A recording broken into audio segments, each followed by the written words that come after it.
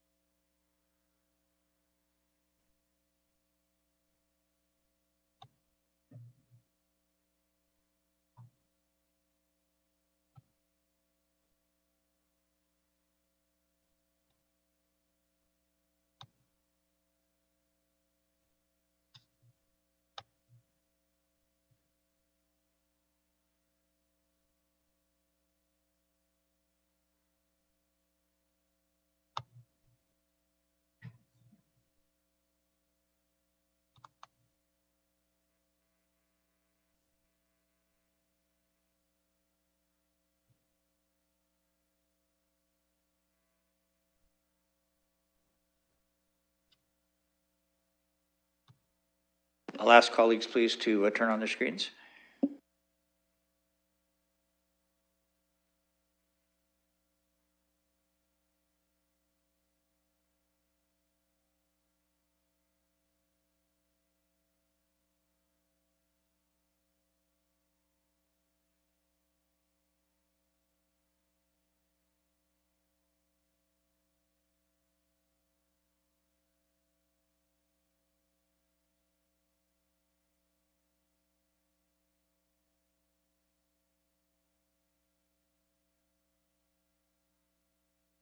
Just want to confirm with the clerk that we have quorum, please.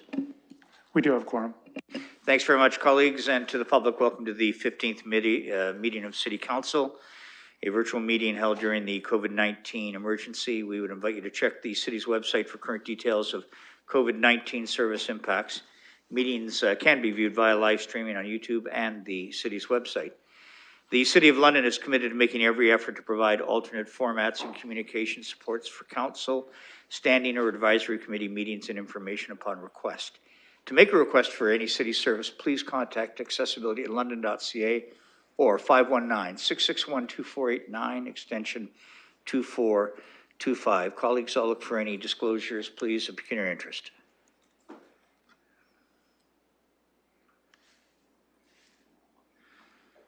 I see none. We have been requested to shift one item, colleagues, which I'll mention after item 3. But firstly, I'll look for any recognitions, and I'll call on Councillor Lewis, please. Thank you, Your Worship. Colleagues, I rise tonight to recognize a young woman who's a wonderful resident of Ward 2. Earlier this fall at Labatt Park, Kayla McQueen watched her brother Chris celebrate when his team, the London Majors, won their first IBL title in 46 years. But never let it be said that Kayla is not just as an accomplished athlete as her older brother. As a member of the Fanshawe Falcons women's soccer team, Kayla McQueen has been a key member of the 2018, 2019, and now 2021 Ontario College Athletics Association Soccer Championships for our Fanshawe Falcons. And this season, they went undefeated in the regular season before capturing the Ontario title. Kayla also captured individual honors as the 2021 Ontario College Athletics Association West Division Scoring Champion and Player of the Year. She was also Ontario's overall scoring champion with 17 goals in the regular season and was named to the 2021 Ontario All-Star team. Kayla was also 4th overall in Canada in scoring and named to the Canadian College Athletics Association's All-Canadian team. Kayla is a star athlete and a team leader who's had a remarkable 2021 soccer season, deserving of recognition. And as we cannot have her in chambers today due to COVID, Earlier this afternoon, we welcomed her to the mayor's office for a special presentation from his worship recognizing her athletic excellence. I've had the pleasure of knowing the McQueen family for many years, and I want to take this opportunity to also extend my personal congratulations to Kayla on this remarkable season. And I also want to take the opportunity to thank her because she's clearly a good role model, starting to share her scoring skills with her little brother Cohen, who happens to be a member of the U18 Junior Mustangs hockey team that I'm a member of the coaching staff with. Clearly her scoring success is rubbing off because this weekend Cohen broke his scoring drought with his first goal of the season in helping our team win the Stony Creek Tournament of Champions. So Kayla, thank you for your leadership on and off the field in our community. I want to wish you the best of success in your future endeavors, both as a student at Fanshawe studying fire inspection and on the soccer pitch. I'm proud to call you and your family friends and wish all of the McQueen siblings the best of luck in their future endeavors, both on the field and on the ice and off. Thank you, Coach Lewis. Colleagues, I'm not aware of any confidential matters to be considered in public. I will now go to the item I referenced earlier at the start of the meeting. Councillor Slee has asked if added report 9.2, the 16th report of the Strategic Priorities and Policy Committee, could be now heard. And if anyone has objections or concerns, then we will keep it in the order that you've indicated. It's been a specific request.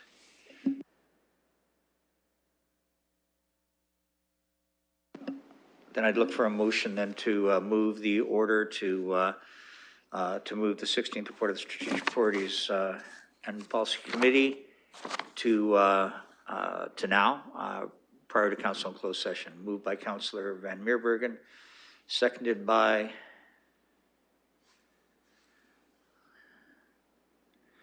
thank you, Councillor Helmer. I appreciate that. So with that, I will turn this now over to, and what we would be doing is dealing with this item and then dealing with the bylaw as well. I'll turn this over to the Deputy Mayor.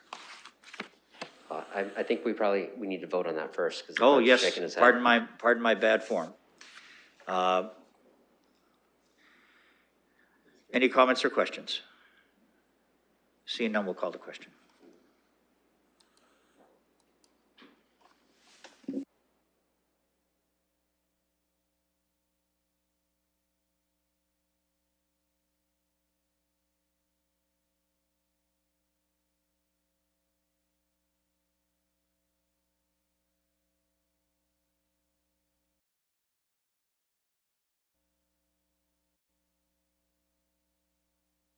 Councillor Van Holst.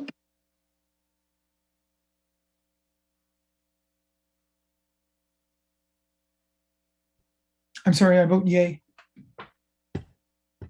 Thank you. Closing the vote. Motion carries 14-0. Deputy Mayor Morgan. Yes, so I'll present SPPC, which includes 3 items: the disclosures, the filling of the Ward 6 vacancy, and the submissions of support. Happy to move a motion to put all those items on the floor. And is there a seconder? I see Councillor Hillier. Thank you very much. Comments, questions?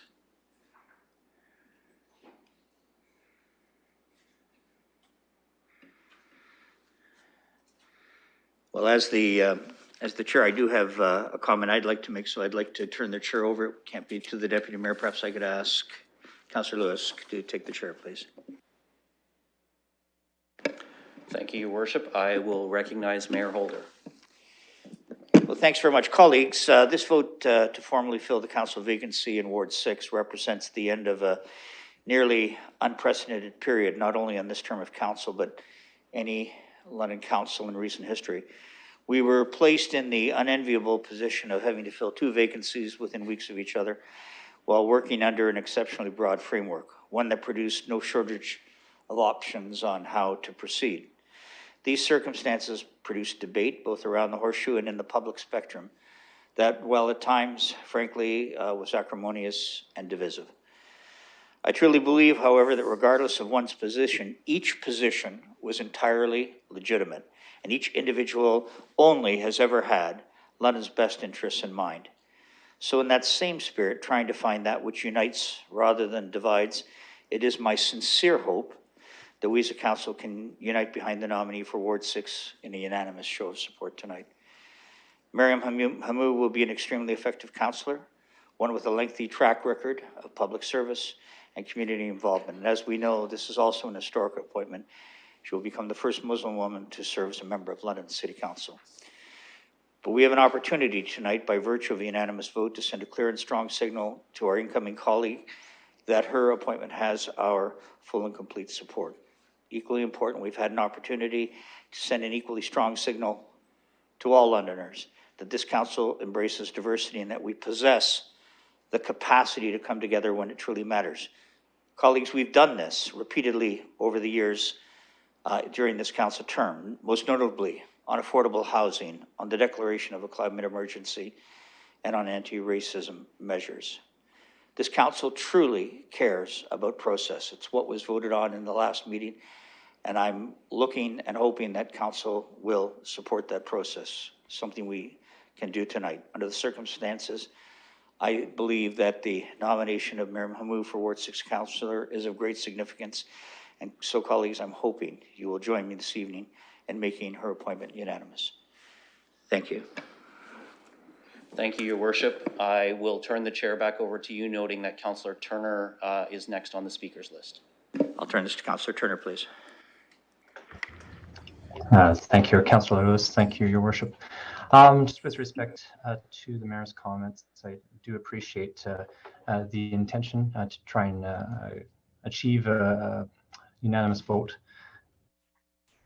From the outset, I've been quite clear about my concerns with the process and the requirement for me that a mandate from the people is achieved in order to place a member into council. And I'm very concerned at the process that we went through, because that wasn't sought in any circumstance, but more so that there was no debate. Last night, when the names were tabled, no one spoke. So I have challenges. I recognize that Councillor Hamou will be a great addition to our table, and I look forward to her being sworn in tomorrow. But I can't support the process or a nominee, so I will have to vote against, as I did last night. It's not a reflection of the person, and that's also the same with Councillor Fife Miller. Again, not a reflection of the person, but the process for me, which was an abdication of our responsibilities as a council. So I'm disappointed by that. I'm disappointed by our actions as a council. I recognize they may have seemed divisive, but the intent at all times was to make sure that there was a clear and transparent process from my position on this. So I respect what Mayor Holder is seeking to accomplish. I think that's probably an important thing to have achieved. If we were to get to a consensus position, I think the process probably should have led us there, and we didn't do that. Thank you. Any other comments or questions? Councillor Hopkins, please. Yeah, thank you, Your Worship. And I understand how important it is for us to come together as a council. I, for one, have been an advocate to try to come together. And for me, the two elections that we have just gone through for new councillors has not had a process. And that has been a concern for me. It's got nothing to do with regard to my colleague to my left here, or to Miriam Hamou. I just feel that we did not have a transparent process, and for that, I will not be supporting the nomination for the ward councillor. Thank you. I am actually going to ask Councillor Lewis to take the chair. I have one more final brief comment. Thank you, Your Worship. I recognize Mayor Holder. Colleagues, I do want to... Point of order. Yes, please. Go ahead, Councillor. Oh, this is council. Go ahead, Councillor Turner. Yeah. You're absolutely right. I'm sitting down as we speak. Sometimes I like to circumvent process when I forget, but this is about process. And so, Councillor Lewis, I'm going to ask to take back the chair. Thank you, Your Worship, and anticipating Councillor Turner's point of order. This is also council, and you've already spoken on this matter, so I will return the chair to you. Clearly, eloquently, but not sufficient for the purpose. Thank you, Councillor Turner and Councillor Lewis. Any other comments from colleagues?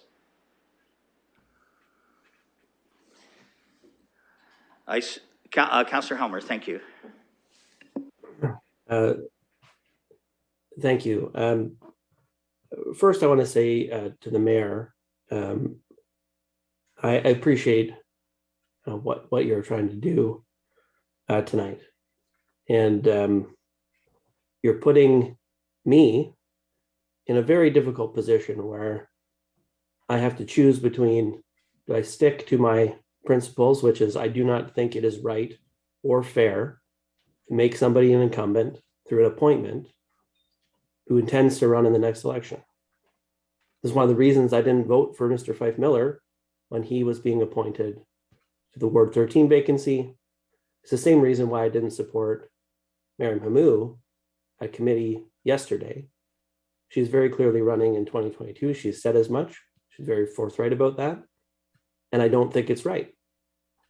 But I also think it is important that we come together, that we try to act in that way, not just tonight, but all the time. And so now you've, by pulling it up at the agenda, giving no notice that you were going to do that, you've sprung it on us as a bit of a surprise, which in terms of a approach to getting to unity is maybe not the best idea. So I'm going to think about which of these two things, which are both important. I'd like to call a point of order on that, but I have to give it to the chair on that and I'm sorry, I wouldn't speak to this, but I think it's appropriate. Councillor Lewis? Thank you, Worship. With due respect to Councillor Helmer's comments, it was Councillor Salee who requested the change of order in tonight's agenda, not Mayor Holder. So it's actually inaccurate to say that this was sprung without notice by the mayor. This request came from another member of council. Thank you. Go ahead, Councillor Helmer, please. I'll speak to Councillor Salee later. I'm talking about what the mayor has done, which is to make the speech saying, hey, we should all vote unanimously in favor of Councillor Hamou, which is not something Councillor Salee did. It's something that the mayor did, and that's what I'm talking about. So I'm going to think about which of these things I'm going to vote for. And I wish we weren't in this position. You've put us in this position. I understand why you're doing it. And I do think that it's important. It's not a comfortable place to be. And I'm going to stop talking and keep thinking about what I'm going to do. Thank you. Any other comments?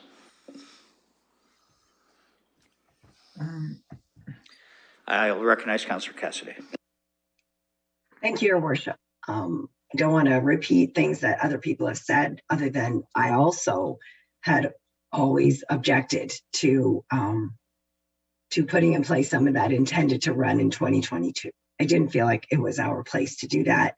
And I felt it gave someone an unfair advantage that wasn't warranted.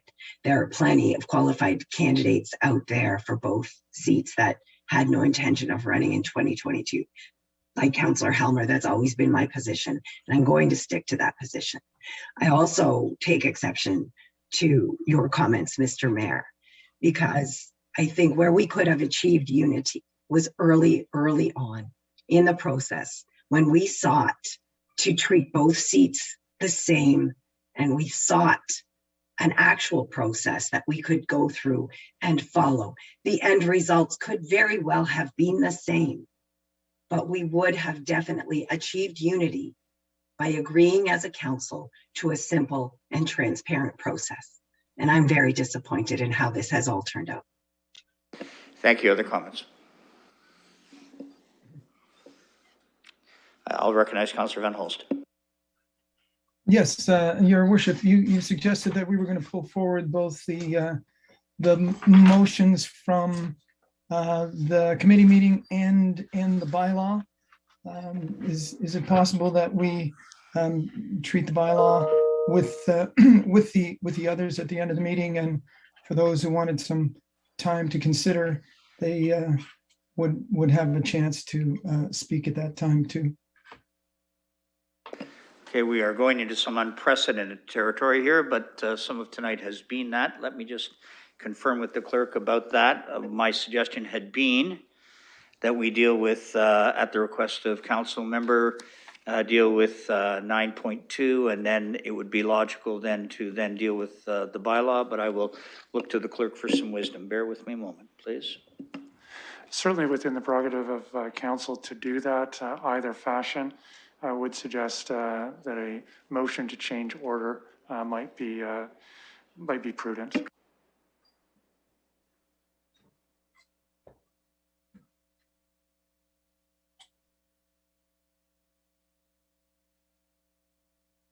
I'm going to make, I see Councillor Salih's hand up. Let me recognize him, and then Councillor Van Holst, it's not lost on me what you've asked. Councillor Salih, do you want to weigh in? Thank you, Mr. Chair. And the statement is correct. I did at the last minute reach out to the clerk and advise that I was hoping for a change of order. I'm just not sure if I will be at the entirety of the meeting. I have a previous commitment that's quite important that I have to get to. That being said, I was just hoping to deal with this, and that's why I asked if there's quorum and if there was no objections, and that's what you did. You relayed that to council, and no one raised an objection at the time of the change of order. So that's why I brought that forward. So apologies if colleagues feel like they didn't have enough time to prepare. I just assume that since we debated it last night, that people had that time to consume that information. Thank you. So what you have is Councillor Van Holst asking whether the bylaw component can take its rightful place at the end. And we've heard Councillor Salih indicate that he may not be available. If you don't mind, Councillor Van Holst, I'm going to recognize Councillor Helmer. Go ahead, please. I seem to be the only one. Yeah, I seem to be the only one who said I'd like some more time to think about it. I'm ready to go. So let's go. Councillor Van Holst, did you wish to put the motion forward to move that the bylaw or move the bylaw back to its original place, or are you going to? I'm going to ask you what you'd like to do, please. No, thank you, Your Worship. I think if Councillor Helmer is satisfied, that was my goal. Understood. Thank you very much. So with that then, colleagues, any other comments from anyone we've not heard from as yet? Councillor Pelosi, please. Thank you, Your Worship. I had also raised great concerns throughout this process about the transparency and where we're at. My vote last night at committee did reflect that. I did also prefer someone with previous elected experience from the voters that they hope to represent, who would not be seeking re-election, but rather a caretaker for the ward seat, allowing for there to be no incumbent running into the 2022 election. I do know Miriam Hamou personally. She is wonderful. My concerns have nothing to do with the quality of the character, their expertise they bring to the table. It was simply about process and the decisions that we're making and how we're going about it. I just want that publicly on record that I'm happy to work with whoever we're graced with on council. It was just strictly about the process of how we got here, as it has been a convoluted process, as we have dealt with Ward 13 and Ward 6 very, very differently. Thank you. Thank you very much. Any other comments? Councillor Lewis. Thank you, Your Worship. Colleagues, I'll be brief, and I say this with respect to the fact that I recognize that there are differences of opinion on this. And I expressed when Councillor Helmer and Councillor Cassidy brought forward a motion on a process for Ward 6 that for me, someone seeking re-election or not was not going to be a factor. I recognize for Councillor Helmer it was. But I've heard concerns about, I'm not happy with the process. And I just want to make one final pitch, I suppose, to everyone, to keep in mind that we had a process. And while it may not have been my preferred process or your preferred process in a particular ward, it was the process that the majority of council supported in both cases. In fact, in Ward 6, Mayor Holder was defeated in a 13-1 vote on a desire that he expressed to move forward with an appointment the night that we actually voted on and accepted the process that Councillor Helmer and Councillor Cassidy brought forward. So we don't always have to be happy with the result, but to say that there wasn't a process, in my view, is just not true. There was. We may not have liked it, but we did vote on it, and it was the process that was accepted. So I hope as we prepare to vote on that, colleagues will keep that in mind. I certainly know that I try not to take wins and losses in votes personally. And I know that that can be hard for all of us because we're all here because we feel passionately about this community. But I hope as we reflect on this before we make this vote, we recognize that there was a process in place. We have used two different processes for two different wards with two different circumstances, but nonetheless, it was all within the purview of council, within the purview of the Municipal Act, and here we are tonight. So it's a chance now to come together and move forward together, which I think is something that the entire council wants to do as we move forward into some difficult decisions that lay ahead in terms of budget and our COVID recovery and other issues. So I will leave that with you for thought and encourage everybody to just give that one moment's consideration before they vote. Thank you. Any other comments? I'll recognize the Deputy Mayor. Yes, thank you, Your Worship. I want to say to my colleagues, I appreciate all of your thoughts tonight, and I think I said from the outset, in the absence of us having an agreed upon council-defined process on how to deal with vacancies, there were probably 5 or 6 reasonable ways to approach this. And I think we took a couple of them, something that, colleagues that I respect in the academic world called reasonable, something other organizations have done, but something also that people can be frustrated with because it wasn't the way that they wanted to do it. And so I think what we have an opportunity to do after we're outside of an appointment process is at the right time, perhaps we can engage in a discussion to set a formal process forward and hand that to the next council, so that should a vacancy come in the future, that they would have something before a vacancy is even declared to rely on. And so perhaps, that is some work where we can look forward to together. It seems like everybody agrees that that would be ideal and it would have been beneficial, irrespective of what that process is. So, certainly that's something that I would commit to working with my colleagues on. And as for tonight, I wanted to thank them for sharing their opinions, and I certainly respect the way anybody would like to vote tonight for the reasons that they feel they need to vote. Thank you. Any other comments? Then colleagues, we'll call the question.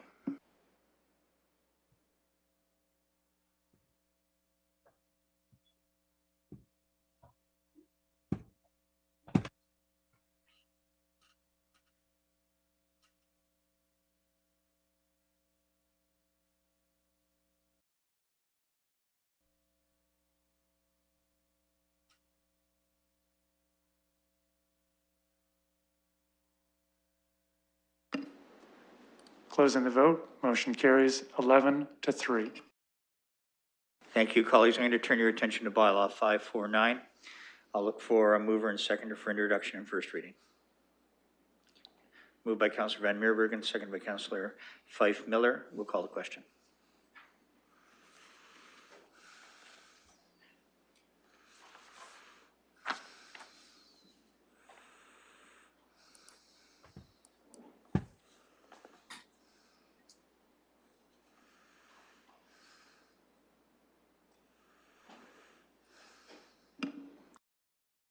Passes 11-3. Colleagues, I'll look for a mover of Bill 549. Mover, please. Councillor Lewis, seconded by Councillor Hillier. Thank you. Any discussion?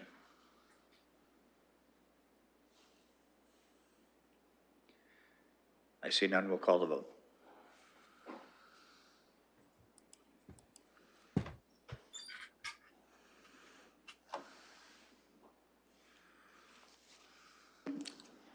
Closing the vote, motion carries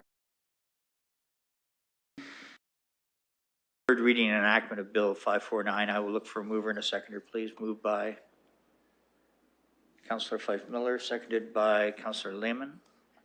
We'll call the vote.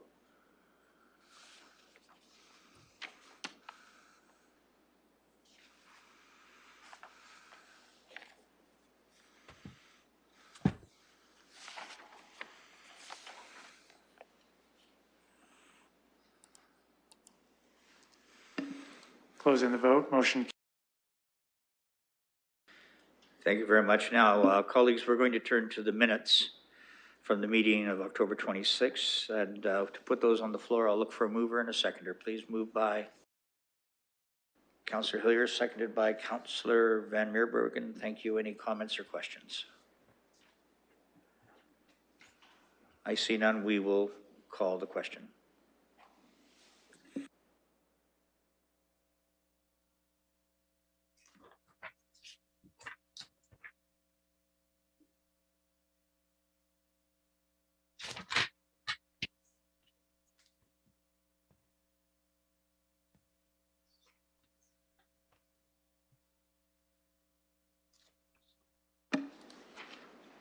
Closing the vote. Motion. So, colleagues, we require a vote to change the order of item 4, the council in closed session, and the 10th report of council into closed session to after stage 13 bylaws. That has been our custom of late, and I will ask for a mover and a seconder, please. Moved by Councillor Van Holst, seconded by Deputy Mayor Morgan. Thank you very much. We'll call the question.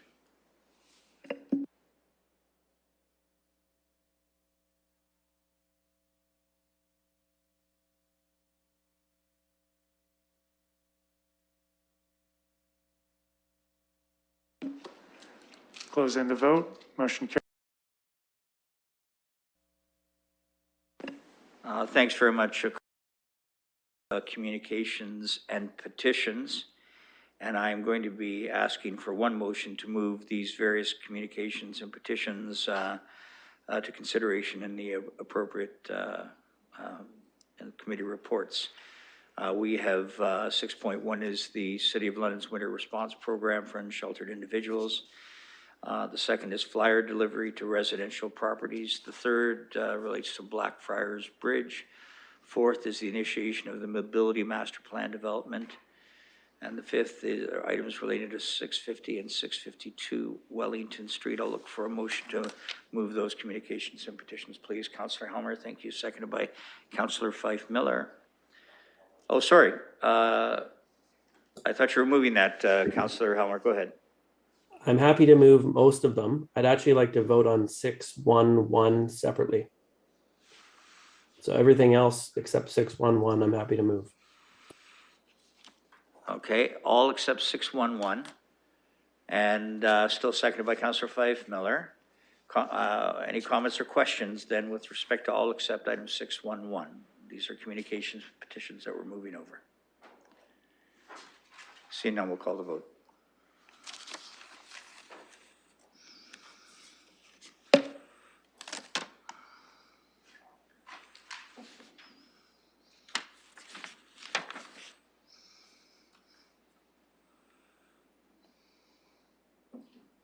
Your Worship, before I open the vote, can I please confirm that the communication that we want pulled off of this motion is from S. Dietrich? I'll come back to Councillor Helmer. I believe that's true. I see a nod. I see nods. Yes, and that is true. All except the S. Dietrich communication. That is the motion that will be opened up.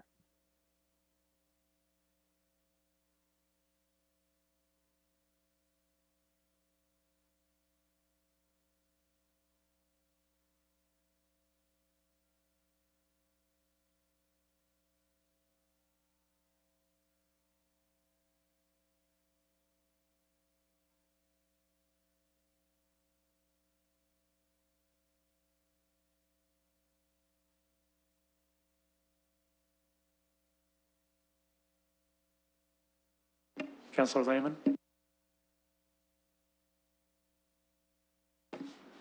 Closing the vote. Motion carries 14-0. Colleagues, now we'll look for a mover and seconder of item 611. Do we have a mover, please? Councillor Van Meerbergen, seconded by?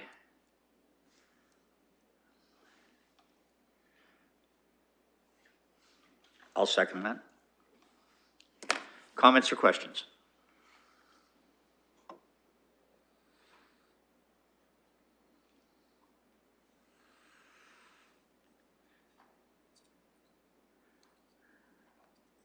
Seeing none, we'll call the question.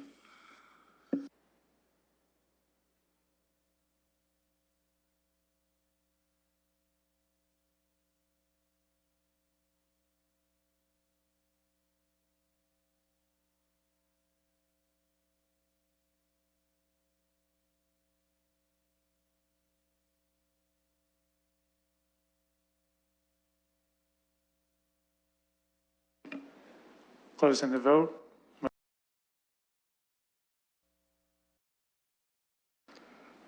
Thanks very much, colleagues. There are no motions to which notice has been given. That turns us now to the reports in the 15th Report of Community and Protective Services. Councillor Helmer, please.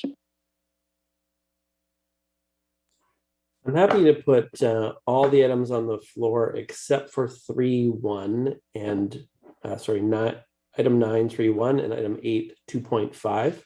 I believe there's an amendment being suggested by Councillor Lewis for 9 or 3.1, the flyer deliveries, and there was a divided vote at committee about the winter response, item 8, number 2.5. But I'll put everything that's on the floor. Does anyone wish to have anything, any of the other items dealt with separately?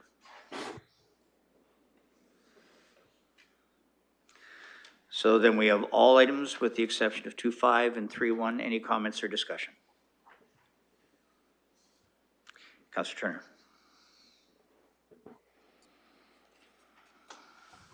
Thank you, Your Worship. Just with respect to item 2.4 or number 5, stewardship of the Orchestra London Music Library, I'm happy to see this continue.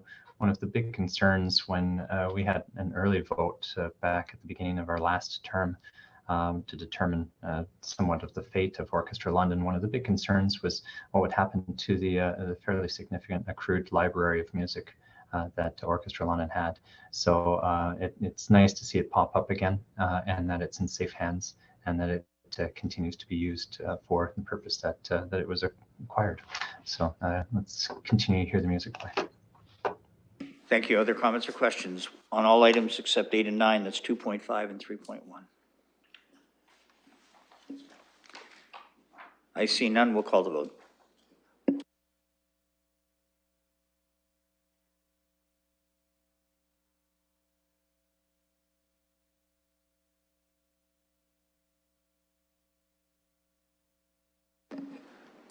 Closing the vote. Motion carries 14. Thank you. I'll put from committee about the winter response for this year and into next year.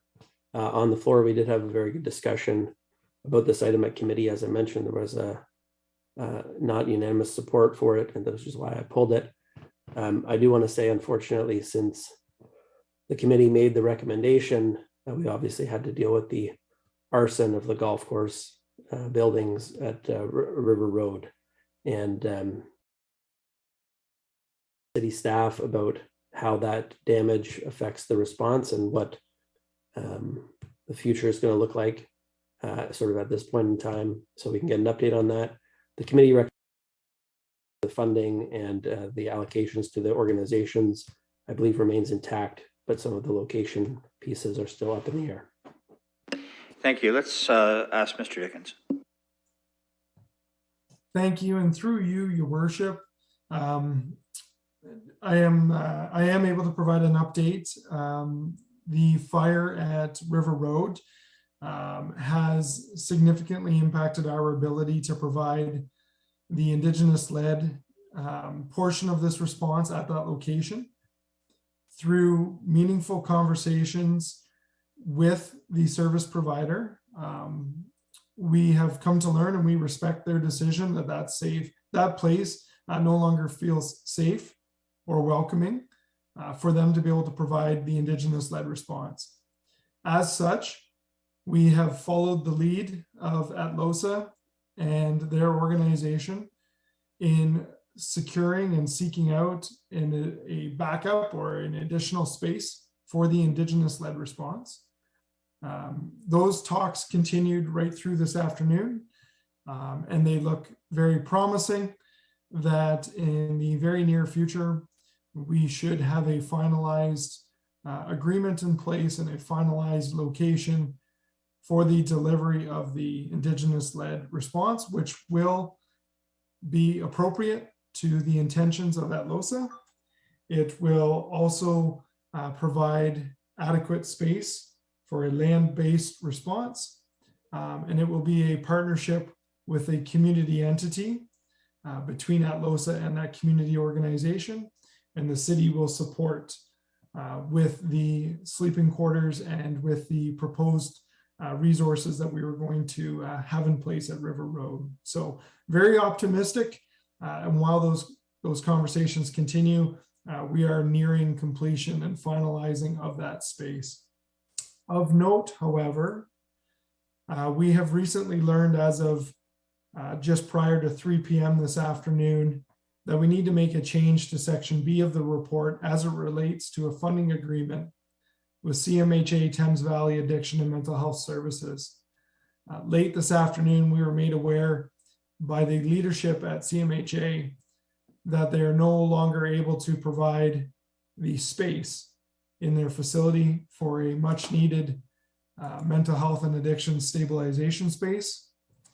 Given the close proximity to December 1st, when these services were set to launch, given that CMHA is essentially the sole provider of this type of expertise in the Elgin, Middlesex, Oxford, and London region, we are unfortunately in a position where we need to remove one of the 3 prongs from our plan, which was the stabilization space. We are still in a very strong position as it relates to the overnight supports. And I'll take this opportunity to remind council that this winter response is very different, fundamentally different in the purpose than last year's winter response. So our use of the Fanshawe location will be for a housing first approach. That response will conclude by March 1st with the intent that all individuals in that space are supported 24/7, and we focus strictly on housing and moving people to permanent housing. The Indigenous-led response, as I mentioned, will be the first of our kind, and it will, and that location will soon be finalized. And for those that require and wish to benefit from services in the core area, we will still have daytime drop-in space, which proved critical last year, and we will also have overnight resting space in the core area as well. So those are my updates to this report, and happy to take any questions from council. Thank you. Thanks very much. Councillor Helmer asked the question, so I'll turn it back to Councillor Helmer for other questions or comments. I just wanted to say, obviously, the arson at the golf course building is totally reprehensible and unacceptable. And I want to commend staff and Atlosa for handling an extremely difficult situation very well. You know, I'm optimistic that we can resolve the location issue and find a place that's going to work very well for the winter response. But it is a lot to deal with in a very short period of time. And I think we need to recognize that really good work. I was not aware about the change with the stabilization space, and that obviously is a significant impact, which I think we're going to have to perhaps talk more about what that means over the winter. But I think we have to go ahead with the 3 that we know we can go ahead with now. And so I guess I'll put all of them except for B on the floor. And I'm not sure how we're going to deal with B. I certainly don't want to defeat it. But if it's going to be a referral, or I guess I'd look to the clerk about how to handle Part B. Thanks very much. I've just spoken briefly to the clerk, Councillor, and I'm going to ask Mr. Dickens, after we deal with all but B, that if there are any parts of this that are either simple or your suggestion about referring it back may be exactly the right one for consideration, acknowledging the timelines that we have to deal with. So what we have on the table then, under 2.5, unless colleagues have any other perspective, is A, C, D with respect to this issue, and we'll ask staff to give us an update in a moment about B. Councillor Elmer, if that works for you? Great. Any other comments about A, C, and D? I'll recognize Councillor Cassidy. Thank you, Your Worship. I just want to echo what Councillor Helmer said about the River Road site. I think it's good news to hear that ATLOSA is able to be somewhat flexible with city staff and able to move this site to hopefully another appropriate location. There was so many things going in favor of the River Road site, that particular location, to have this as an Indigenous-led site. And I myself was looking forward to seeing this go ahead. I'm extremely disappointed, but I think it's important for the City of London as a whole, as people, to get behind this initiative. There were some people that came out and spoke from a place of fear and uncertainty, specifically about the River Road site. And I want to tell the Indigenous community that Londoners are committed to reconciliation. And I think as we continue with this winter response program and working with ATLOSA to deliver these services in a culturally sensitive way, is just one small step that we can take along that path towards reconciliation. And I'm looking forward to seeing what good work they can do this winter. Thank you. Well, thank you. Any other comments? Councillor Fife Miller. Thank you, Your Worship. And through you, I just want to say, being part of this the first time and having the opportunity to go through the downtown and working with some of the merchants in the downtown. One in particular said that he reached out and engaged with 26 of his homeless contacts in the downtown. And 25 of those 26 said that they are fully ready to participate in this program. And I think that speaks volumes sometimes. We hear a lot from other people on the concerns, but I think it's great that when we actually get to talk to people on the ground and people that are affected by homelessness, they're looking at this as an opportunity. And I think that's what we need to look at it as, an opportunity and something to work towards. So I want to commend staff for coming up with this plan. I think this is an excellent start for us, and I'm just very excited to see where this goes. So thank you. Thank you. Councillor Van Holst. Thank you, Your Worship, and also gratitude to my colleagues for their comments. I'm especially pleased that our staff has informed us that a community group is going to be involved in helping us solve our move with ATLOSA, because I think that speaks a great deal as well. So I'm grateful for that group stepping up. I look forward to finding out where how that solution will manifest. Thank you. Thank you. Councillor Turner. Thanks, Your Worship. I'll support the recommendations coming forward. I had reservations, I think, as many have in listening as the process has moved through. The biggest concerns for me were just in terms of how distal the Fanshawe site was from core supports. But as I've listened and heard more, I start to understand a bit more of what the intention is, the amount of consultation that's occurred, the collaboration that's required. And I think those are really key.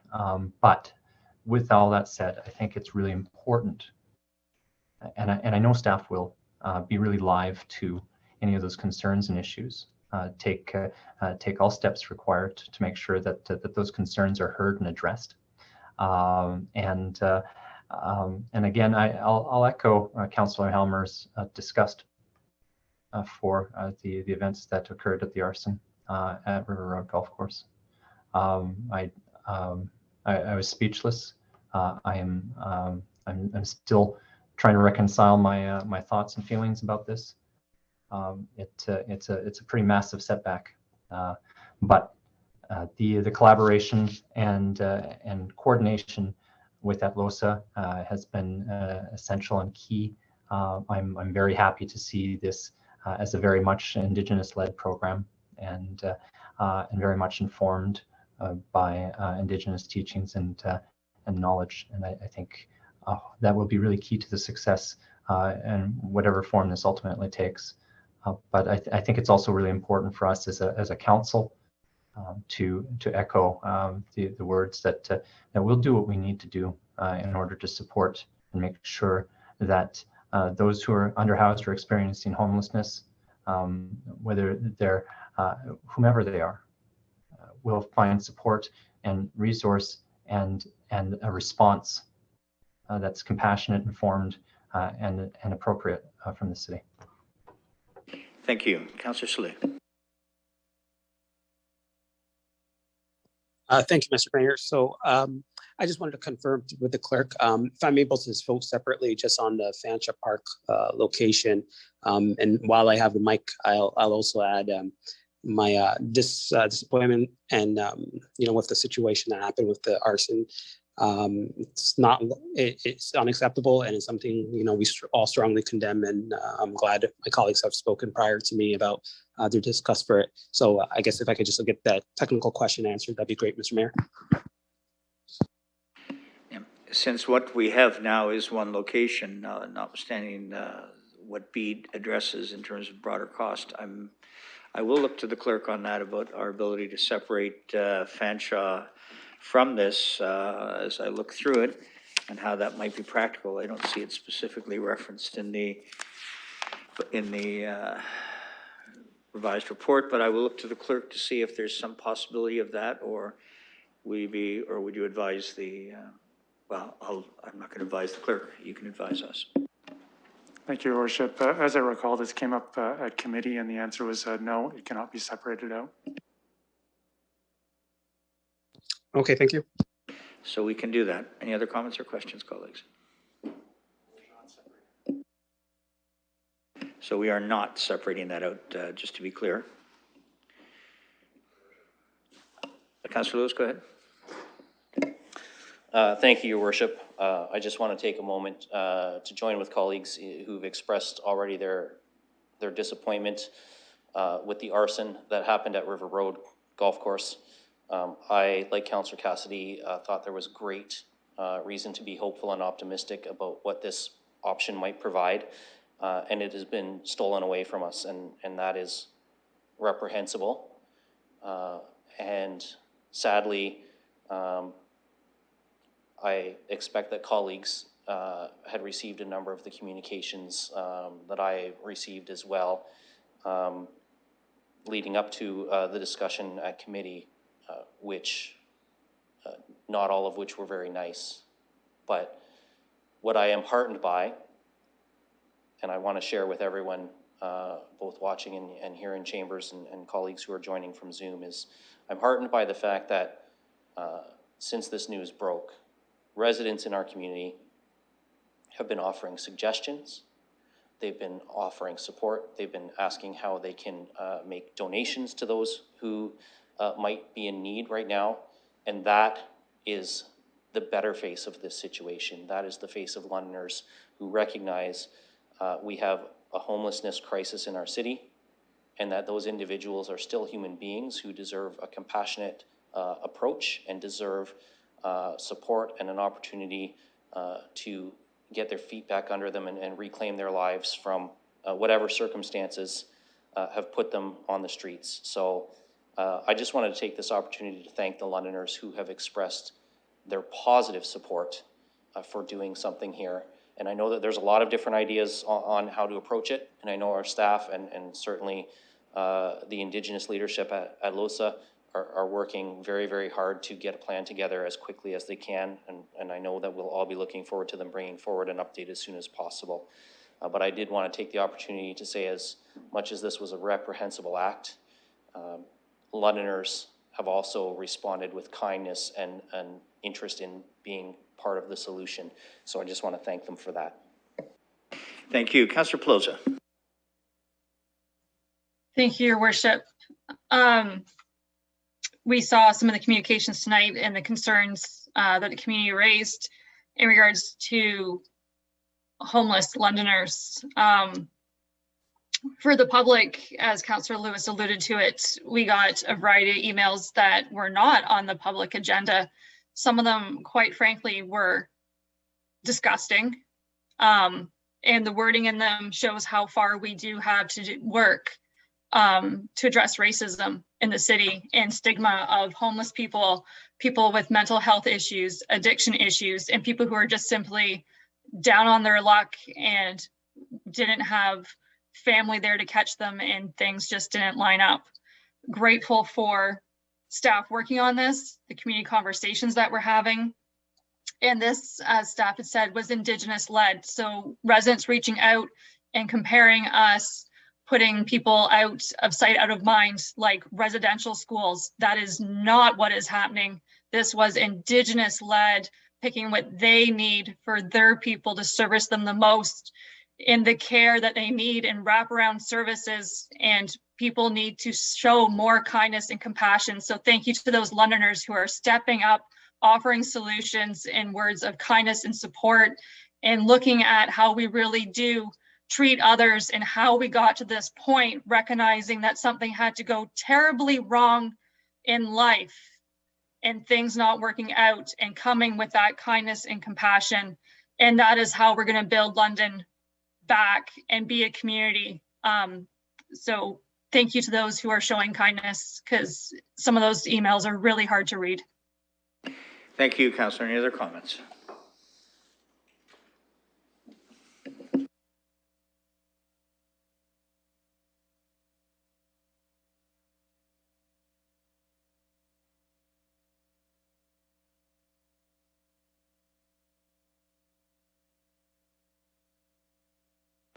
Any colleagues? I have no other speakers on this. So with all except B, which we're going to ask for some clarification from staff with regard to how we deal with the CMHA question, we will call the question.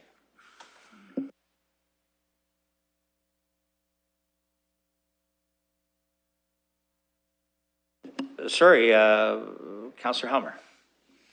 Sorry, I just want to clarify, because I saw some language about changing some of the components of the recommendation in response to what Mr. Dickens had mentioned, and it wasn't quite as simple as just going ahead with everything except for B. So I wonder if we can just check that before we vote on the remaining parts of the clause. All right, let's. Mr. Mayor, it's Kathy Saunders. I'm wondering if we could call upon Mr. Dickens, because I believe there's some amendments to Part B that could be undertaken to assist. As long as Part B is part of, obviously impacts all, but I think that's the direction that that Councillor Helmer was going. Mr. Dickens, can you give some sage advice here? Thank you, and through you, Your Worship, I will certainly try. What we would propose in order to be able to deliver the winter response on time is that we remove reference in B to the CMHA funding agreement. We reduce the overall funding amount from what is presented in the report down to 1.325 million. And in Schedule 1, we remove the reference to the stabilization space. This allows us, with council's approval, to proceed on all of those other funding agreements and to begin to operationalize our winter response for the community. And it allows us to report back on the stabilization space aspect, should there be one. I wonder, with the potential of dealing with this in its entirety with that as an amendment, Councillor Hummer, could I look to you to consider that? Because if we can deal with all of this at once with B as amended, then that may get us to where we need to be, if you're comfortable with that. Yeah, I think those amendments make sense to me. I want to make sure that we can proceed with the parts of the response that are ready to go and could be in place in 2 weeks. I think that makes sense, those three changes. I want to make sure the language gets circulated though to colleagues, so once they can see it. So we'll have Mr. Dickens and the clerk work through that as well. But with the verbal there, if someone is sufficiently comfortable as a seconder for B as amended, then we can deal with the whole issue. Did you have a question or a seconder, Councillor Fife Miller?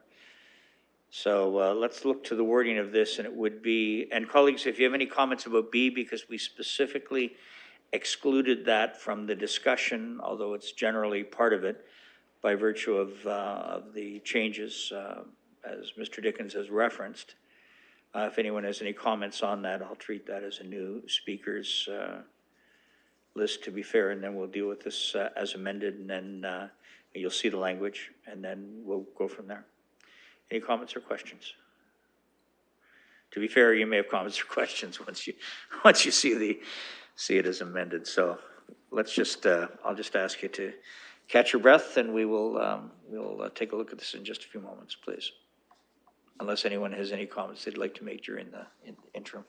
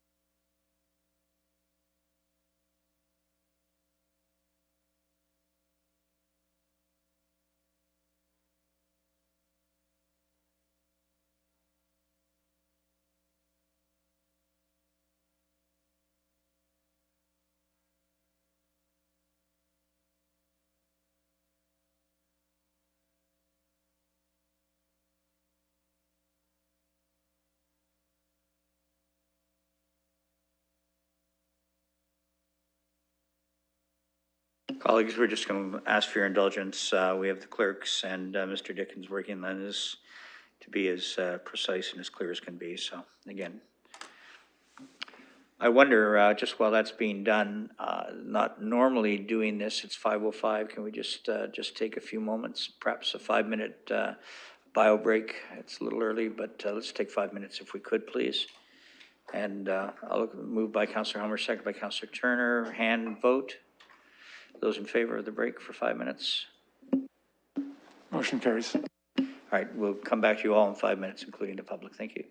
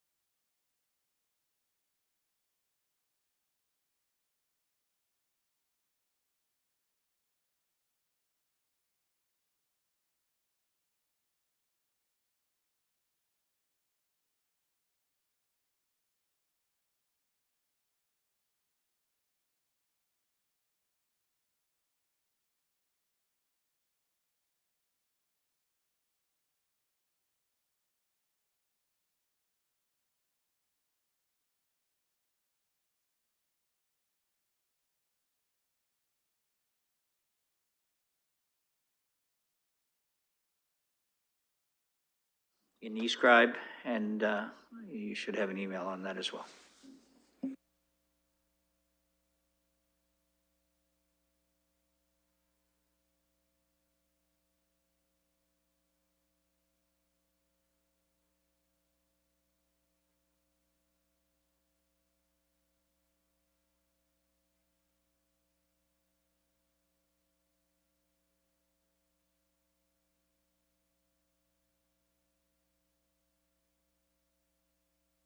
Just let us know if any of you have any difficulties reading the amendment.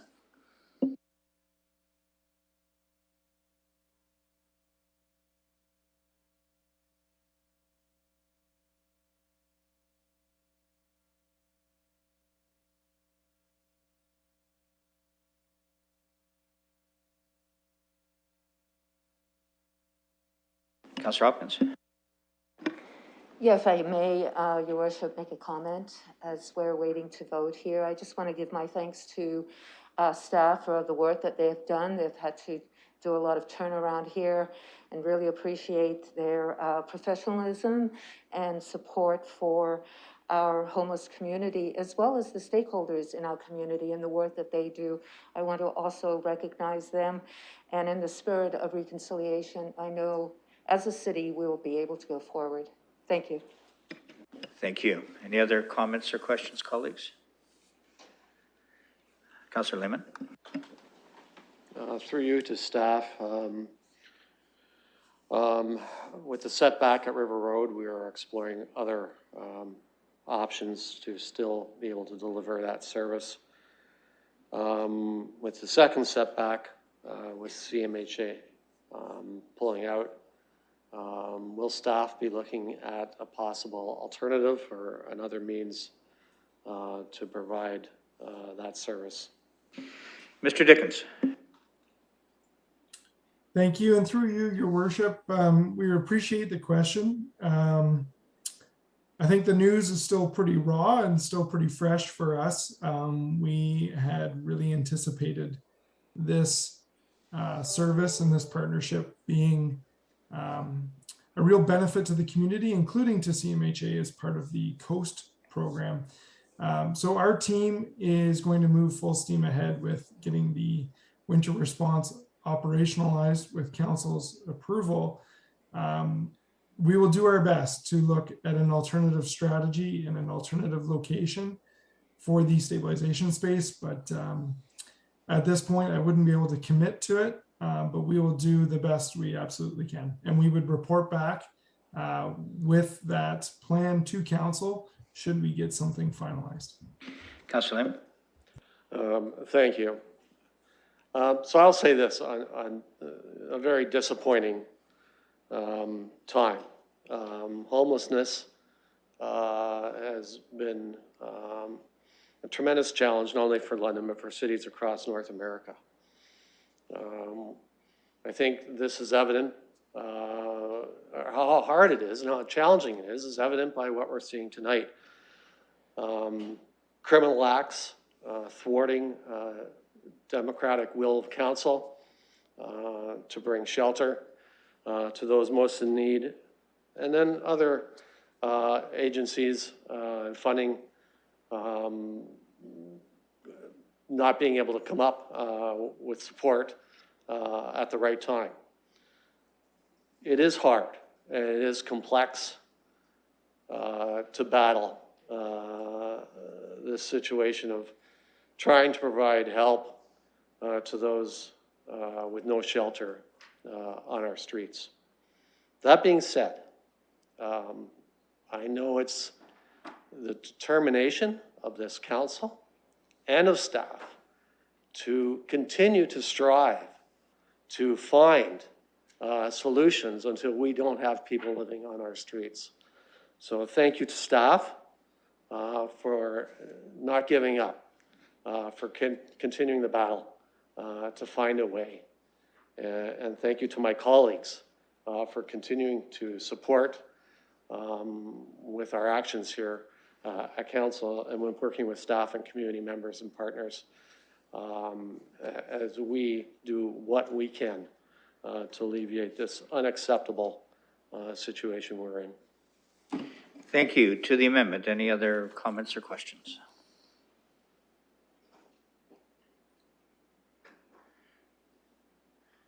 I see none, so I'll presume it's clear. Thank you, by the way, to the clerks and Mr. Dickens for putting that together. So with that, we'll call a question.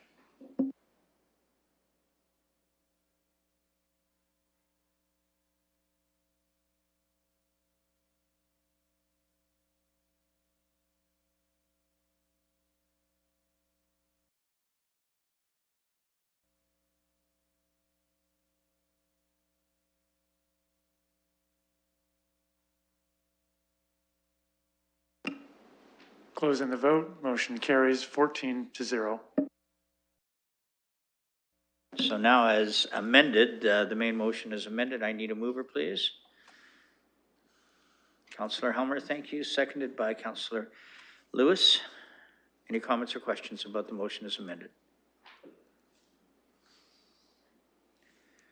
I see none. Let's call the question.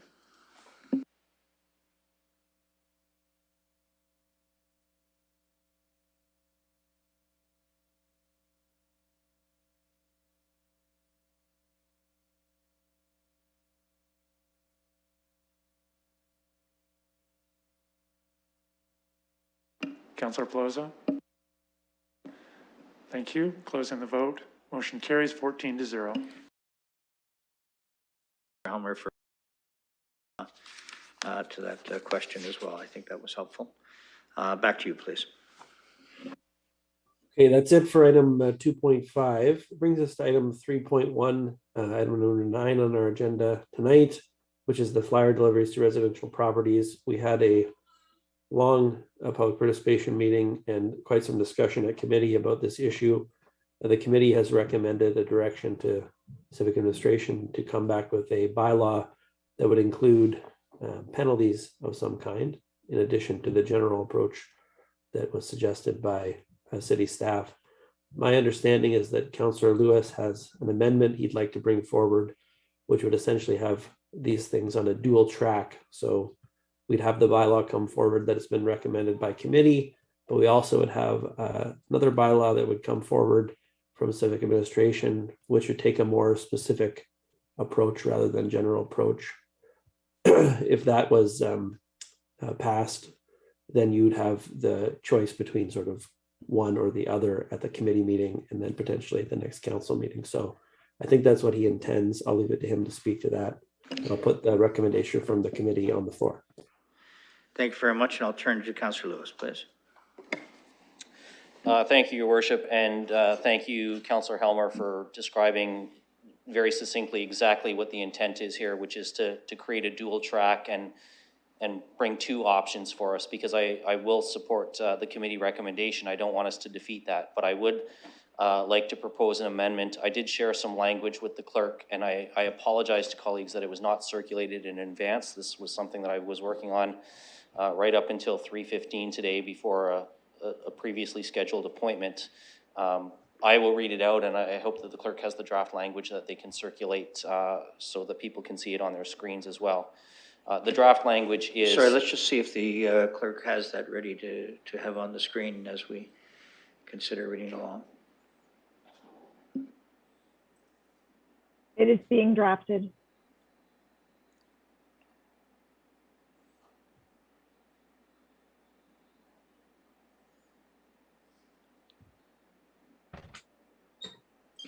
Go ahead, Councillor Lewis, while we work to get the written word there. I see Councillor Van Holst, but I'm going to recognize first Councillor Lewis. Go ahead, please. Thank you, Worship. So colleagues will see this in their inboxes and screen shortly, I hope. The amendment is to add a Part B. And the Part B would read, and that civic administration be directed to prepare an alternate draft bylaw for committee and council consideration specific to the distribution of graphic flyers. Part 1, to specifically regulate flyers containing graphic images of dismembered human beings or aborted fetuses to residents for consideration by council. 2, to include in the bylaw identified sources of municipal authority supporting this measure and acknowledging and acknowledge the substantial evidence received by council from Londoners that such unsolicited flyers caused demonstrable harm to London residents. And part 3, and that the bylaw include provisions providing for enforcement and penalties for violation of its terms. And while colleagues process that, we can look to see if there's a seconder, and then I'd like to just offer a few additional comments on the thought. Well, let's see if we have a seconder then.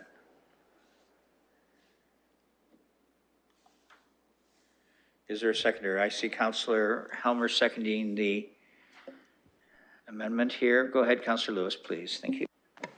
Thank you, Your Worship. So, colleagues, we heard concerns raised, even by members of council, that the draft bylaw that staff had brought forward for our consideration and that we have as a referral tonight targets all flyers being delivered to mailboxes, and may in fact exclude some very legitimate material that individuals may want. Marketing flyers as small businesses start up in neighborhoods, notices from community groups that are being delivered to mailboxes. You know, I know that a school in my ward delivered neighborhood decision-making flyers just a couple of weeks ago. So it was expressed that the concern was the sticker approach may actually be harmful to small businesses in the community and community information getting out. There was also a lot of comment from the public about their desire specifically to address the graphic flyers issue, and the fact that in some cases, even having stickers on the mailbox was not resulting in respect with regard to the flyers that initiated this conversation being delivered. So they were being delivered even where people had stickers asking for no junk mail or such on their mailboxes already. We also heard some delegates at the PPM express some very clear examples of bylaws in other municipalities where it has been more targeted towards graphic flyers as opposed to flyers in general. We also heard some opinions from individuals about where the powers of municipal authority extend in terms of protecting residents from demonstrable harm. And so I think this dual track would give us consideration to go either way when it comes back. And it will give us all time to consider either option, and perhaps even both. But I think it would be good to have both options on the table for us. And I think it benefits us to let staff work on these at the same time, on the same track. And then we will make our decision based on what they come back with. And I know that colleagues will be perhaps all over the map on where they may want to go with this once we see that. But that, of course, is our prerogative. Or they may feel more comfortable with option A or option B. But I think having the two choices really gives us an opportunity to consider all of the concerns we heard from residents at the PPM. And if colleagues didn't have a chance to attend that, I really encourage you to take the time to listen to what we heard from Londoners at that PPM, because there were some very tragic, heartbreaking stories about women who've lost a child during a term of pregnancy and the trauma that this caused them by pulling those flyers out of their mailboxes. We heard about the impact that it had on children, pulling those flyers out of mailboxes, and conversations that parents were not ready to have with children who were far too young to have those conversations with. I heard at the PPM that demonstrable harm is being caused by this. And so I hope that colleagues will at least consider letting staff pursue drafting up something in this direction, as well as the original bylaw having some revisions to it, considering it and then making a decision when we get both of those back side by side to compare. Thank you. Thank you. I'll call on Councillor Van Holst. Thank you, Your Worship. I also prepared a motion with respect to this, although, and so I'm happy to bring that forward after Councillor Lewis' motion is being dealt with. I think and now just allow me to speak to Councillor Lewis' motion. I don't believe I'll support that one. because I see that there's a remedy available here. I mentioned it at the meeting which I attended.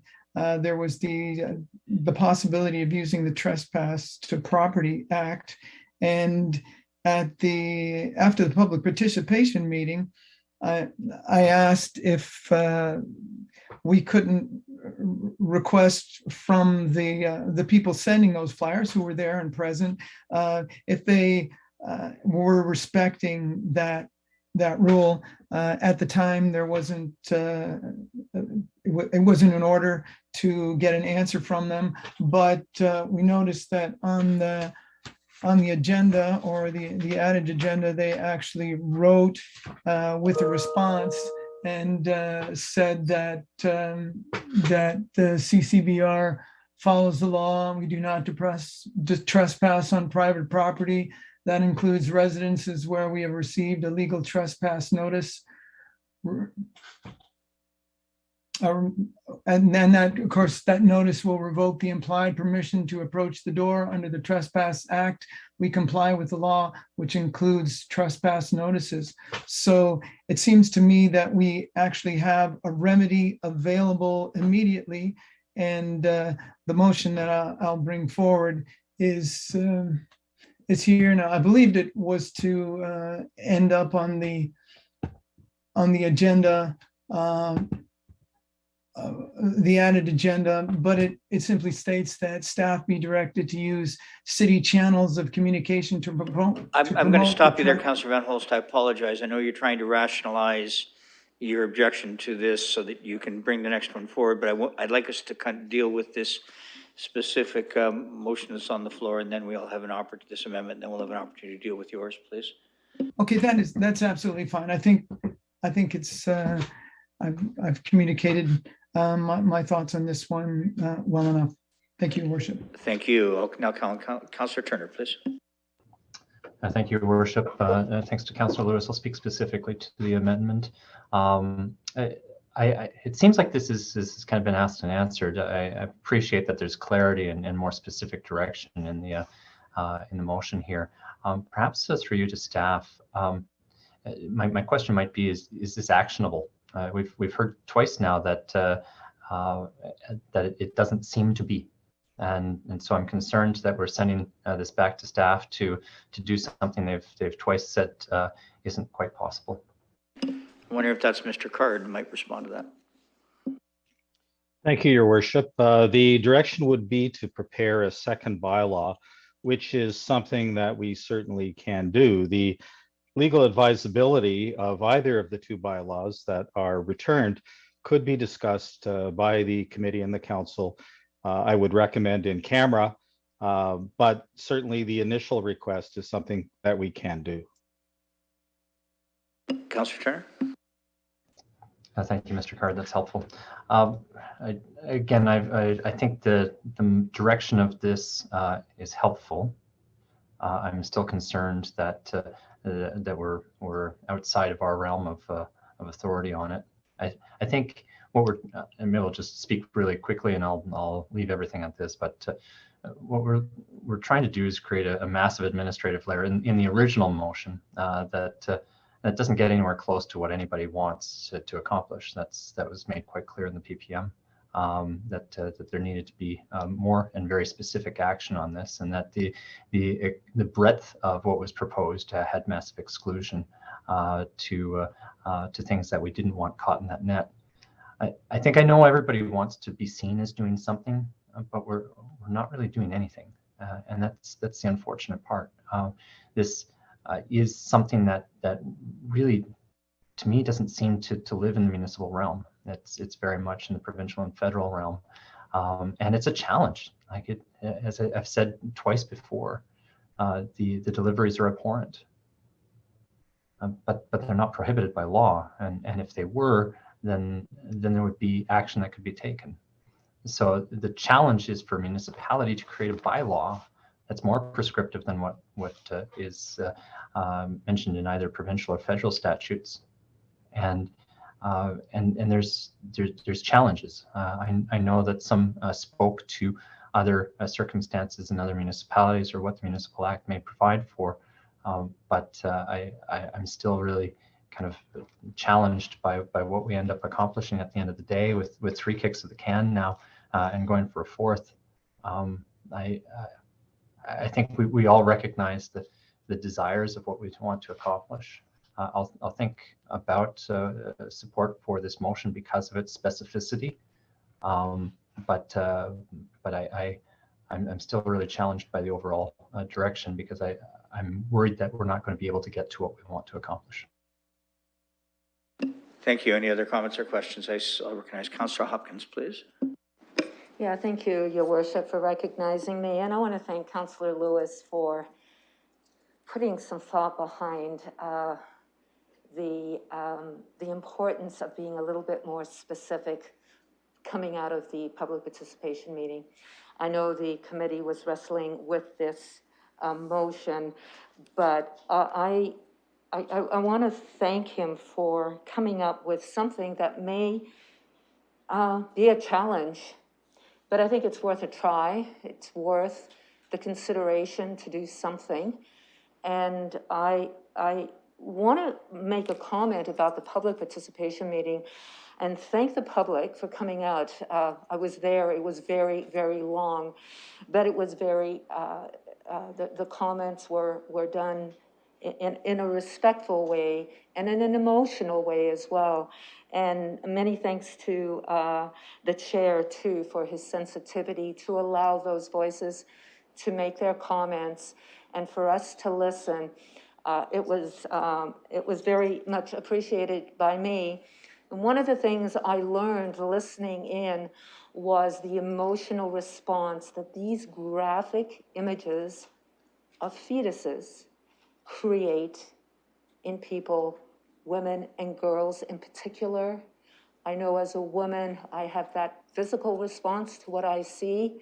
I know we as a council want to do everything possible that we can do to protect women and girls. And this is the conversation and the thought process that will lead us back to looking at these 2 motions that we can further discuss, but it is really important that we try.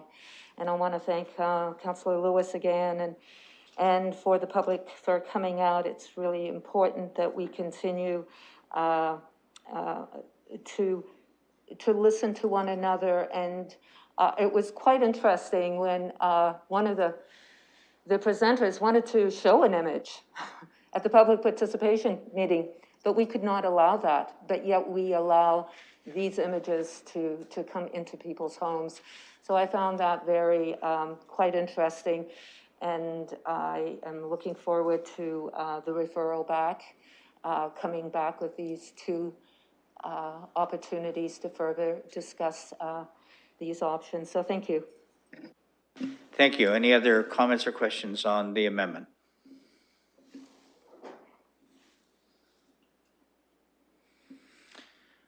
I see no more comments or questions, so we will call the amendment.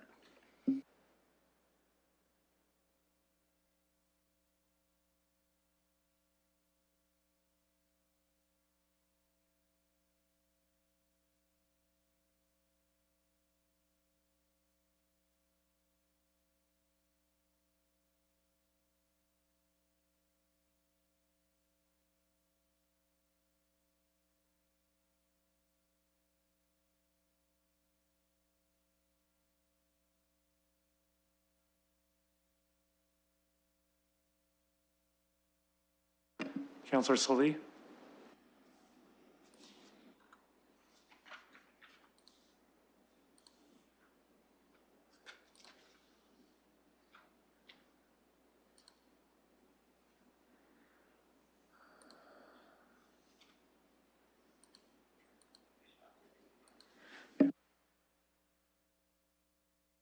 Closing the vote, motion carries 11-2. Advice from the clerk, and I'm advised that we can hear the amendment from Councillor Van Holst that he indicated he would like to put forward as it relates to this as well. Councillor Van Holst, you have the floor.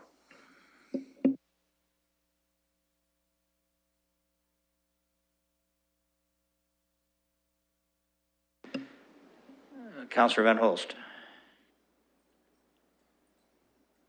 Sorry, Your Worship, I began speaking without my video or audio activated, but I'm happy to start again.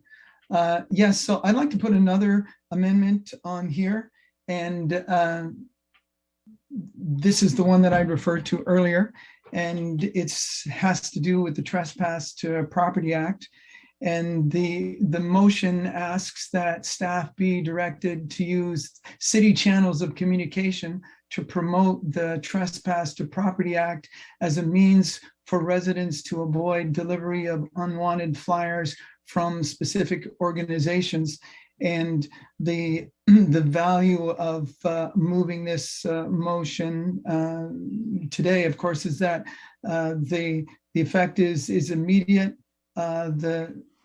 Sorry, Councillor, I know you want to speak to it, but I'm going to hold you off for just a moment. Do you, does the clerk have that in amendment form? I'll look to the clerk for that, please. We can get that up shortly. We'll put that into e-scribe.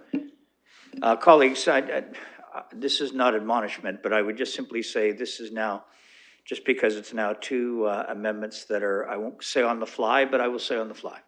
And it would be helpful in the spirit of former Councillor Squire to say when it's possible, and colleagues always have the right to put anything on the floor, just in the interests of all of our considerations, it does make it sometimes more challenging to consider.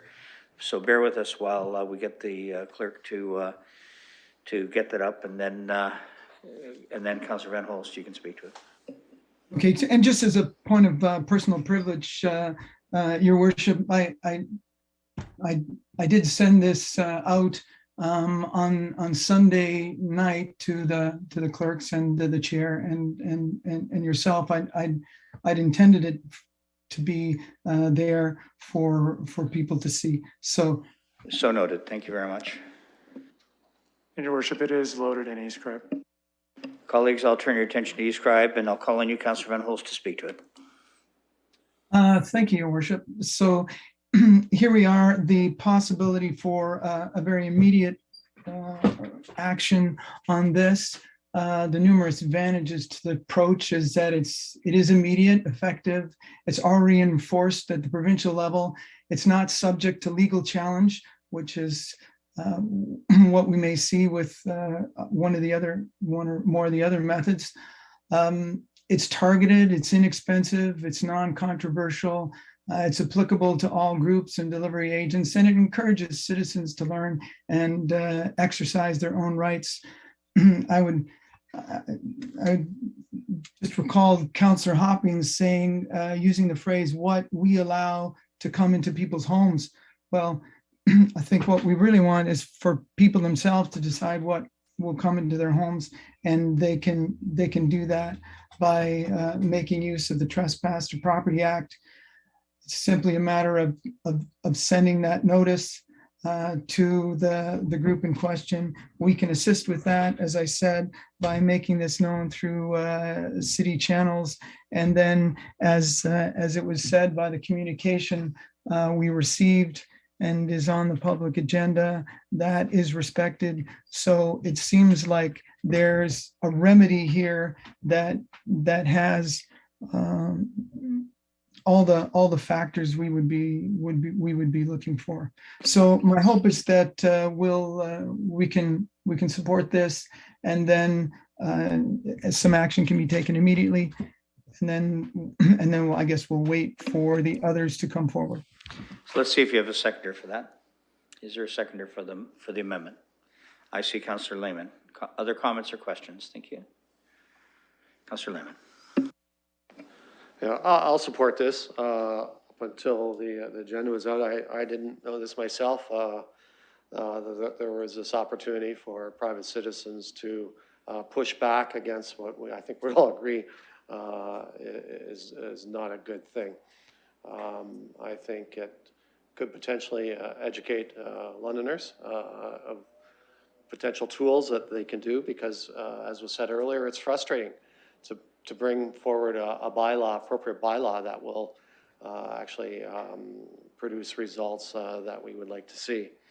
I think when campaigns such as these go into our neighborhoods, residents can organize and use the Trespass Act to push back.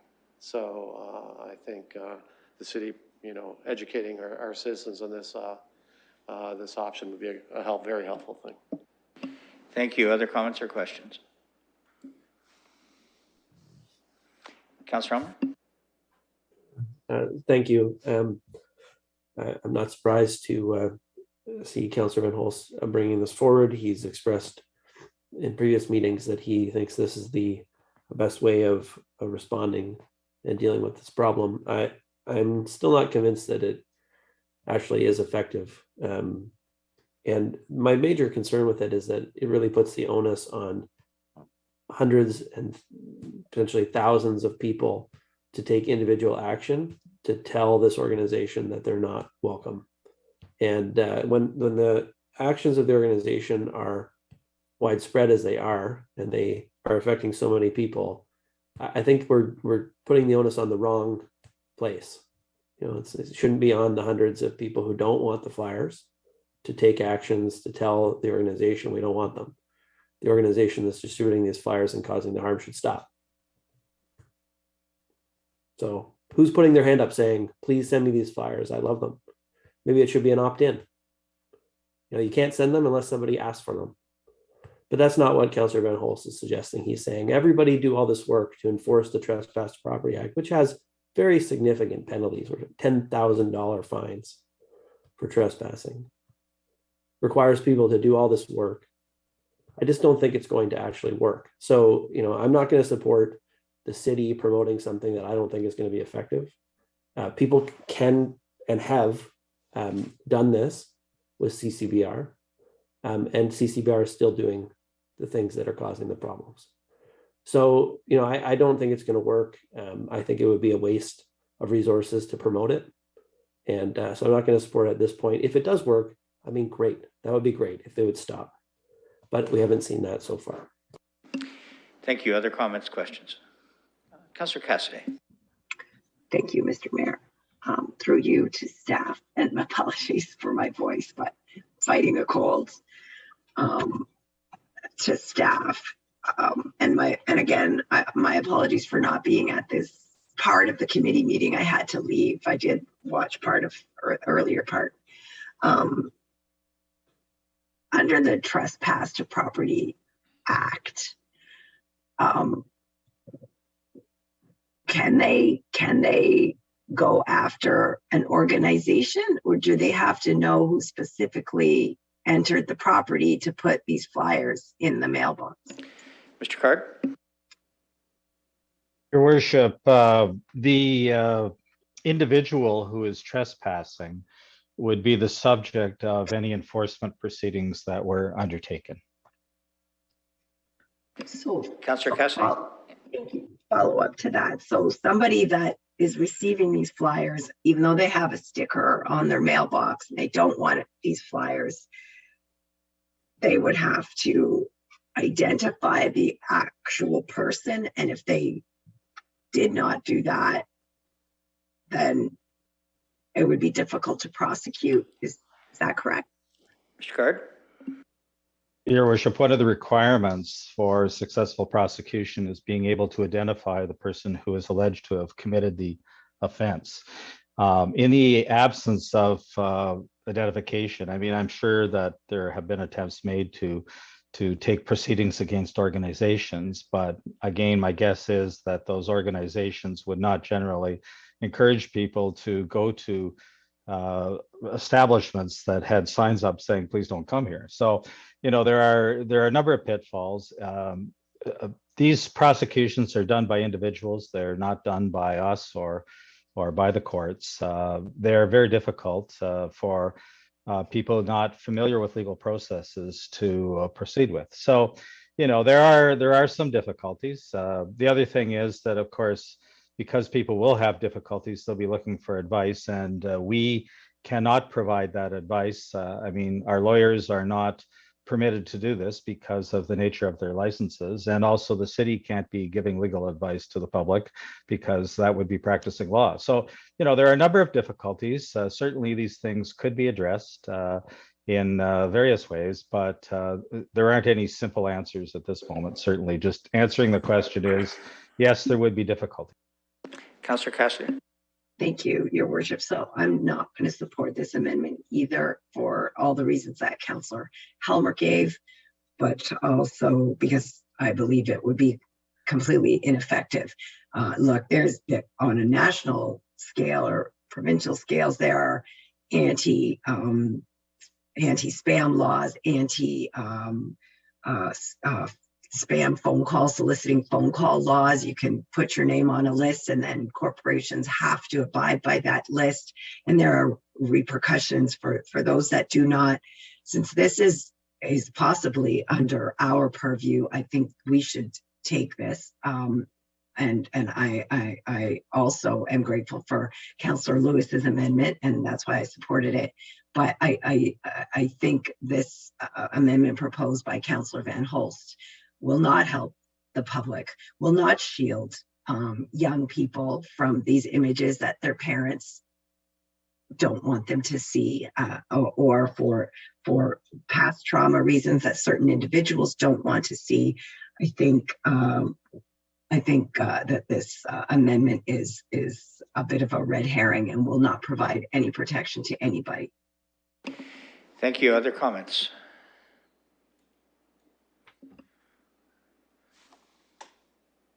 On the amendment, we'll call the question.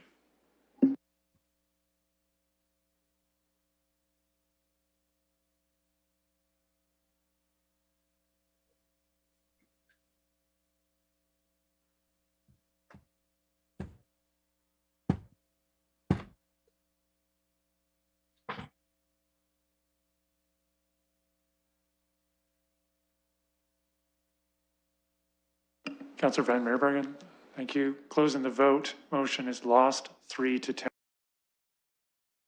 Thank you. Colleagues, pardon me, please. A motion as amended. I'll look for a mover for the motion as amended. That's the original motion, excuse me, and the original amendment by Councillor Lewis, just to be clear. I see Councillor Lewis, seconded by Councillor Hopkins. Thank you very much. Comments or questions? Councillor Van Meerbergen. Yeah, thank you, Mayor. I'm wondering if, now that we have this amended motion, I assume it would be in an A and a B, if we could call the B separately.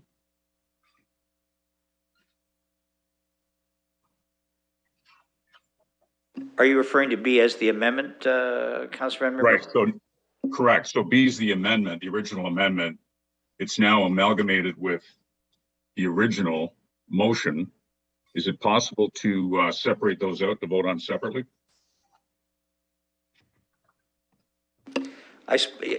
Interesting, but the clerk says yes, we can. Any Okay. other? So we would be dealing with. Yeah, it's unusual. However, I believe all things the clerk says. So with that, we are now back to the original motion again, without the amendment, and we're voting on that. And then B would be, again, the clerk, or you'll clarify, the B is the amendment?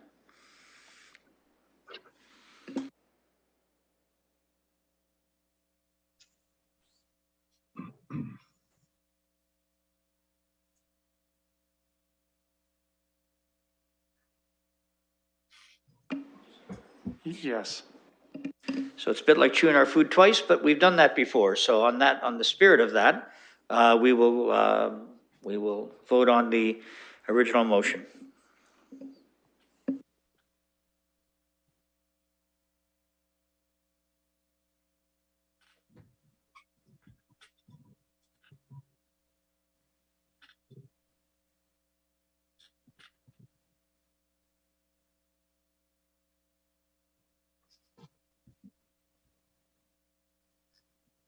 On the original motion.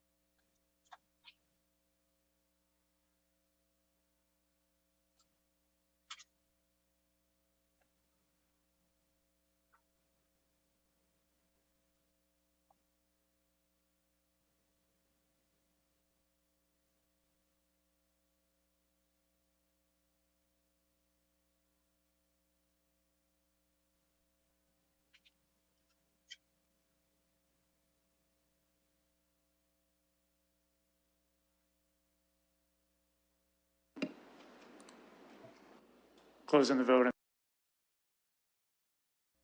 So call part B is the amendment that was earlier approved, but this is now part of the amended motion. We will call the question.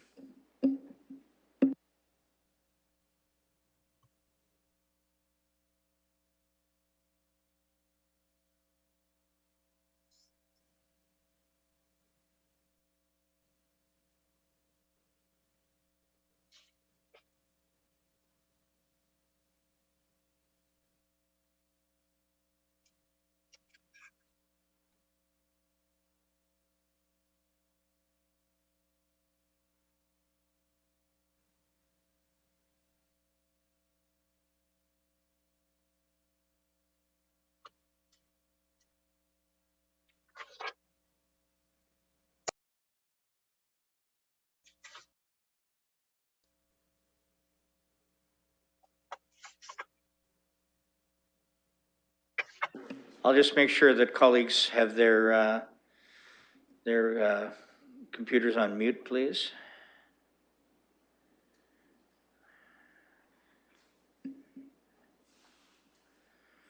And this is B.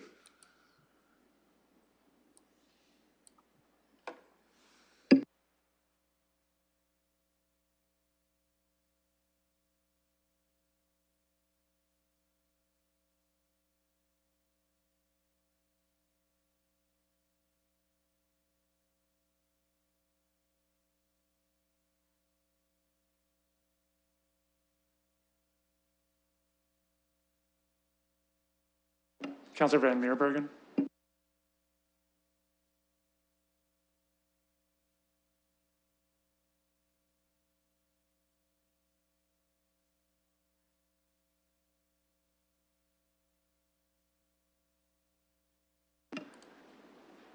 Closing the vote. Motion passes 10.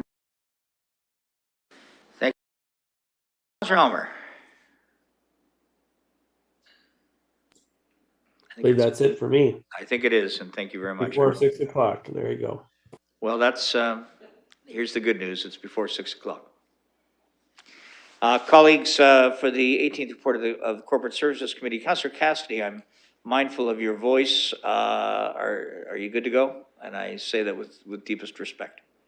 Thank you, Your Worship. I'm good to go. It's a short report, and I have not heard of any request to pull anything, so I'll put the whole report on the floor. Does anyone wish any item dealt with separately? And just remember, Councillor Cassidy has bad throat, so. I see none. Comments or questions? I'll turn it back to you, Councillor Cassidy. Thank you. Just for everyone else's sake, thank goodness for virtual meetings. I just want to comment on 4.3, which was deferred council directions concerning Indigenous relations. It seems timely. These were just a couple of items that had been left referred back to staff quite some time ago during the last term of council. And so it was a submission that I brought to the committee, and it was endorsed by the committee, just that we refer those matters specifically to our Indigenous Community Relations Advisor, Ms. Elizabeth George Antone. So looking forward to seeing progress made on those two items. One is specifically about land acknowledgements being made at council meetings. So as I said, that was endorsed by the committee, and I'm really happy to see that that's up and running again. Thank you. Any other comments or questions? Councillor Hopkins, please. Yeah, thank you, Your Worship. I'd just like to make a comment on 4.4, which is the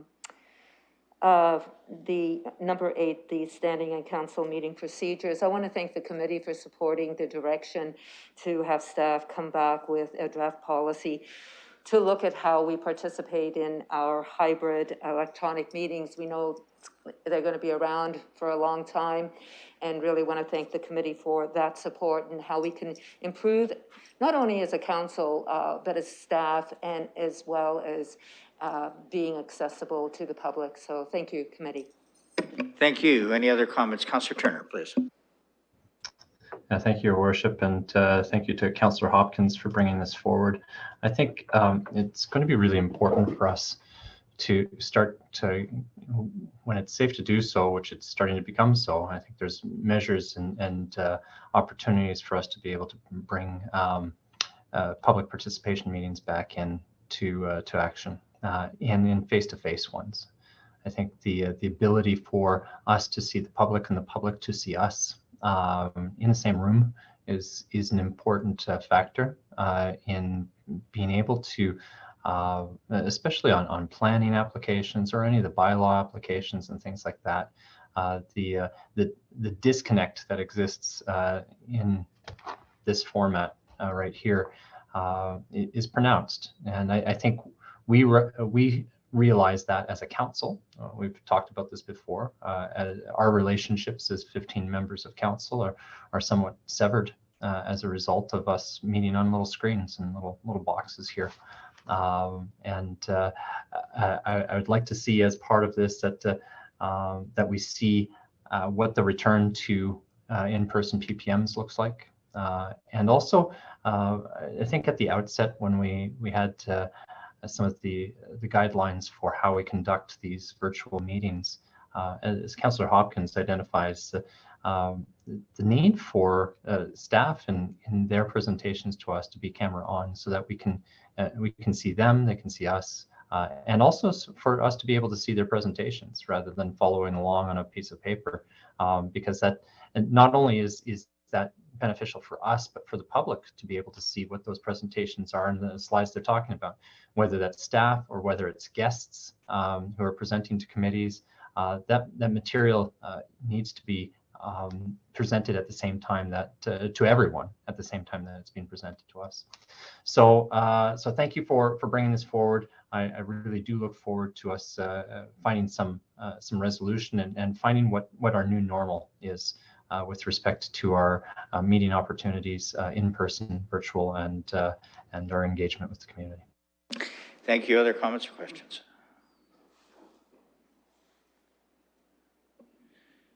Seeing none, we'll call the question.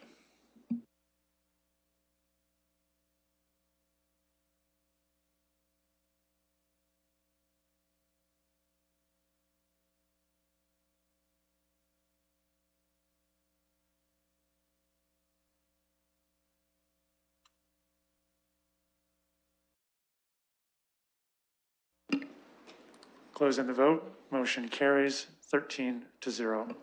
Councillor Cassidy. That's my report, Your Worship. I hope that was reasonably painless. I have a lot of sympathy for what you're dealing with there. Thank you very much. For the 14th report of Civic Works, I'll call on, please. Thank you, Your Worship. It's my pleasure to present to Council tonight the 14th report of Civic Works Committee. Item 10 being 4.2, the Warncliffe Road South improvements at 100 Stanley Street will be pulled as it comes to committee. Well, it comes to council with no recommendation from committee as it was a split vote. And item 14 being 5.4, the Blackfriars Bridge. I've been asked to pull that as well, and I'm not made aware of any other things to pull. Thank you. Does anyone wish anything else dealt with separately? I see Councillor Van Holst. Yes, Your Worship, if we could pull item 9, 4.1, the initiation of the Mobility Master Plan development. I did submit a motion for that. Thank you. Any other items to be dealt with separately?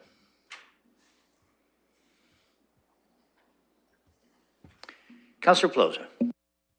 Thank you. I will put all items with the exception of 9, 10, and 14 on the floor, noting for committee that item 2.3 being the Dundas Place temporary traffic diversion monitoring and consultation. Right now it sits that staff will operate Dundas Place in the same manner they did this year during the operating season, and it will come back to us for a full review of activation and activities in 2022 for council to make an informed decision on.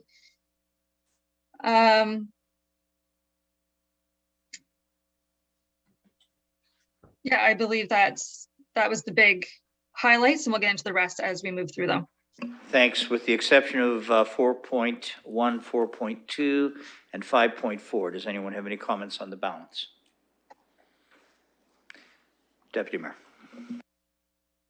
Yes, further to Councillor Pelosi's comments on the committee, I found the report on the Dundas Place temporary traffic diversion monitoring consultations to be very informative, and I think the committee has chosen a good option. I know when we first debated this, the possibility of this being a long-term permanent solution was discussed, and certainly the feedback and the analysis so far, points to this being a very successful project. I think continuing it through future construction mitigation makes sense, and I think there's a discussion in the future about whether this is something that sticks around for the long term, because it seems to be working quite well.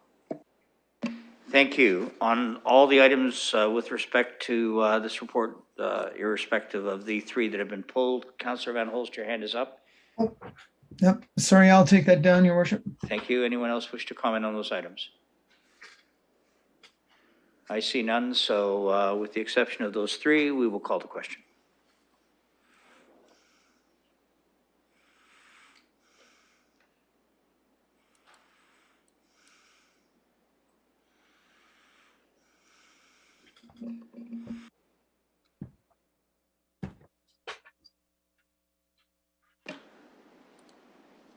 Closing the vote, motion carries 13-0.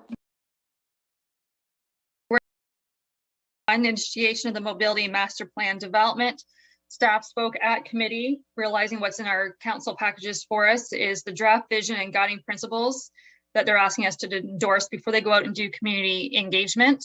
They're asking councillors to take the time and let them know if there's anything in there that they would like to see or be made aware of differently. I will put this item on the floor, recognizing it was pulled by Councillor Van Holst. Councillor Van Holst, any comments?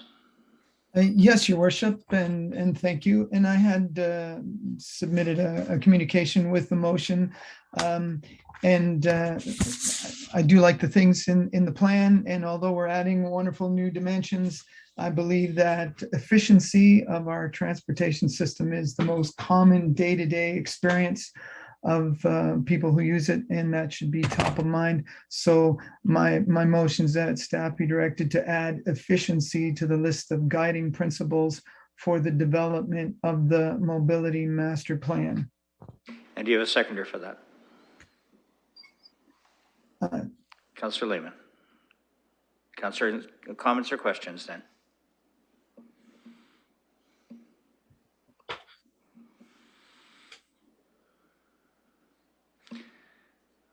Councillor Turner, go ahead.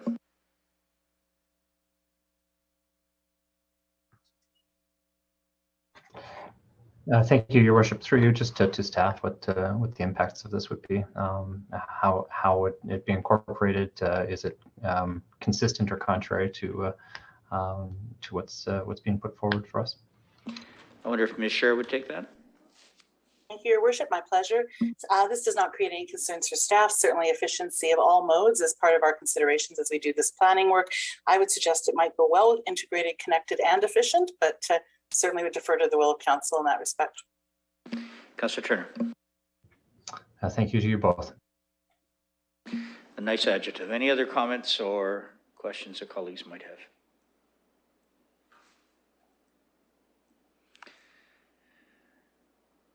Then on the amendment, we'll call the question.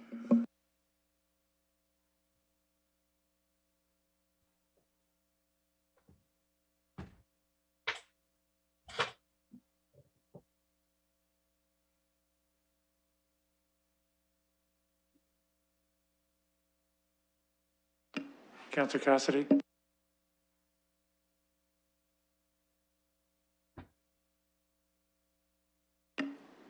Closing the vote.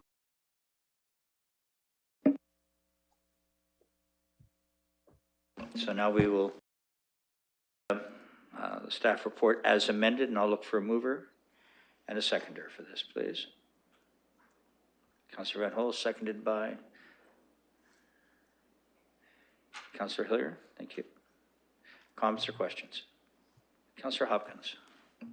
Thank you again, Your Worship, for recognizing me.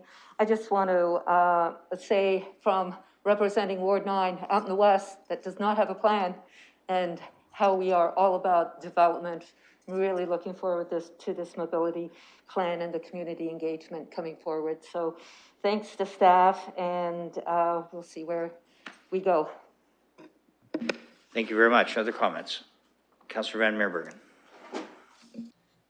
Thank you, Mayor. As I said at committee, it's important that we as a council and as an administration be constantly reminded that 90% of Londoners are moving around in private vehicles, automobiles, trucks, what have you, to move people and goods. And so to have a thriving local economy, we have to have a proper road network that can accommodate that. And it's particularly acute now that we are moving forward, having these discussions of climate change, et cetera, when these vehicles are rapidly becoming non-GHG or greenhouse gas emitters. So they're not increasingly a factor in climate change, certainly not to the degree they are now. Or some espouse that they are now. The fact of the matter is we need to keep pace.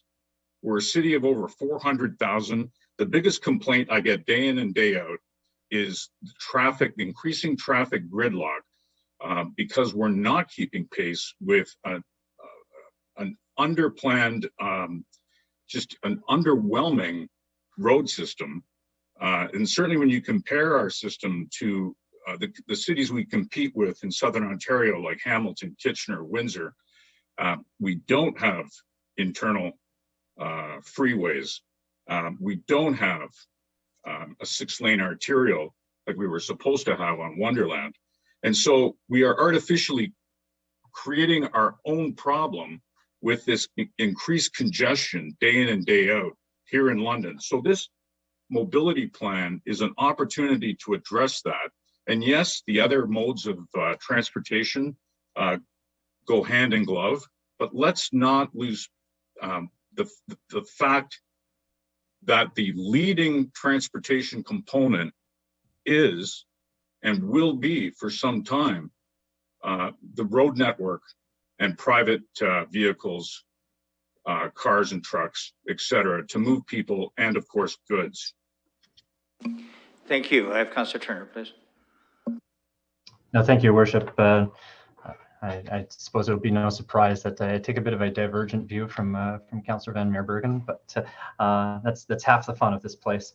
I think if we were to really split straws here, we'd recognize that 100% of the trips start with a step or a roll, using sidewalk networks and our active transportation prior to anybody even getting into a car. Short neighborhood trips are all facilitated by active transportation infrastructure, and that actually car transportation is a second to those that we have primary transportation, which is our active transportation network. The second is when we talk about our competition. Councillor Van Meerbergen listed off 3 cities: Hamilton, Kitchener, and Windsor. I'm not too worried about Windsor, but Hamilton and Kitchener have both initiated and are well underway with their rapid transit projects, which we have not done too much beyond starting our core loop, and have defunded about 40% of it.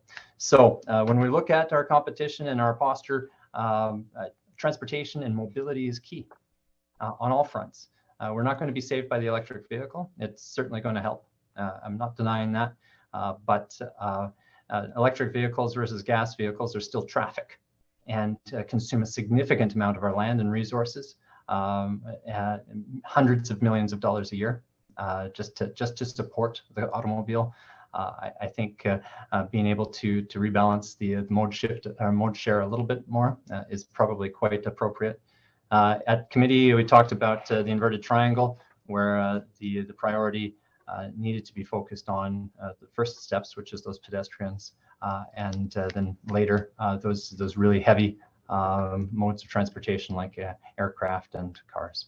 So thank you. I'm looking forward to the progress as we initiate this this master plan and what it will do for moving Londoners in all modes of transportation. Thank you very much. On the motion as amended, any other comments? Deputy Mayor. Yes, I won't repeat what my colleagues before me have said, but I think this will be a very exciting project. And as I read through the report, you know, the one question that came to mind for our staff, and it reckons back to the, you know, the work that we did on the Masonville Masonville Transit Village secondary plan, with existing capital projects in the queue, like in this case, the Richmond and Fanshawe intersection. Work to kind of integrate the two planning processes into one, I think, was obviously a challenge, but something our staff achieved. And so I will look forward to seeing how our staff take this, will be a long engagement process and a very thoughtful design of a mobility master plan, and integrate that with the current capital works that are on our agenda to ensure that, you know, we're not stepping forward too far in advance of the plan, but we're not also holding back important infrastructure projects across the city. I think it'll be a delicate balancing act, and I'm sure there'll be lots of engagement in council and choice over the years. So I think this is a very exciting opportunity for us to focus that infrastructure in a way that is very coordinated. I think the draft guiding principles are excellent, and the draft vision statement is good.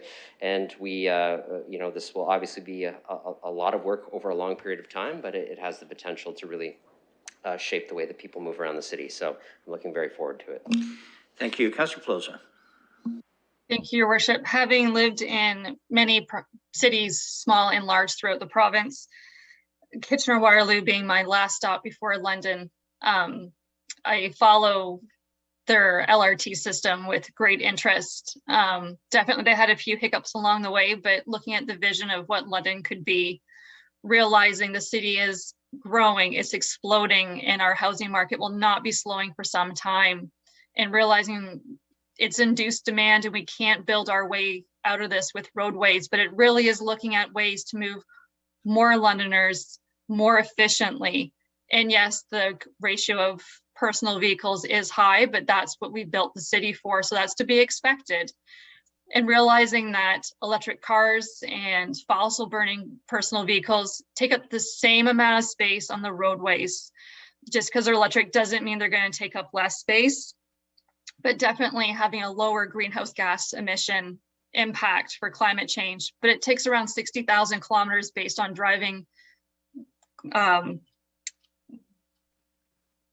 just how you drive. It takes about 60,000 kilometers to work off the construction GHGs that was in that. But that's not what most Londoners wake up in the morning thinking about. They just wonder, how long is it going to take? What route's the best? Where is the city doing construction this week? And they just want to get to their destination.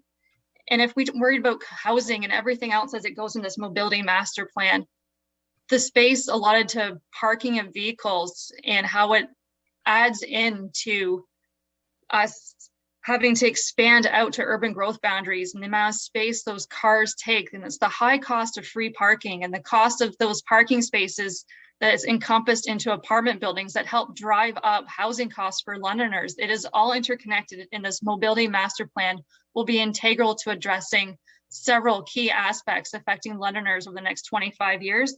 So very supportive of this project and hoping council will give insight to staff behind the scenes and that the public will have huge engagement with this as it's their city and their children's city to inherit. Thank you.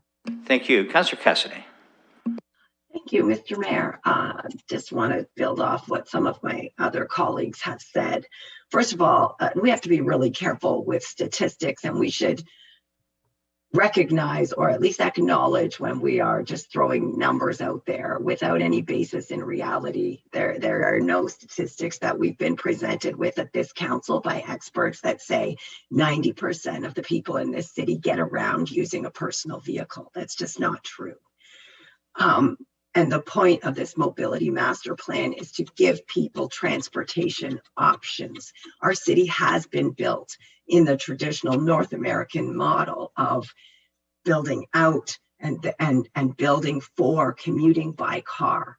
And that is not an efficient and healthy way to build a city. I watched a webinar that the Globe and Mail put on last week, linking how a city is designed and built through their transportation systems in particular, to the health of that community.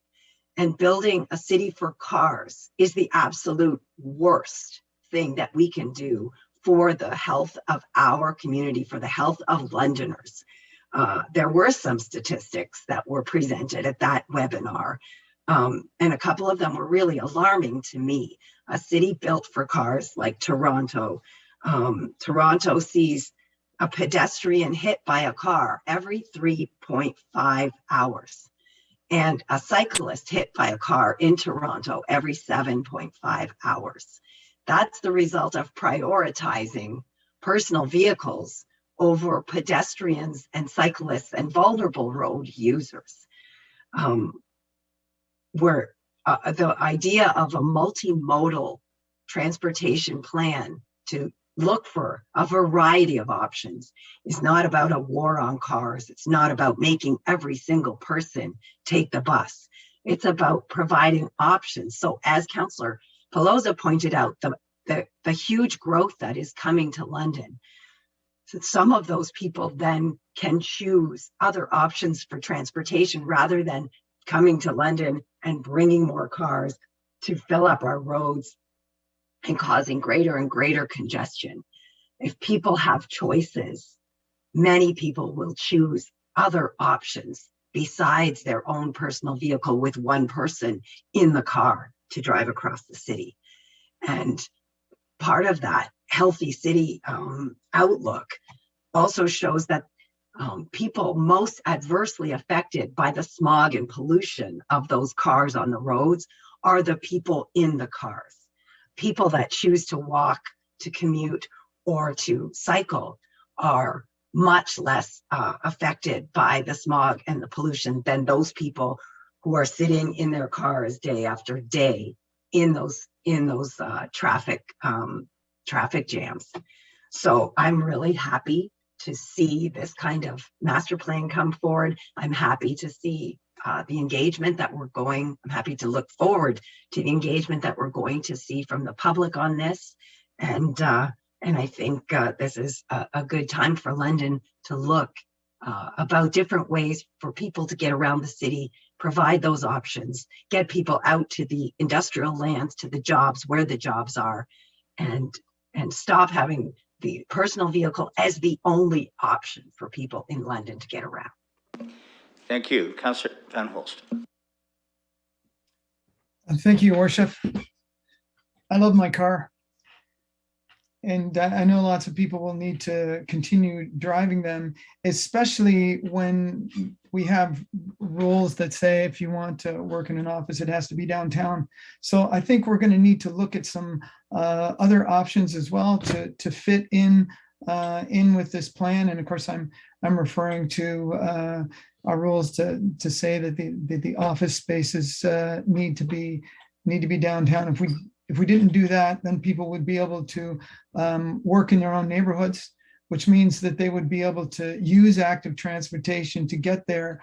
Whereas I think for most people, it's just a non-starter to get from the outskirts of the city to downtown by some other means, like walking or biking. Mind you, we do see electric bikes and electric scooters and those kinds of things as a possibility. So people can move farther, faster. But, I do believe that we need to be looking at our zoning as well and where things are happening. If everything you need is in your neighborhood, then you don't need to be driving around as much. But there's my comments. Thank you. Thank you. I have no other speakers. Councillor Van Meerbergen, you have spoken to this issue. So anyone else wish to speak? All right. Thank you. I learned that actually, Councillor Van Meerbergen, earlier when I tried twice, and that didn't work either. So any other comments? You can only hope. Yeah, there you go. I see none. We'll call the question, please.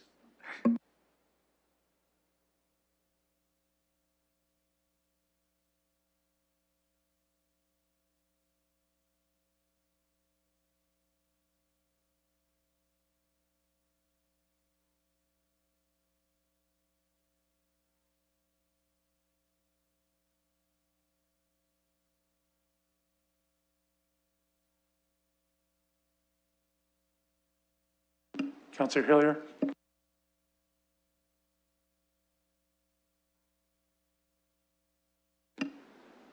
Closing the vote. I submitted. Thank you. Closing the vote. Motion carried 13-0. Item 4.2, Warncliffe Road South Improvements, 100 Stanley Street process. This was a report back from staff asking for council's direction to submit an application to council to demolish the heritage designated property at 100 Stanley Street. This was a split vote of 3-3 at committee. Having not supported it at committee, another committee member would need to move it.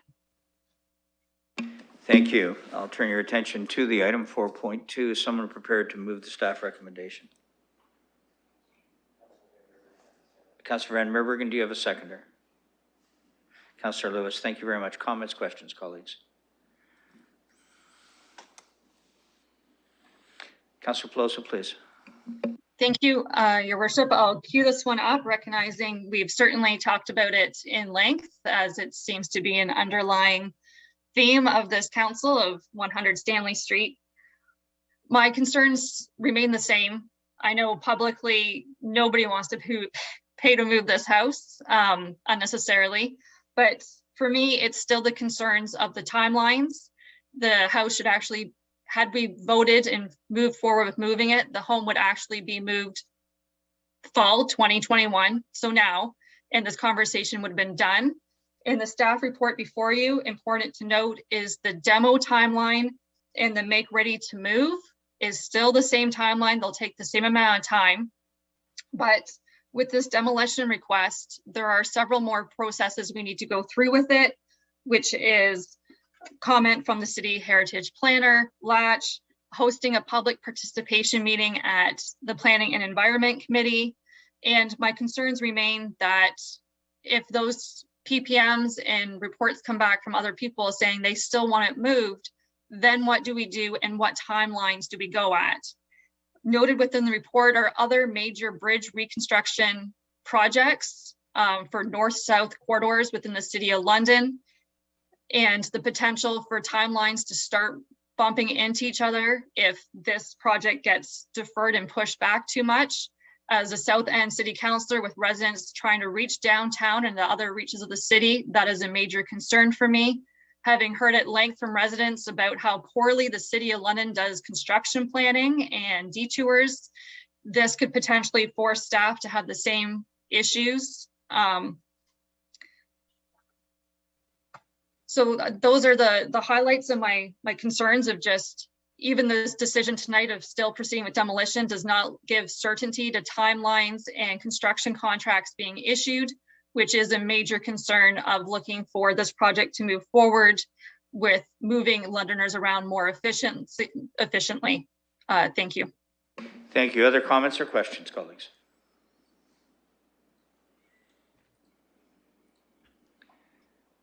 I see none. We'll call the question.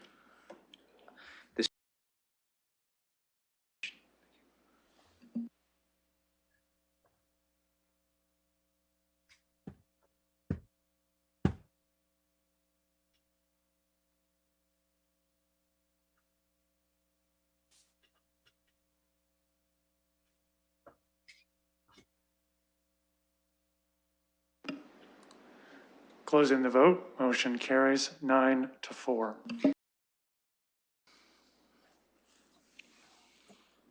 Thank you, Your Worship. The final item I have for council this evening is item 14, being 5.4, the Blackfriars Bridge. This item did pass at committee, but was asked to be pulled by Councillor Fife Millar. As this one was an item for direction and added to the committee's agenda, the questions from the public came forward asking why staff was opening it. And it was important for the public to know that staff closed it based on the pandemic orders by the province, and inherently, as it was never directed by council to close, it didn't need council direction to reopen it as it was under the emergency mandate.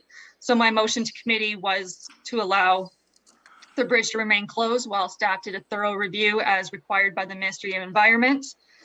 So that wording is within your package, and I'll move that motion. Thank you. I think that works for you. You're, as chair, you're putting the motion forward. I think that I'm going to recognize now Councillor Fife Miller. I think you have a referral. Go ahead. I do, Your Worship, and through you, I have a referral, and I want to say that tonight, when I speak to this, I'm not speaking to this as someone who drives across the bridge. I walk the bridge. I'm a pedestrian on there. I'm someone who participates in active transportation on that bridge. What I want to speak to is the community engagement that took place when we did the work on the bridge back in 2014 and 2015.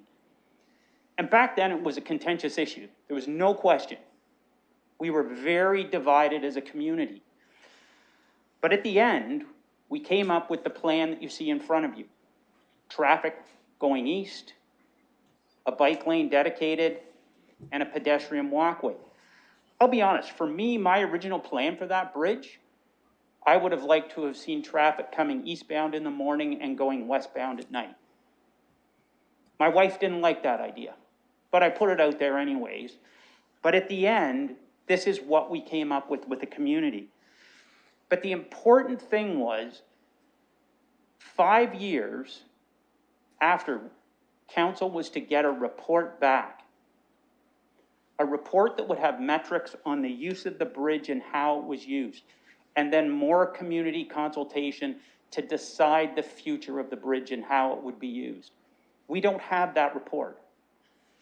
Part of the thing I have from my notes back in 2014 and 2015, very clearly it was stated that that report would give us traffic flow on Oxford, on Riverside, and on Blackfriars. And I think that's important because I live in a community that's very torn with this on both sides. And I just heard somebody on the mobility master plan use the word engagement. And to me, the word engagement is big here. A petition is not engagement.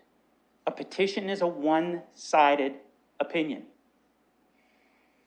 If we want to get to where we want to get with this bridge, we need the metrics to understand it, and we need the community engagement to make a decision that works for everyone. So I'm telling you, I'm not landing on traffic here. I'm not landing on putting vehicular traffic on this bridge long term. But I'm also not landing on the fact that today, when we look at this, we don't need that information to make an informed decision. We were committed to this process, and I remember opening that bridge. I remember the day you as mayor went across that bridge for the first time. And the one thing I can say is, on that day, the committee and the community came together. This has torn it apart again. We need to fix this. And fixing it, we can do through community engagement, but not through the process that we have here today. So I'm asking that we look for that community engagement, we look for that report, and then make the best decision for the community as a whole. So as Councillor Cassidy said, we can't keep opening and closing this. We need a final decision. We need to close this book. But let's close it with the right information. Thank you. So I want to come back to you. You have a referral. I have a referral, yes. And does the clerk have that for reference, please? You'll see that, colleagues, in eScribe. And referrals take precedence. Do you have a seconder? I see Councillor Lewis seconding. Colleagues, on the referral, comments, questions? Councillor Helmer, please. Sorry, I'm not quite sure. Perhaps the chair can explain how is the referral in order? The timeline is the same, right? They're both talking about doing something until this report comes back, the study is done. One is saying keep it closed, the other one is saying open it up. They're obviously direct negatives of each other, so how would a referral be in order? I'll turn that back to the chair for the question. Is that the chair of the committee, or are you asking me, Councilor Hammer? I'm asking you. Yeah. Sorry.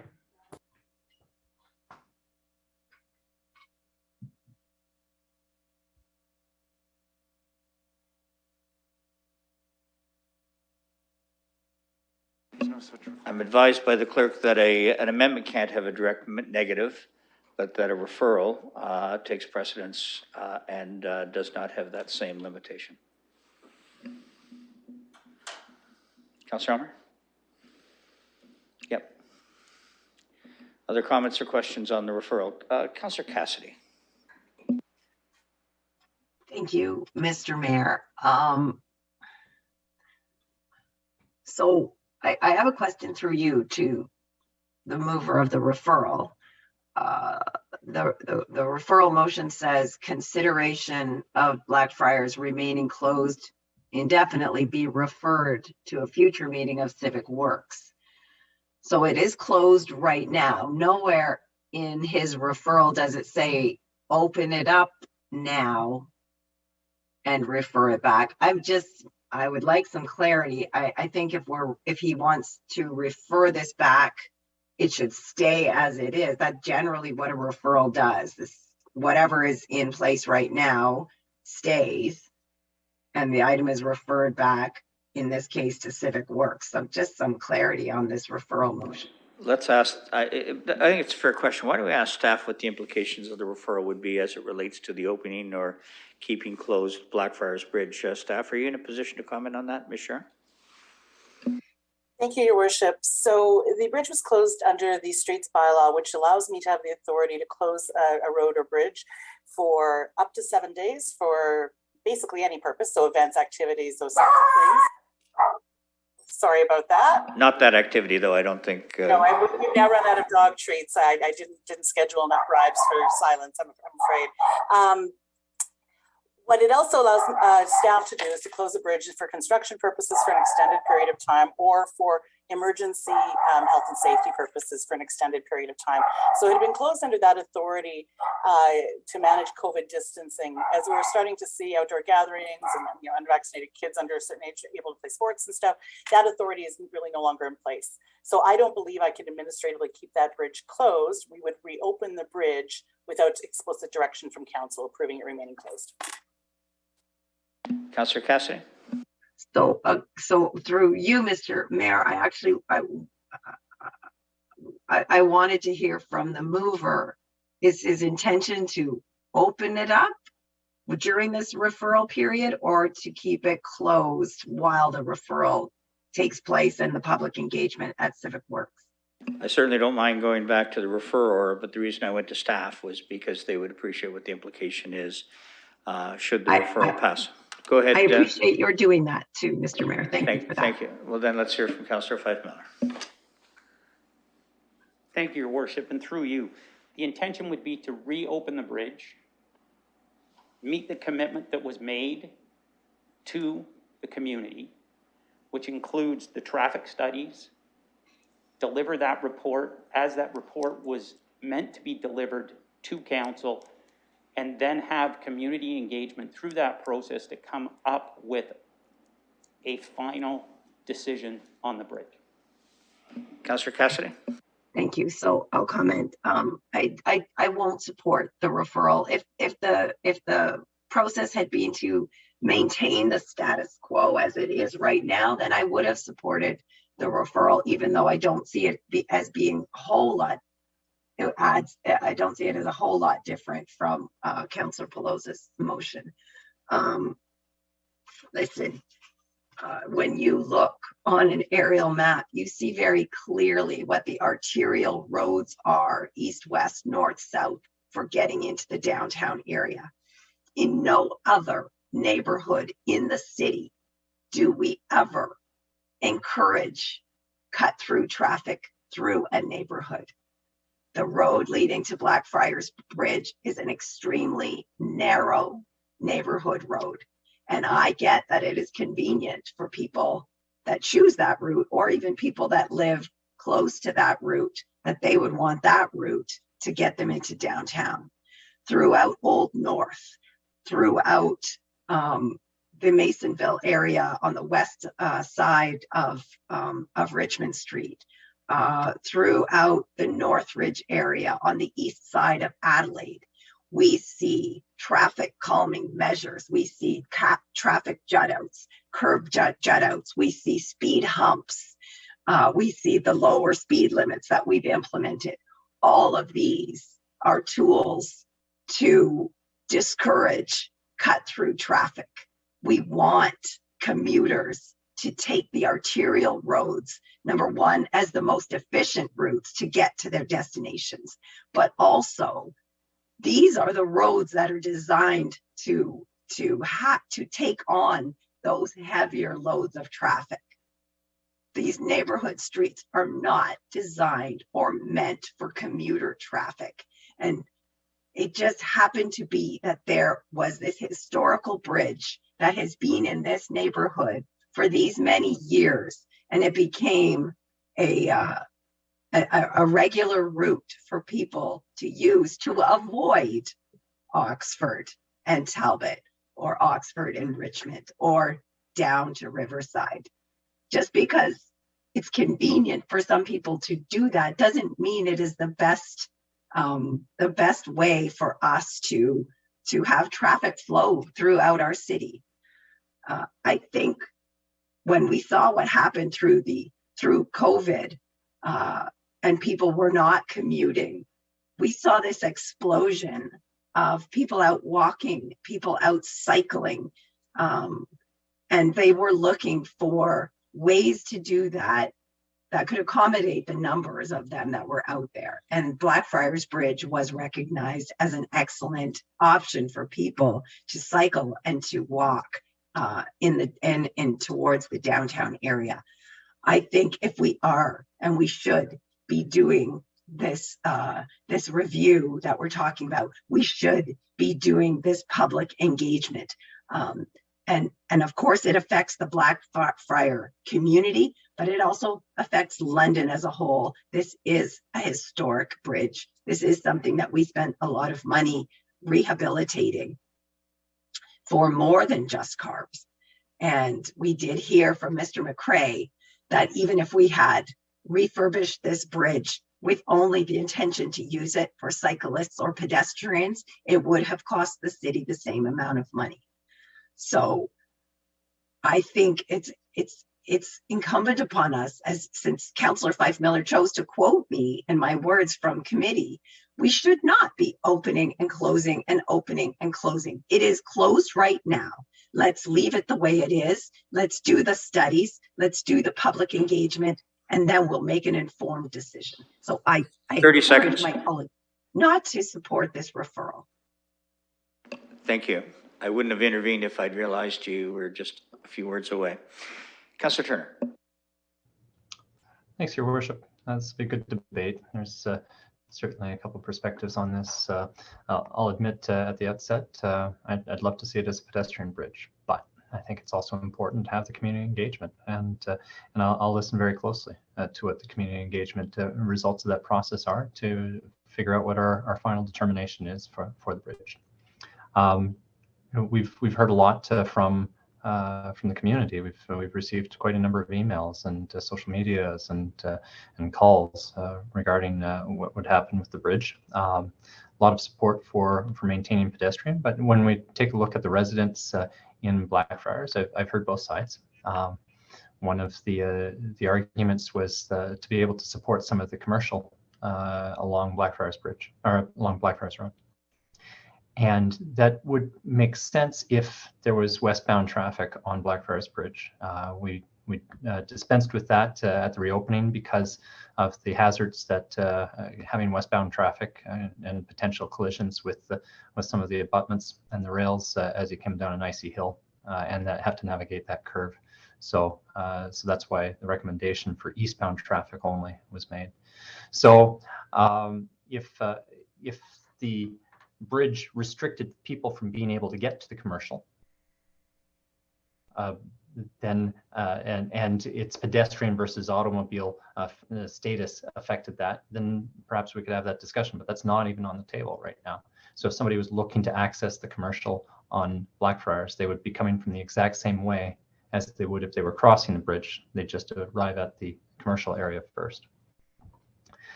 The second part is Councillor Cassidy addressed the cost. It would be the same cost whether we pedestrianized it or whether we made it open to vehicular traffic. And some other members of the community addressed, well, why would we have even done that if it was just going to be, regardless of what that price was? But the price was pretty much the same, just a little bit more actually than the Thames Valley Parkway North Branch bridges, and those are pedestrian, cycling, active transportation bridges. The third, I agree with Councillor Cassidy as well. It does seem kind of silly to open it and then potentially close it again. And if we're trying to make a decision in the process, I agree with Councillor Pelosa's motion that let's do the work that we needed to do to figure out what the end state of Blackfriars Bridge is going to be. And this was a discussion right from the outset. This isn't a new discussion. This was back when we had the discussion about even repairing it. We had the discussion about what conveyance it would support. And then as we got closer to opening it, the discussion continued. And that we said, well, for right now, because of the need to provide some alternate routing into the core during construction, having the capacity on the bridge will be important. But that construction's wrapping up. And so going forward, do we need that capacity anymore? Not really. It's a neighborhood. And we don't really have any bridges over the Thames that lead into neighborhoods anywhere, except for the Victoria Bridge at Rideout. But Rideout is a completely different order of road than Blackfriars is. It's much busier. It is a corridor into Old South. But if you look at any of the other bridges, they are major corridors. You look at whether it's up at Springbank, whether it's at Warncliffe, whether it's Riverside, Oxford, all of those bridges are very much Adelaide, very much corridors. And Blackfriars is the exception to that. So I recognize there's divergent points of view. I'd urge you to consider, let's spend the time to take a look, to consult with the community, to take a look at the options available to us and approach it at the right time once all that information is in front of us. But for right now, let's keep it closed. Thank you. I have Councillor Van Holst, please. Thank you, Your Worship. First, I'll say I'll be supporting the referral. As Councillor Turner said, there's been communications on either side of this. You know, in one case, I recall somebody writing saying that the bridge may be becoming a kind of a nuisance party place, and that regular traffic would prevent that from happening. I guess the big thing from my perspective is that we did make this decision. We came up with a plan, and we've yet to really see it work out and get the data. So I think that's what Councillor Fife Miller is looking for, the data on having this function with cars, and that's important to me. I'm still stinging a little bit from a decision where councillors said, well, we just don't think your idea is going to work, so we shouldn't bother trying it. I think in this case, we should see and know the effect of cars on this, and then at that point, we'll be able to make a good decision. But for the people that in good faith went forward with refurbishment and this plan, I think that we need to see that actually happen. That has to be realized for some time, and then after that, we can decide whether or not to open or close it. So I'm in support of the referral. And at this point, if we were just to make a decision on opening or closing it, I would again open it and then wait for some future time when we knew for sure what would be best for that community. I'll also point out that for some of the people driving, especially in that community, it's a better way to go downtown than to maybe take Oxford, where they have the chance of getting stuck behind the train, which is also the worst cut through traffic that we have in the city is a train, because it by cutting through stops everybody from moving. So fortunately, we're going ahead with that Adelaide Bridge. That solution for downtown remains. Okay, thank you, Councillor Van Holst. I will now look to Councillor Lewis, please. Thank you, Your Worship. So I was willing to second this, and I want to share my reasons why. And I think that the ward councillor has already outlined a very important part of that, which is the process that was undertaken before. This bridge is not closed because it was identified as a need in part of our active transportation network permanently. It was closed because of the COVID-19 emergency. And we've heard from our city engineer that her powers under the emergency situations no longer justify keeping the bridge closed. It's also clear that this bridge has, even if we reopen it to vehicular traffic one way, a dedicated bike lane and a dedicated pedestrian walkway. There are still active transportation opportunities on this bridge. But if we keep it closed now on the basis of an ask from the community and some petitioning, and we did hear some folks who were very adamant that it needs to be reopened now as well. But if we were to make that decision based on a petition, what we get, in my opinion, is really a stacking of the outcome of the study on the usage. Because if we are not allowing eastbound traffic across the bridge now, then when we do a usage study, the best data we will have for vehicular usage will be many, many, many years old. It may turn out, when we get the usage study completed, that the ratio of active transportation users versus vehicular users means it makes a lot of sense to actually just close it to vehicles altogether. But I don't want to presume that based on a closure that was made only weeks before the pandemic forced its closure. And I want to point out that we had other closures as a result of the pandemic. And I remember very clearly the closing of a lane on Richmond for pedestrian use during the pandemic. We didn't keep that closed. And the reason why is because it needed to revert to its prior use, and a lot of new data that we had received about COVID-19 and the safety of outdoor versus indoor exposure and viral loads and all of those things meant it really wasn't justified to keep a lane closed anymore. And I think that this falls in that same category. This made sense when COVID-19 data was newer to us, when we didn't have as much information, and when there was a real demand for outside space as people had been pent up for a while and needed to get out there and do something outside for their mental health and their physical well-being. But that's not where we are today now. You know, I heard also traffic calming mentioned. I think it's really important to remember that outside of school zones, traffic calming requests are initiated by the neighborhood. And if the Blackfriars community actually becomes concerned about the traffic coming through to use the bridge, again, that will follow and be on the ward councillor to respond to that.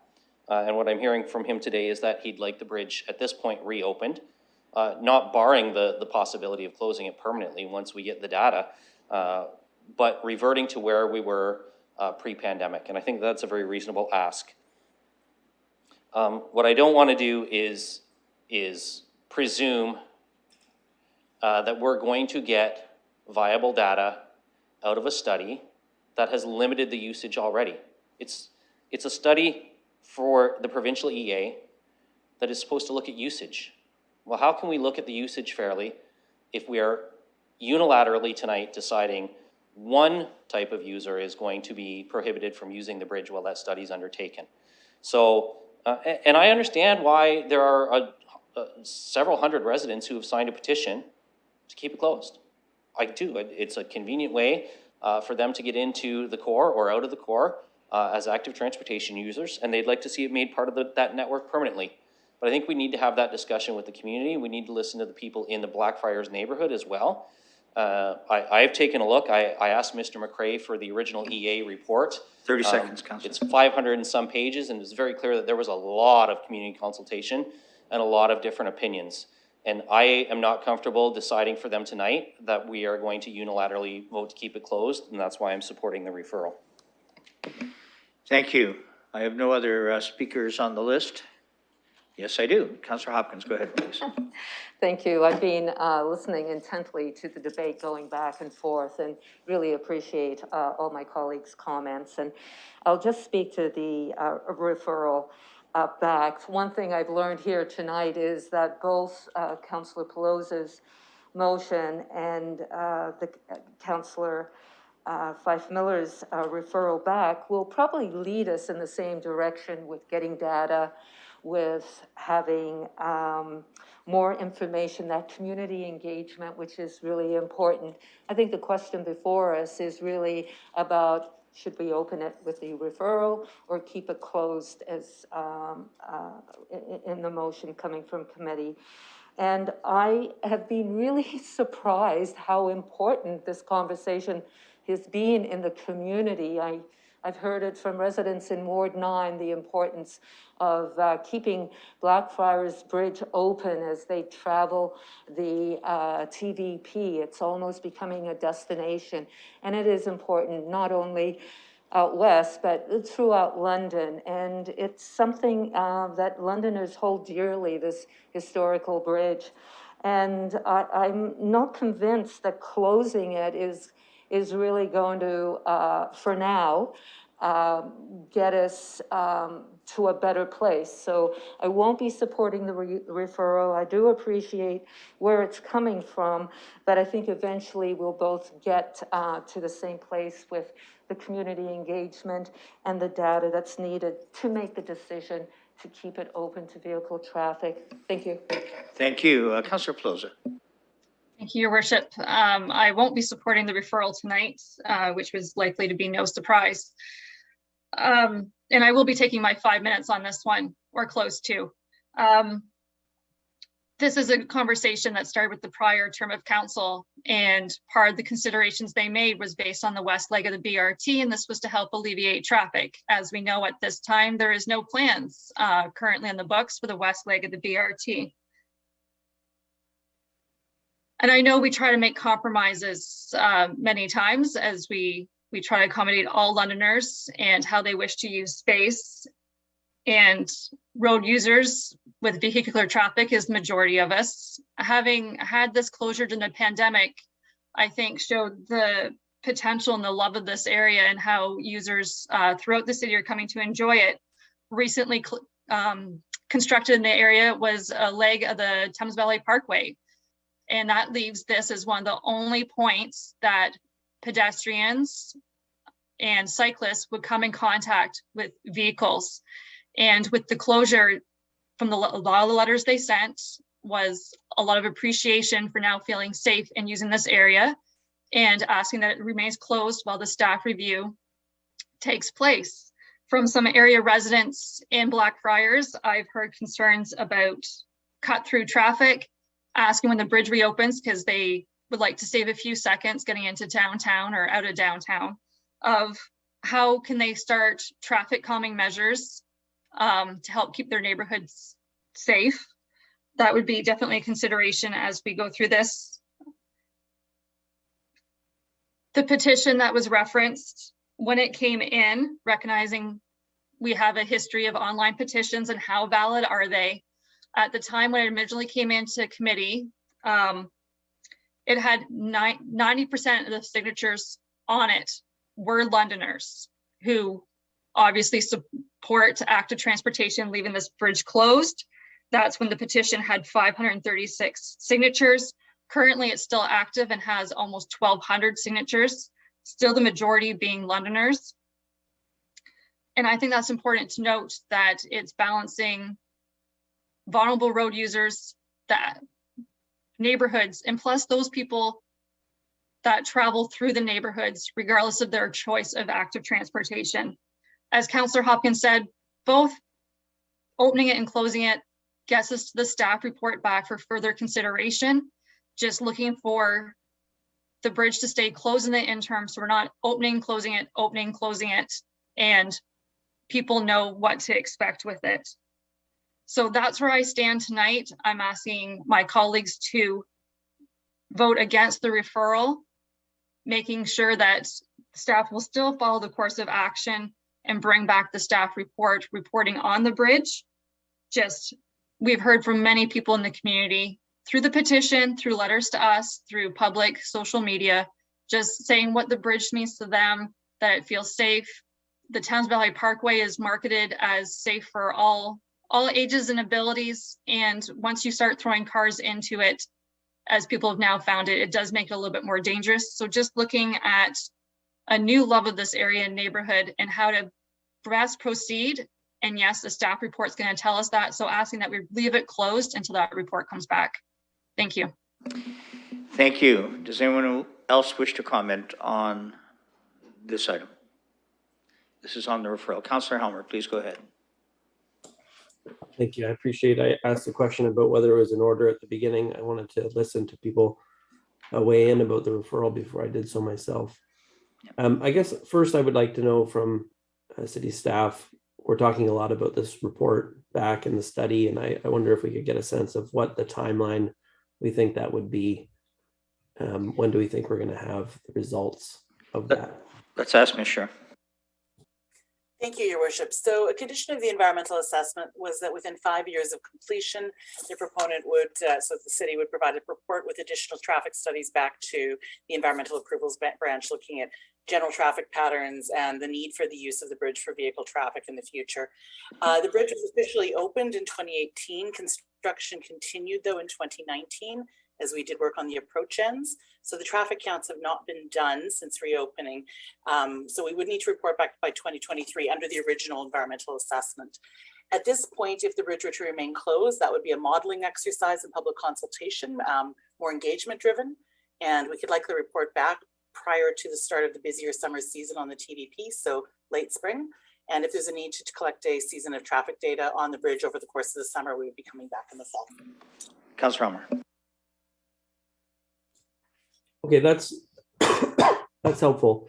I supported the EA recommendations to have eastbound vehicular traffic on the bridge when we dealt with it back in 2016, I think it was.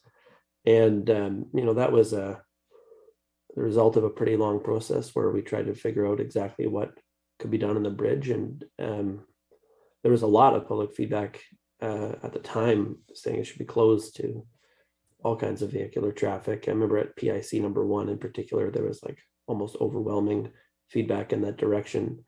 Despite that, the recommendation from the staff, considering all the elements of the environmental assessment, was to allow the eastbound traffic. And one of the reasons that I supported at that time was we were going to have this construction happening in the core that was going to really impact the road network. Of course, at the time, nobody could foresee what was going to happen with the pandemic. And that has really disrupted travel patterns, and there's been some recovery back to a bit more normal, but not full. And so I said at the committee meeting, I just think it's premature to be opening it up to vehicles right now. I think actually the pandemic has still impacted people and their daily routines and their habits and their movements around the city pretty significantly. And the urgency of having Blackfriars Bridge opened one way for vehicles just isn't there. You can get around on Oxford Street now like you couldn't in the past. Oxford was much busier. Riverside, which has been impacted heavily by the construction, I think probably by now, I haven't actually been on it in the last couple of days, should be opening soon. So you've got more lanes on the way in. And the construction next summer is going to be quite different than it is right now. And so I think it's functioned extremely well as a relief valve during the pandemic for everybody who is out and about in ways that they probably weren't in the past. For people who are already engaged in active transportation, I think it's become even a more useful link. And I just think it's not the right time to be opening it up to vehicles. I don't think the urgency is there. And so I was listening very carefully to what Councillor Fife Miller was saying about meeting the commitment that was made in the EA. I think that actually is very important. And so, for me, it's not a matter of should it be closed permanently or not right now. I do think we need to have some data and analysis to really consider that fully. The question is, between now and then, should it be open to vehicles or not? And for me, I think the tipping point is when we've got mobility patterns that are a bit more back to normal in terms of travel on other streets. And I just don't think we've reached that point yet. So I'm not going to support the referral. I will say that this idea that you can refer things and essentially accomplish the opposite of something is perhaps a weakness in our procedure bylaw. I'm going to think about how we can fix that, because this is exactly what it's supposed to try and avoid, is having a debate at council about the opposite of a committee recommendation. I understand sort of the very narrow technical reading of that bylaw, and I think I actually agree with it, but I think it's a weakness in the bylaw. So I'm going to vote against the referral. I think Councillor Fife Miller is approaching it in a very careful and considered way. I think Councillor Ploza is also trying to do the same, and they just have different ideas about what should be open and when.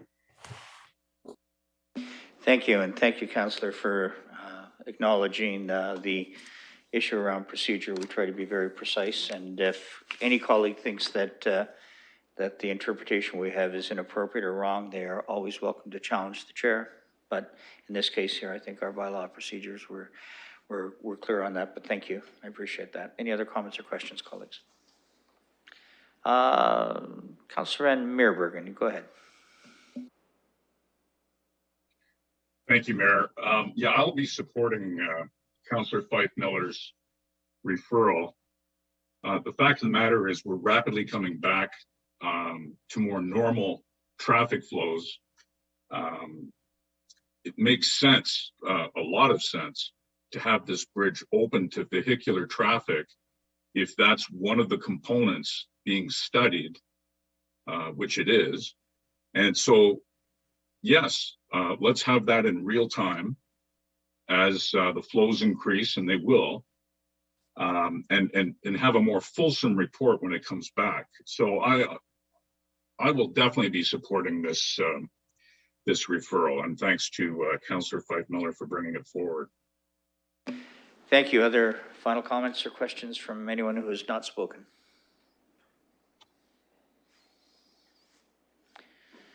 So, colleagues, on the referral, we will call the question.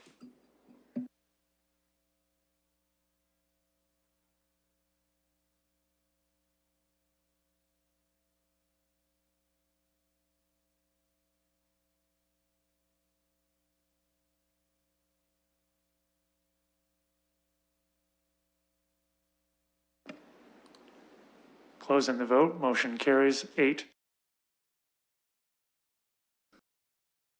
The 14th report of Civic Works Committee. Thank you, colleagues. I'd like to move to planning environment, but we have a challenge, and that is that it's 7:06 at this point. For those who are around the horseshoe, the opportunity to have a break, although we had a very brief one earlier, did not give them an opportunity to grab a cookie or do what they feel they need to do. And I'm going to suggest that we have a 20-minute break, which would move us to 7:30. And here's the reason why. We have Planning and Environment Committee still to hear from, SPPC, the Audit Committee, and then closed session, and then bylaws. I don't think it's reasonable to not have a break. So it's 7:07. I'm going to suggest we resume at 7:30 if I have a mover and seconder for that. Mover by Councillor Hillier, seconded by Councillor Helmer. Thank you very much. Let's just show hands here. Can we? Those in favor? And I'll look to the clerk. Motion carries. And to the public, we'll see you back at 7:30. Thank you.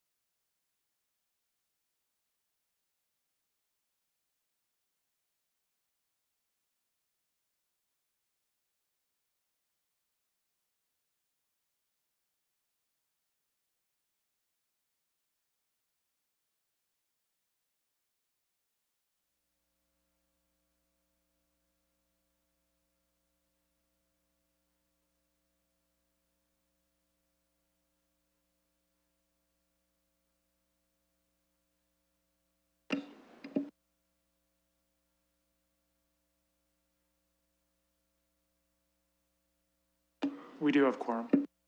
Thank you. And as I indicate, I always will when I've been made aware.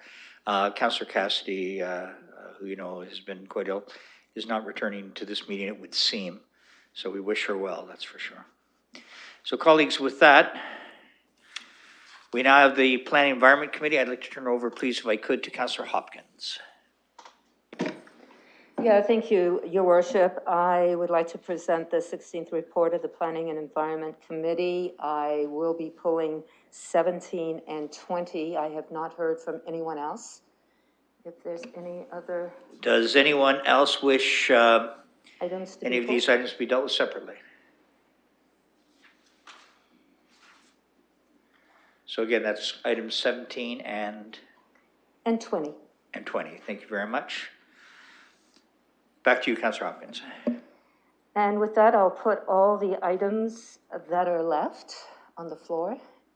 And I just want to say that there's a couple good news stories in the consent items. Number 5, 2.4, which is the Labatt Memorial Park Heritage Designation application, which came to us to endorse and direct staff to submit the application to the National Historic Sites and Monument Board of Canada.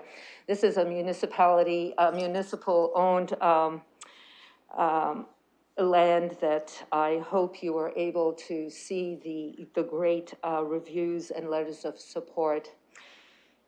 Number 8, 2.7, which is the contract award for the Rethinking Zoning Consulting Services for the London Plan, which necessitates the need for a new comprehensive zoning bylaw to regulate and implement the new direction of the London Plan. So that came to us on consent. Their 9 and 10 Building Division monthly reports for August and September of this year. A lot of great work that city staff are doing, getting these permits out as we really start to see unprecedented numbers coming forward when it comes to permits. I'd also like to bring your attention to a number of public participation meetings, as well as the presentation that we had from 3 CIPs, Hamilton Road, Soho, and Lambeth, regarding the performance measures and indicators. As well, number 19, which is 4.2, we received a motion from Councillor Van Holst regarding the food security and home-based food business motion to have civic administration bring forward a report to align our zoning regulations with the province. So with that, colleagues, I'd like to put the items. Thank you. I wonder if anyone has any comments they wish to make on all of any of the items with the exception of item 3.7 and 4.3.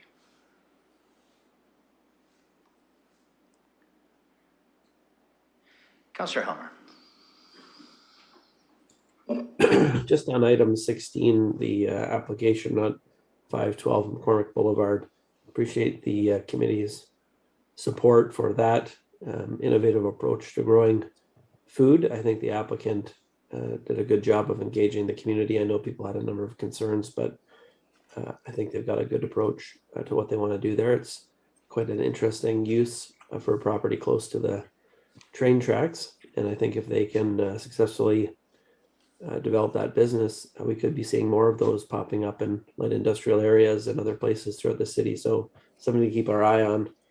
Generally, I think it's a very positive thing for the neighborhood overall. Thank you. Other comments with respect to those items that are on the floor?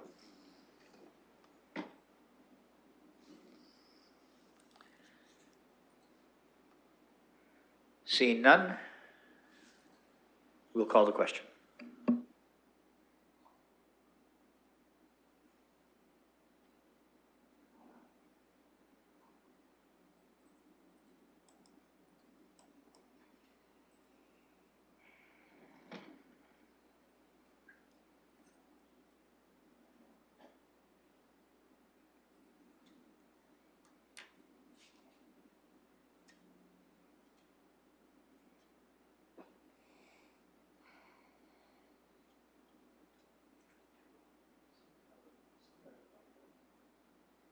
Does someone have their mic on? Councillor Lewis.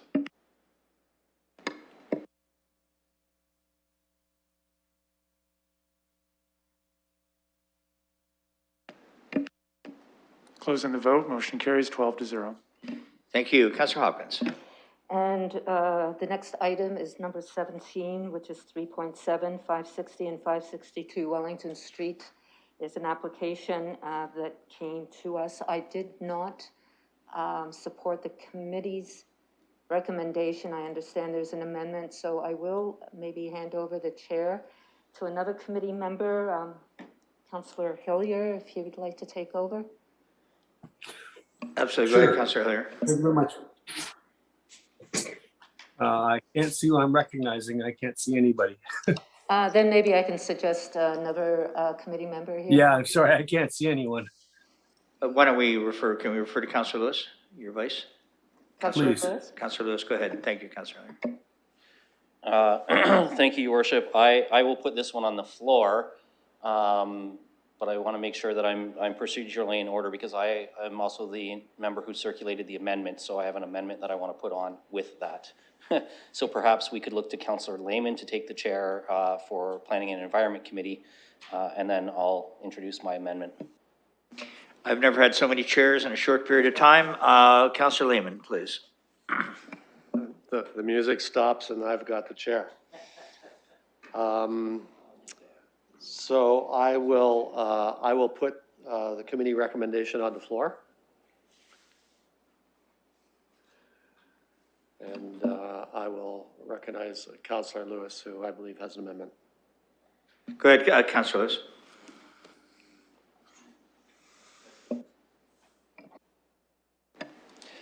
Thank you, Your Worship.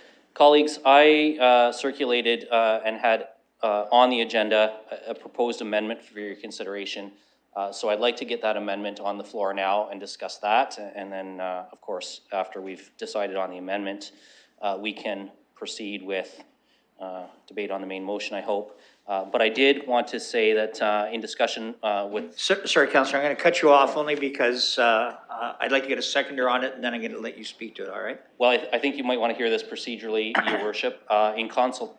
I will let you know. All right, go ahead. ...with the clerks today, the amendment that was circulated does need 2 minor alterations based on advice that I received from Mr. Shoothless.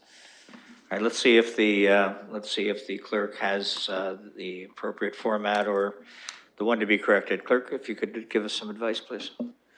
Certainly, through your worship, pursuant to section 11.23 of the council procedure bylaw, proposed zoning or rezoning bylaws amended shall not be introduced and enacted until the question of whether or not any further notice is to be given has been resolved.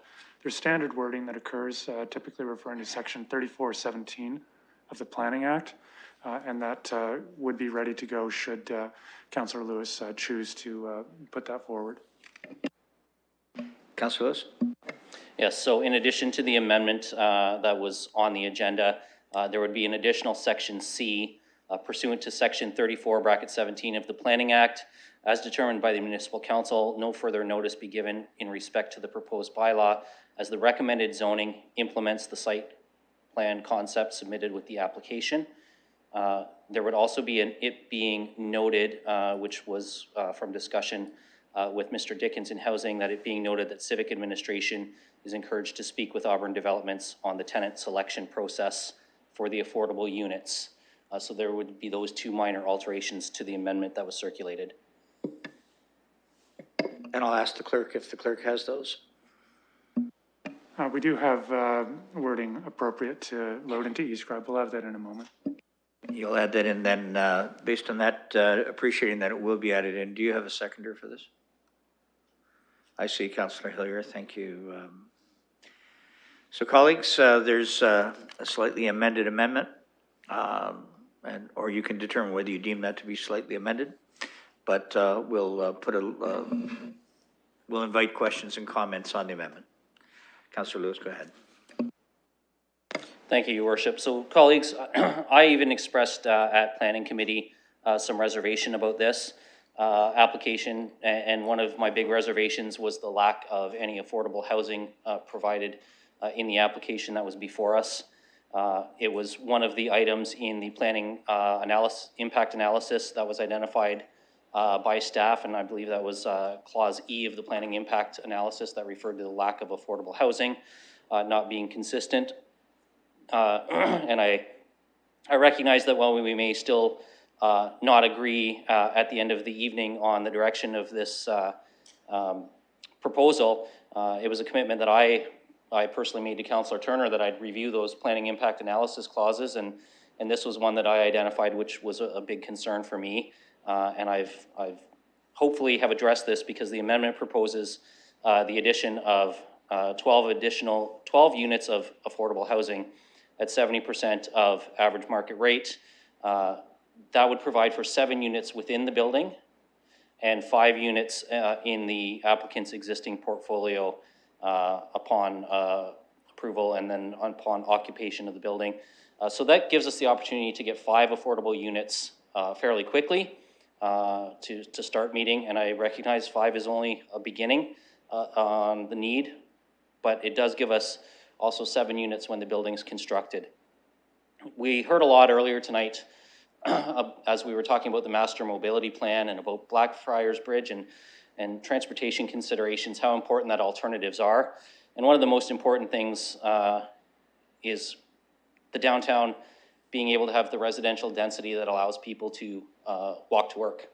And for me, the affordable units here, and I recognize that 70% of AMR is not going to meet the needs of somebody perhaps on OW or ODSP, but what it might well meet the needs of is an individual who's working downtown, perhaps in a retail or hospitality sector, who will be able to live in this building and walk across Victoria Park to work.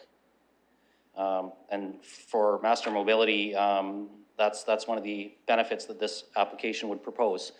I know that the neighborhood still doesn't love it, but as I look at the official plan and at the London plan and at the reality of either 10 or 12 stories being acceptable here, if we start thinking about the bonusing of affordable units, the additional 5 stories is not inconsistent with other decisions we've made on other applications where affordable housing has been considered as a bonusing.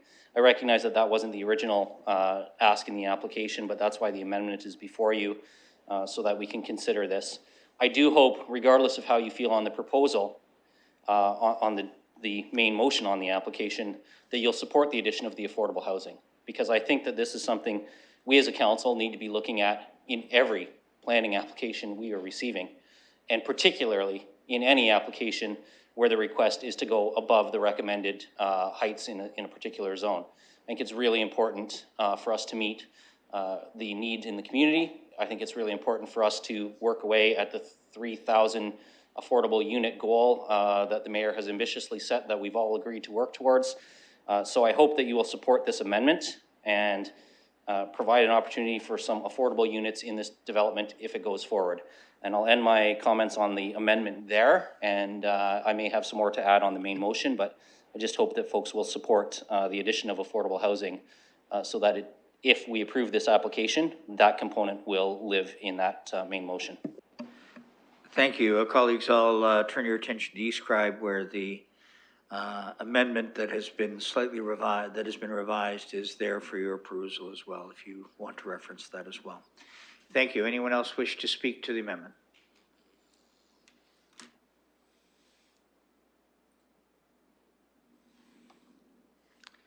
I have no one on my, I do. Sometimes we just kind of find people at the very end there. Councillor Turner, go ahead, please. Thanks, Your Worship. If I might, just through you to staff, what's the normal process for accomplishing affordable housing within buildings such as this, and how much do we normally try to accomplish as a proportion of the number of units? I think I might turn to Mr. Kotsvis if he might be able to help us.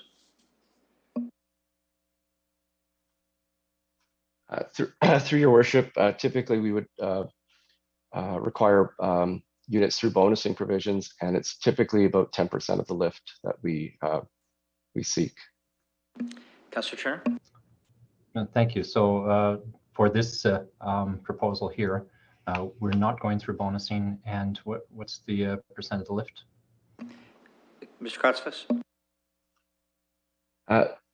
Sorry, excuse me, I've got Councillor Cassidy's cold, I think.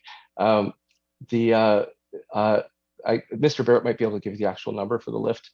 But in this case, we had to, through Councillor Lewis's motion, it is through a bonusing provision and a bonus law that we are actually requiring the affordable housing units. Mr. Barrett, can you help as well?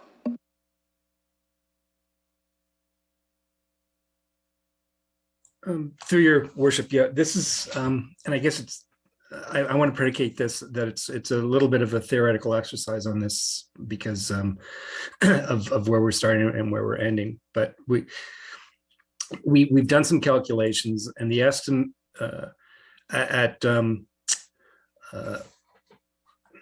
let me just sort of go through the whole exercise. At the maximum density contemplated under the low density residential, that would be 75 units per hectare. And on this site, that would give 16 units.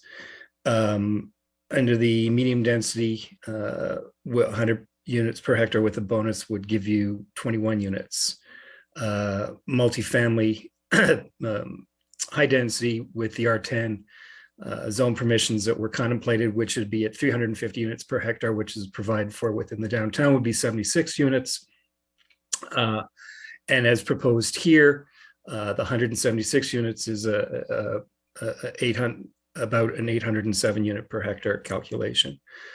All that being said, that the lift of between the 176 units is what's proposed here, and the 76 that you would get under a 350 unit per hectare is 100 units, and the 10% lift on that would be about 10 units. So that's sort of a gross calculations that we've done on this. Councillor Turner? Okay, thanks. That's helpful. I think the 350 units per hectare where we kick in the bonusing provisions, and this application is about 800,000 units or 800 units per hectare is a fairly significant deviation from that.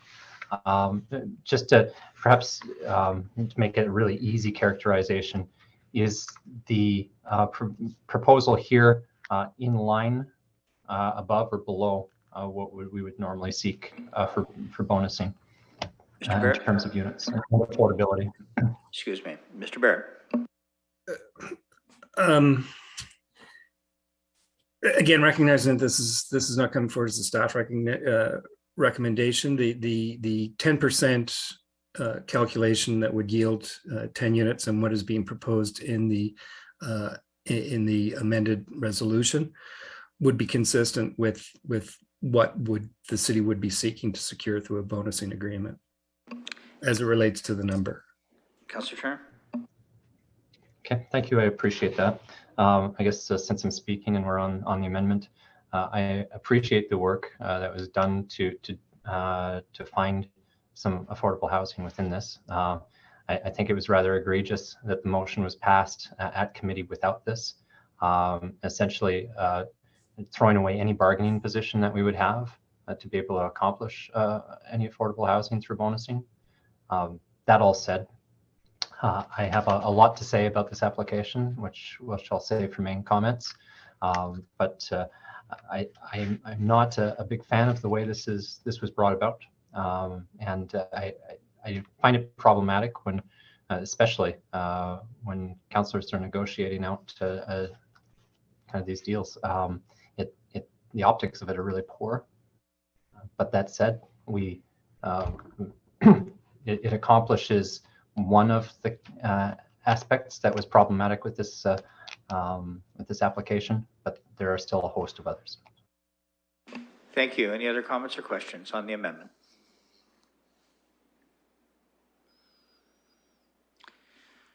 I see none. So on the amendment, we will call the question.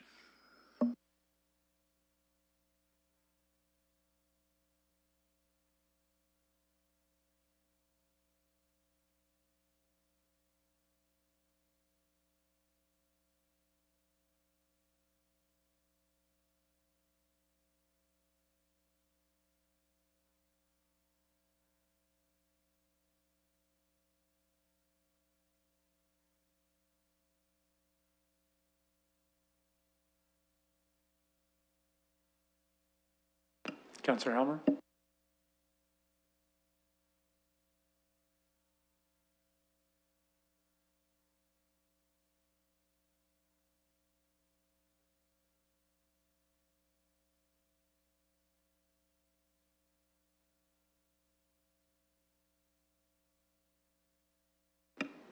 Councillor Elmer, are you voting?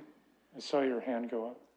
I'm not voting. I'm looking at what's in front of me, and it doesn't look like the amendment. It looks like several clauses that are the actual recommendation, with the part about affordable housing added on to the end. So are we dealing with just the amendment?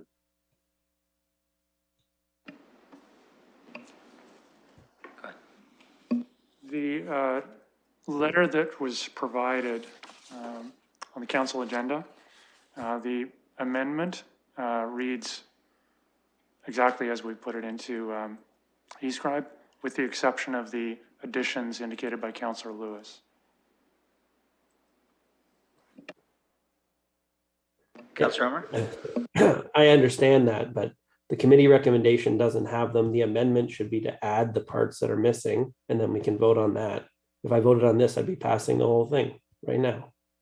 And we haven't even debated that. I'll take it back to the clerk. So what we could do is, so what you're suggesting is then be amended to read as follows. Is that the suggestion? Let me intervene here too. Clearly, what the councillor is saying is the amended portion is the piece we would be looking to be dealing with here, and then we would add that, assuming if it passes, we would add that to the main motion, and then it becomes the complete motion with the amendment. Councillor Helmer, if I have misunderstood that, I'm sure you'll tell me. I do want to just point out, I see Ms. Westlake Powers has her hand up, but the part that's really new, I haven't actually compared them, but it's and provides for affordable housing as follows, and then there's several bullets, and then the notation, and then the part C, right? So, I think that's the part we should be voting on right now, because that's the amendment. I'll turn it over to Ms. Westlake Powers for her comments. Thank you, through the chair, and I do apologize for the confusion. This was circulated to me, and I failed to include the wording at the lead-in to say that it be amended to read as follows. There are a few pieces of the amendment, some of which were going to be covered in a pre-amendment sheet, but I understand that Councillor Lewis has worked with staff about some of that wording. So the differences to the motion, and I will cancel this out to correct the wording for you, but it's the bullet points after B, including it being noted that the civic administration is encouraged to speak with Auburn Developments, the part C about the section 34.17, and then there is the addition of the reasons for passing the recommendation or the motion. So why, or approving the application. But I will cancel this vote and add that information at the beginning. There are a few pieces that make it a traditional amendment format a bit challenging. Thank you. So I'll go to the clerks. Do you just need a few moments to put the appropriate wording in for our review? Yes, please. So colleagues, we'll reset that vote and get that appropriate wording. If just bear with us a moment, please.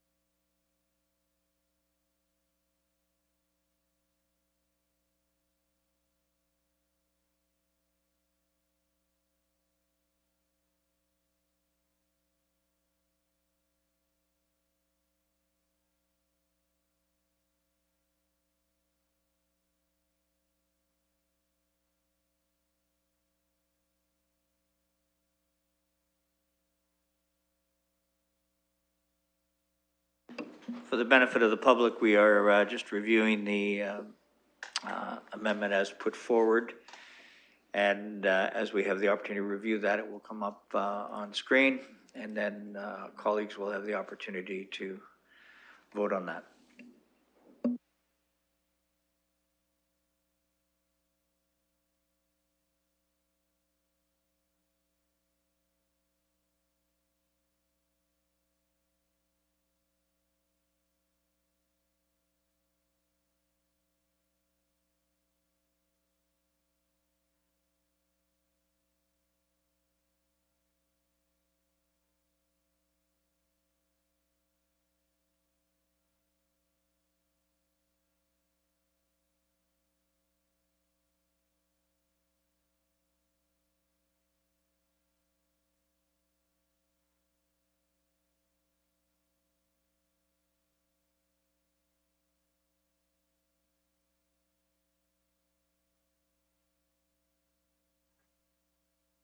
Excuse me, Mr. Chair, I'm trying to present an amendment that will provide the clarity that we're looking for here. So would it be council's desire to have the lead in that say that clause 3.7 be amended to read as follows? And what I've done is underlined the additional information so that it's clear.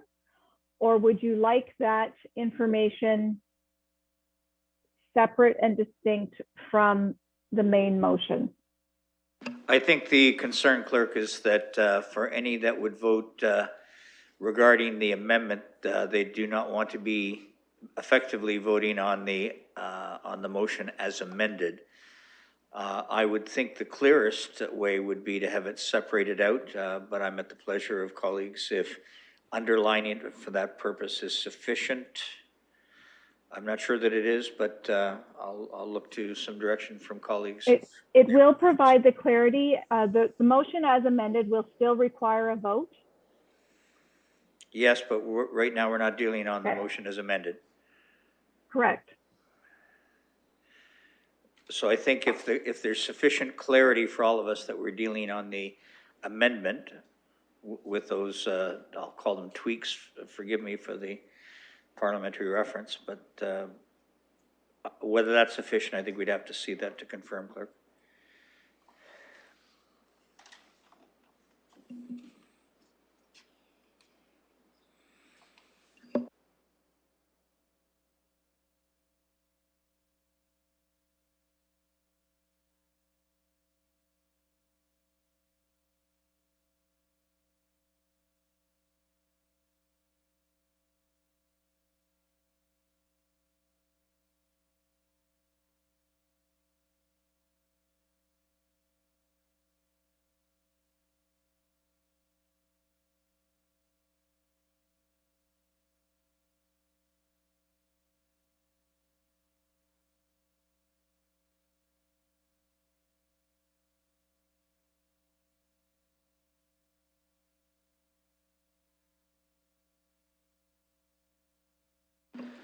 Colleagues, I'm just trying to get my e-scribe up here. What you heard the clerk say was that she was going to put forward the amendment, those areas that were impacted as a result of the amendment would be the parts that we would be dealing with.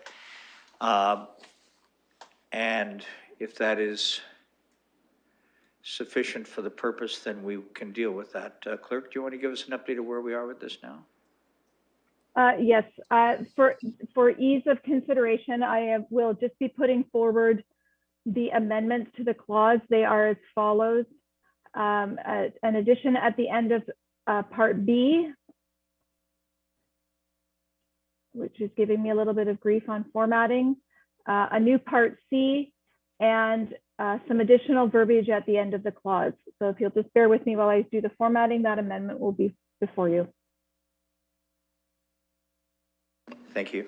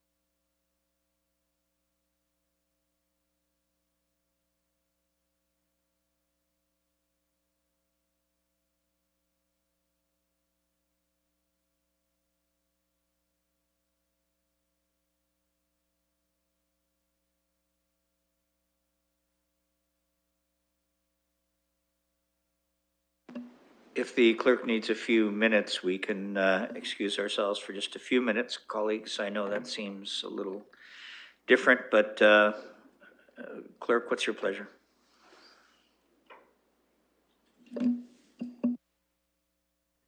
Well, Mr. Mayor, eScribe just booted me out, so I'm trying to get back in, but you may be able to see the amendment there because I did save it back into eScribe, so fingers crossed it's there for you.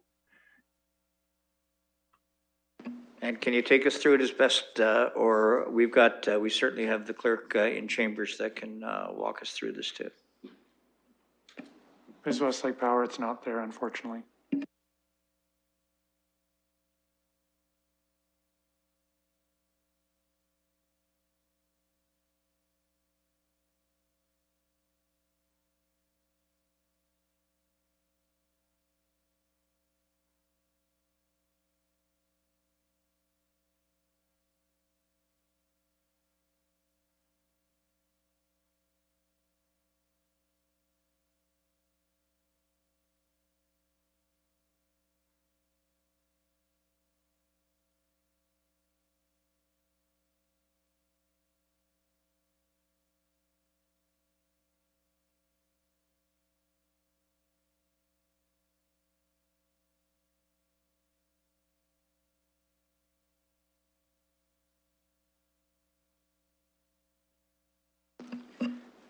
Colleagues, there are some issues there with eScribe. We want to do this right, and I think it's more important to do it right than overly quickly. So I'll ask if we can take a 5, potentially 6-minute break. I'm told that's what will be needed. Councillor Hillier, seconded by Councillor Lehman. Thank you very much. By show of hands, if you're in support of just a several-minute break. And with apologies, but that happens. It's 8:07. Let's resume at 8:15, please. Thanks. Thank you.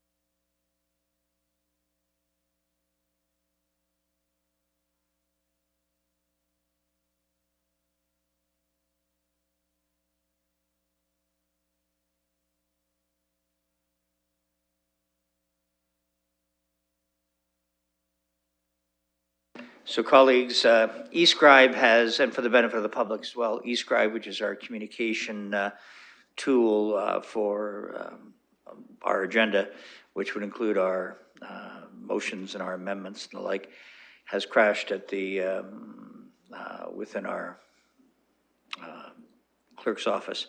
So we're trying to get that right to do that the best way. So we'll ask you to bear with us. We may have to do this kind of an old-fashioned way, but just bear with us so we can get this done right.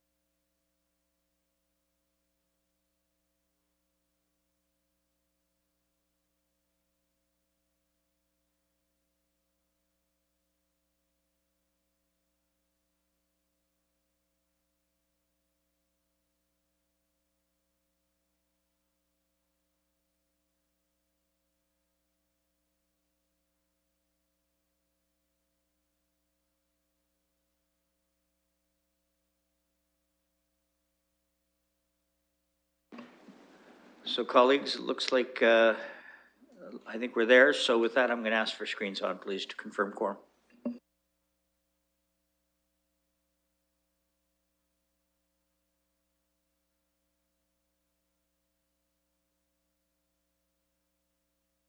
And we do have quorum.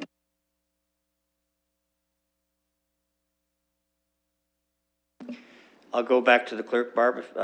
Ms. Westlake Power, just to confirm where we are then, please. Thank you. So if members have a look at their eScribe, you should be able to see the third motion that is attached to this item. If you click current item and refresh your screen, you should see the amendment. There are 3 parts to the amendment. There's a verbiage to add at the end of part B, a new part C, and then wording that is at the end of, that will be inserted to the end of the clause. As I understand it, that is all of the amendments from the committee recommendation. Well, first, let me say thank you for that. And I'm going to take it back to Councillor Helmer. And not to put you on the spot, but you'd appropriately brought this forward. And I wonder if there are any comments or questions with respect to the amendment, or perhaps it was Councillor Turner, and I apologize. No, it was me. I think this is helpful, at least for myself. You know, I have very different views on the different parts of that amendment. So I would suggest that the middle section, the part that's about amending part B and adding in the affordable housing piece be dealt with separately than the rest, because I think people might have different opinions on that. At least I do. So you're asking that B specifically be voted on separately, Councillor? Yeah, I have no problem with the affordable housing part. All right, thank you. Any other comments on the amendment? Appreciating that when we get to the vote, we will deal with B separately. Any other comments or questions colleagues have? I see the clerk, Ms. Westlake Power, you have a hand up. That would be a hangover. My apologies. That might happen well later anyway, but let's, first things first. So with that, I have no other speakers, so we will be voting on A, and the amendment including A and C, but specifically excluding B for a separate vote.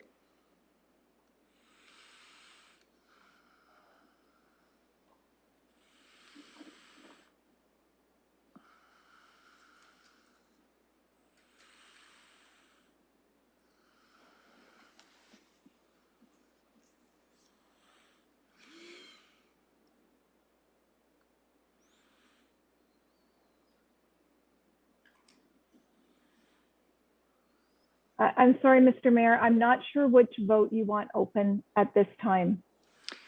The amendment, clerk. The full amendment? The full amendment excluding section B, it's been requested to be pulled to be voted on, so you have the full motion. I think Councillor Lewis is going to try to bring some clarity to that. Go ahead, Councillor. Thank you, Your Worship. I think, and I hope I'm interpreting Councillor Helmer's thoughts correctly. In eScribe right now, we have 3 motions listed. Motion 2 was the original amendment, the whole thing. Motion 3, I believe, is what Councillor Helmer is asking for us to vote on, where there is a Part B and a Part C separately. And that would make the motion number 2 that's listed in eScribe as the as amended vote when we come back to the main motion. So I'm hoping, and I don't see Councillor Helmer's screen on at the moment, so I'm not sure if that's what he was indicating, but I think he wants to vote on 3, which I think makes sense. Those are the 2 amended clauses, B and C, and then we would come back to the main motion. And if B and C are both approved, then motion 2 in eScribe would be the main motion as amended. Well, that's a dictionary plus 2. Councillor Helmer. Okay, I'm going to try just saying exactly what I mean. Maybe we'll get to at least some clarity about what I'm trying to do. I have 3 different opinions about the parts in Part 3. The third motion. The third part of that motion is saying, you know, this conforms with the official plan. Yada. I don't agree with that. And so, you know, that's very different than saying there should be affordable housing, right? That's saying that there's reasons to support the application. We can get to that when we talk about the application. It's just the middle part.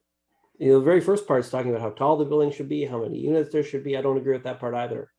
It's just the part in the middle about the affordable housing that I would support. And if we deal with that first, then it's included. We deal with the rest of the things that I suspect is where people actually have some disagreement. I'm sorry to overly complicate it, but you put up the whole motion saying, yeah, go ahead, everything's approved. And I don't think that is helpful because we haven't got to the debate yet. So if we could vote on the middle part of the third motion, you know, the total of 12 affordable residential units down to the new Part C. You know, the giving notice, honestly, that's fine. I agree. That's not really a very different proposal. So not giving more notice is fine. That's just my own preferences. Like, I think other people might have different preferences, and it's not just up to me. I just, for myself, I just want the part about affordable housing dealt with separately and first rather than later. All right, to be clear, colleagues, and Councillor Helmer, as you know well, any council member can ask to have a certain section. Usually it's sectioned as A or B or C or 1, 2, or 3. The challenge, of course, is the wording of it in this third paragraph. So I will ask the clerk if we took the section that says a total of 12 affordable residential units, which is the item 3, first major bullet, ending at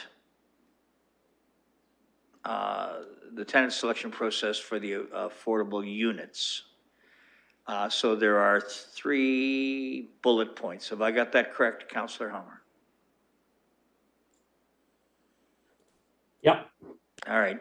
So I would ask the clerk if we can deal with those by themselves, please, as the first item to vote on. Mr. Mayor? Yes. My apologies.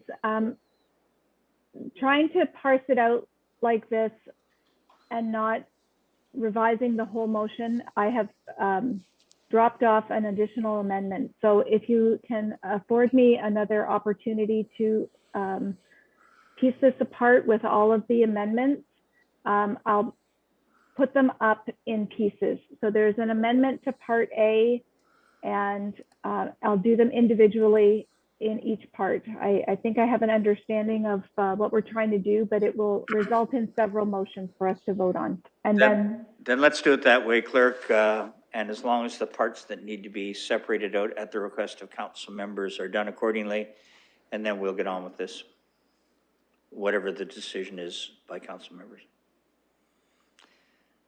So we'll take your lead.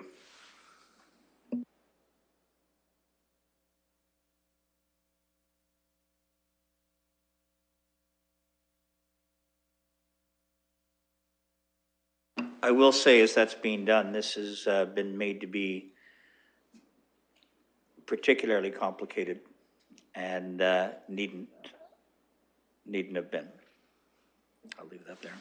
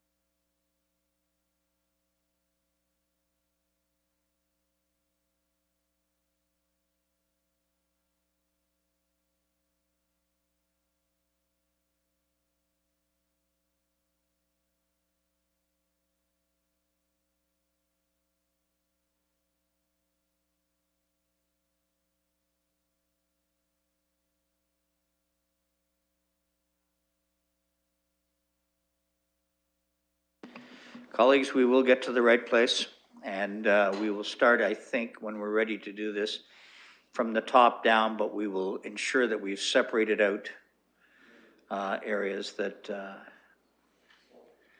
are cause for the potential of different votes. So again, just bear with us a slight bit longer.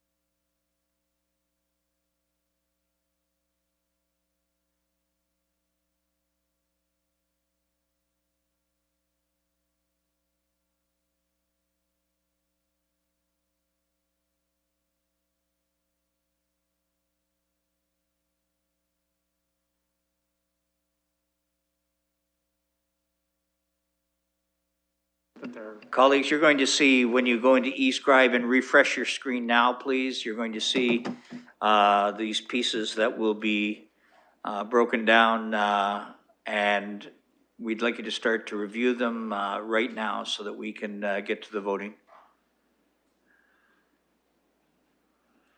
in just a few moments.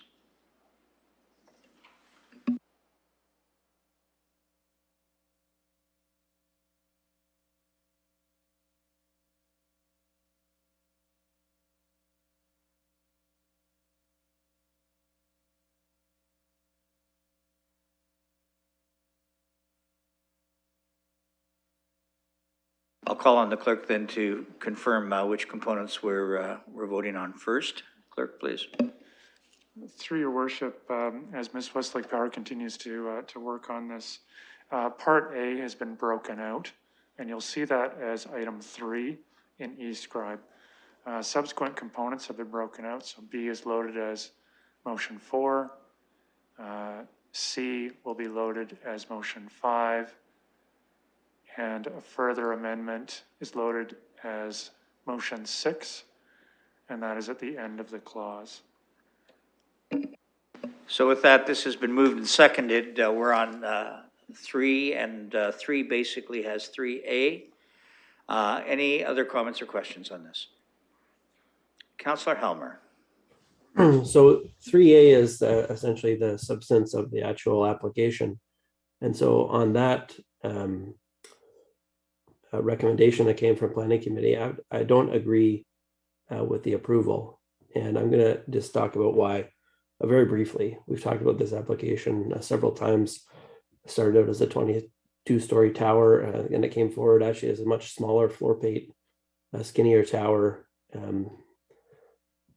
I've said a lot of things about this particular proposal, but what I want to say is not really, unfortunately, it's not really to the members of council, but to the community more broadly.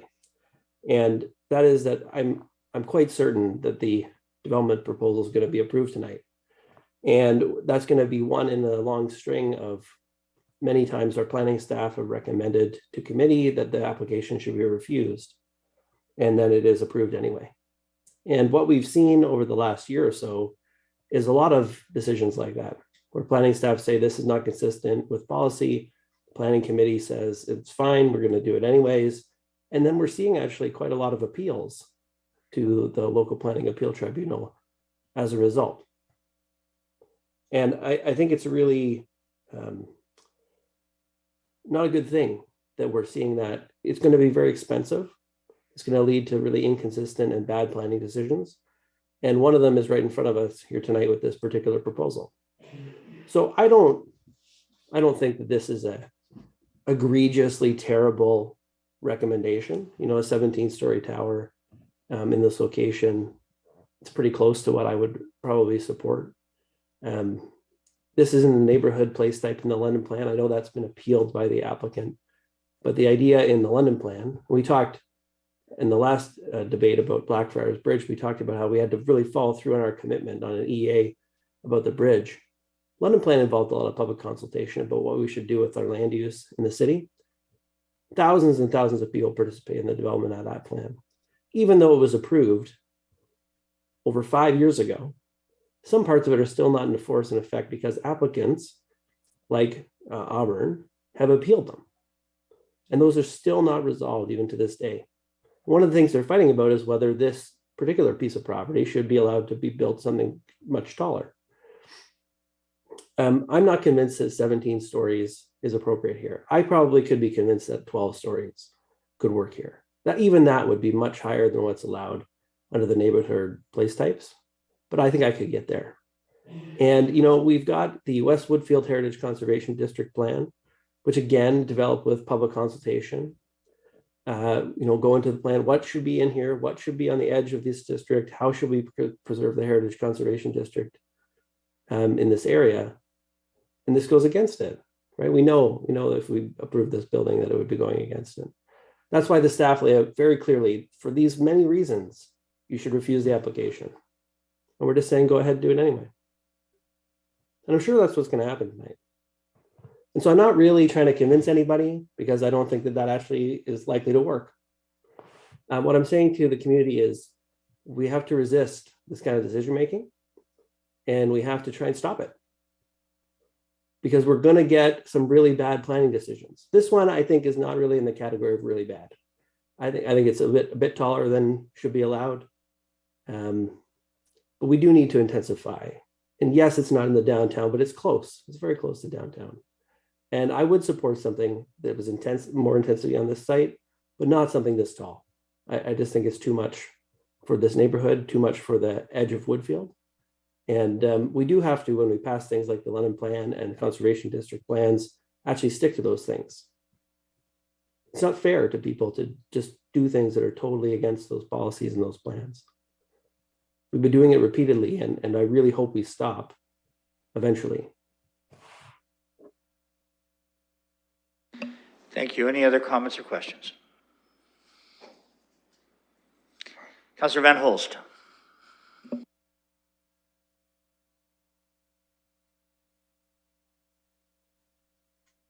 Thank you, Your Worship. So as this is having some effect on this decision, I was going to provide some of my own comments. Like Councillor Helmer, I don't think this is a bad decision. I actually think that as a council and myself may have made a mistake with the London Plan on this particular strip. I don't think this should have been the neighborhood place type. And if we're thinking about building inwards and upwards, of course, we need to really think about where people want to live in a high density area. And this is one of those places right here, close to the park, close to downtown. This is where a lot of people would want to live. And so I'm in favor of the height here, and I would be in favor of a taller building, but maybe that's because of some personal history. Years ago, I lived on the 33rd floor of the Hotel Plaza 2 at the corner of Yonge and Bloor in Toronto. And that was a great spot. And my window overlooked a heritage district. It was Rosedale. And that's a district that certainly wasn't harmed by being close to a thriving downtown. So, and I see this as a very similar spot. Now, I recognize that there's the question of transition, and I think that's a challenge that we have to face. However, obviously, the transition that should take place needs to happen somewhere in the Woodfield around this area where we would want the high density and where people would want to move, and where we would be able to generate a great deal of tax revenue. So the difference between the property as it is now and the property as it is opposed will bring in approximately $1 million a year difference. So that's a huge thing, and I don't think that's a factor that we're putting in as we consider this. And then there's another, I guess, over $2.5 million worth of development charges. So those things are a significant advantage to us. So I also look, and we're talking about the impacts on the Woodfield Heritage District. It's a big district. My question at the committee meeting was how many properties are in there, and staff wrote back and told me it's 498. And this only affects with some shadows of a very small percentage of those, and there is adjacent to even fewer ones, as other people have said. So, and the other question I had is I'm looking through the planning impact analysis. It said, well, there's already a supply of vacant land around here, and I asked Auburn how many of the empty parking lots they owned, and the answer was none. And so we're in this position where we're saying, we don't want the development of to happen if somebody's interested in building something until all the spaces where people aren't interested in doing a development are filled. And I think that's just going to make it less motivating for people to actually fill things. 30 seconds, Councillor.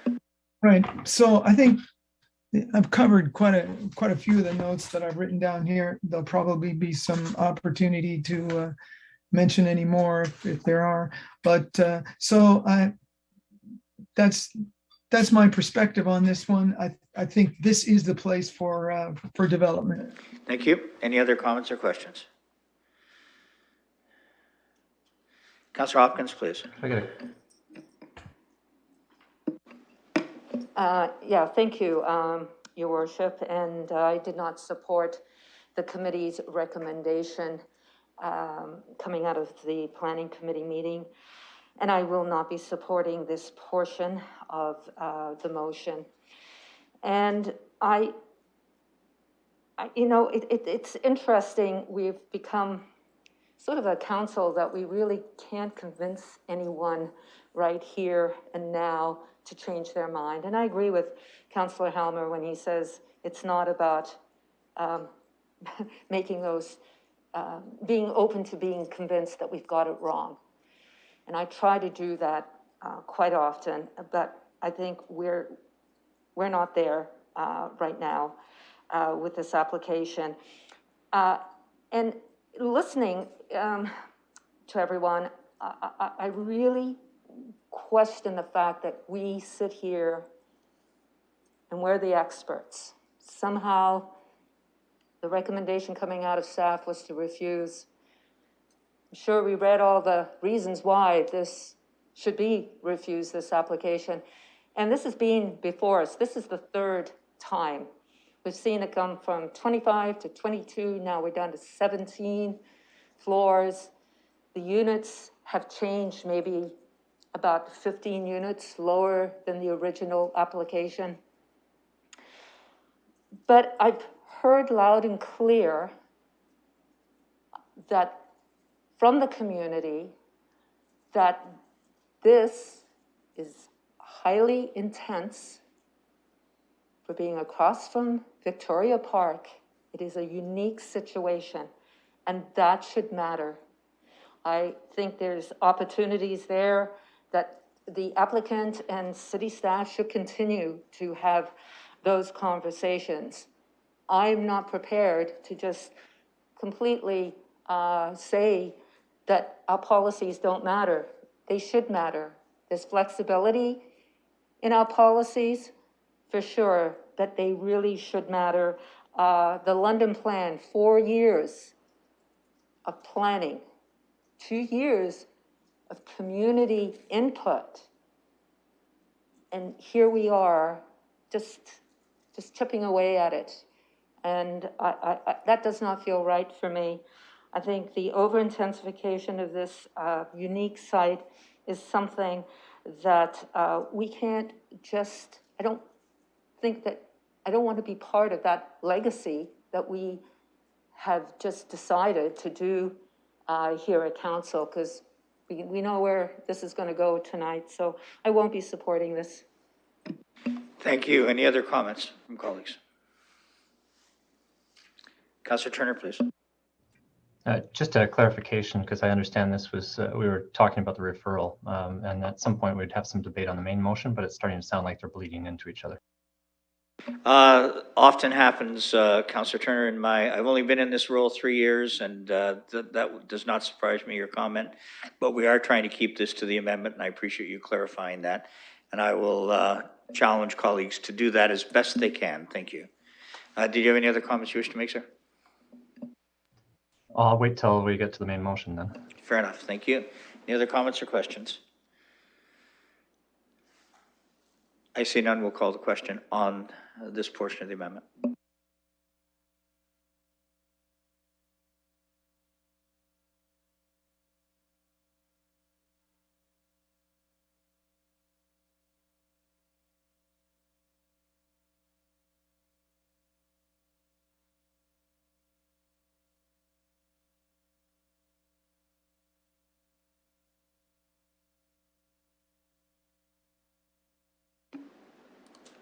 Closing the vote. Keep walking us through so we're specifically clear on the section we're in now, if you would, clerk. Through your worship, the next to be called is Part B, and that is going to be motion 4. Which is the next section down, colleagues. The mover and seconder still stand on this. I'll look for any comments or questions. Councillor Helmer, please. Thank you. Although I don't agree with the overall proposal, I do think that the work that Councillor Lewis has done to try and get some affordable units, even at 70% of average market rent in the development, is worthwhile and should be supported. I'm glad that he did that. It's very tricky because when staff are not recommending something, they're very clearly refusing the application. They're not going to get a bonus zone in place and then refuse it. And so the normal negotiations that would happen around design and affordability, that's only going to happen when there is a staff recommendation in favor. And so salvaging something good out of the proposal, I think, is worthwhile, and I appreciate that Councillor Lewis has tried to do that. Thank you. Thank you. Any other comments? Councillor Hopkins, please. Yes, on the affordable housing piece here, and I want to thank clerks for dividing everything up so it is clear for us when we make our decisions here. And I originally thought, no, I'm not going to support this at all, but the affordable housing piece, I think, is something that you've convinced me is important to have here. I do have some concerns about how this affordable housing conversation became a part of this application. I understand that negotiations usually happen between staff and the applicant, but I can see the work here and the opportunities, even though the affordable housing part is questionable at 70%. I'm sure it's better than nothing, and I will be supporting it. Thank you. Any other comments? I see none. We'll call the question.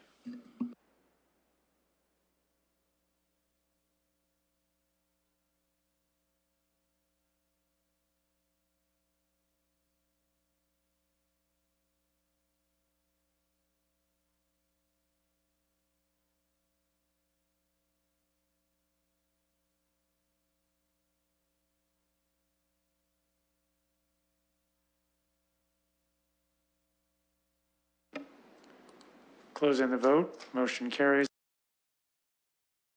Thank you, clerk.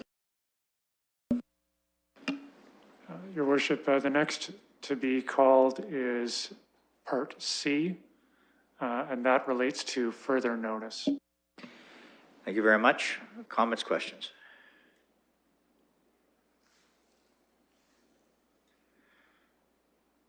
I see none. We'll call the question.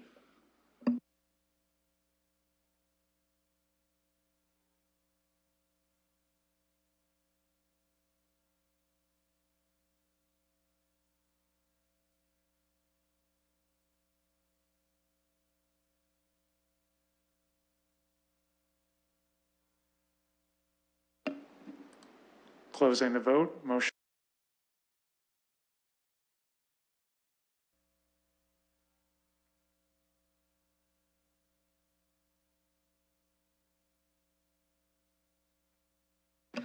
I'll let the clerk take us to the next point.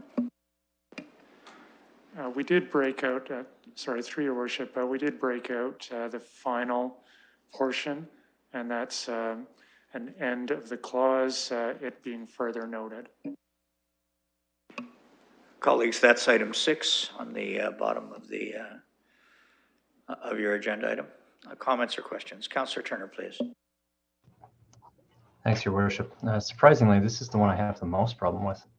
I'm trying to figure out how to say this is a lie without saying it's a lie, but it's offensive because clearly through the staff report, they've said repeatedly that it does not meet these conditions. So I'm not sure who's saying it. And in order to make these kind of statements, it's usually the kind of statement that comes from a registered professional planner. And gets us in a lot of trouble here. The staff have clearly said that the proposed development is not consistent with the provincial policy statements, and it is not consistent with the official plan. All the way through the report, it's woven all the way through it.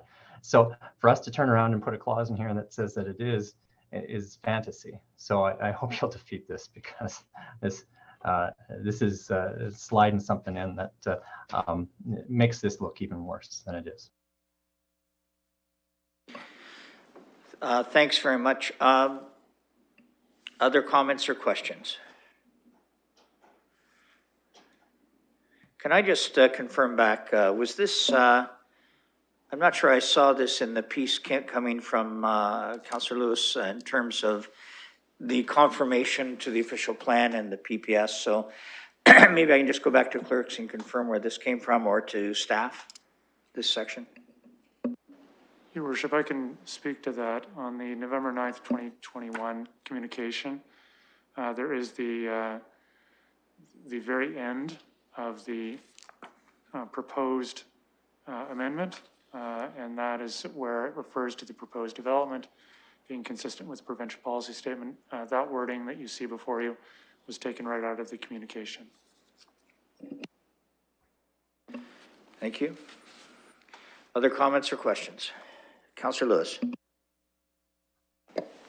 Thank you, Your Worship. I will just add on this particular piece for council's consideration, or for, and perhaps through you, this needs some further clarification from staff.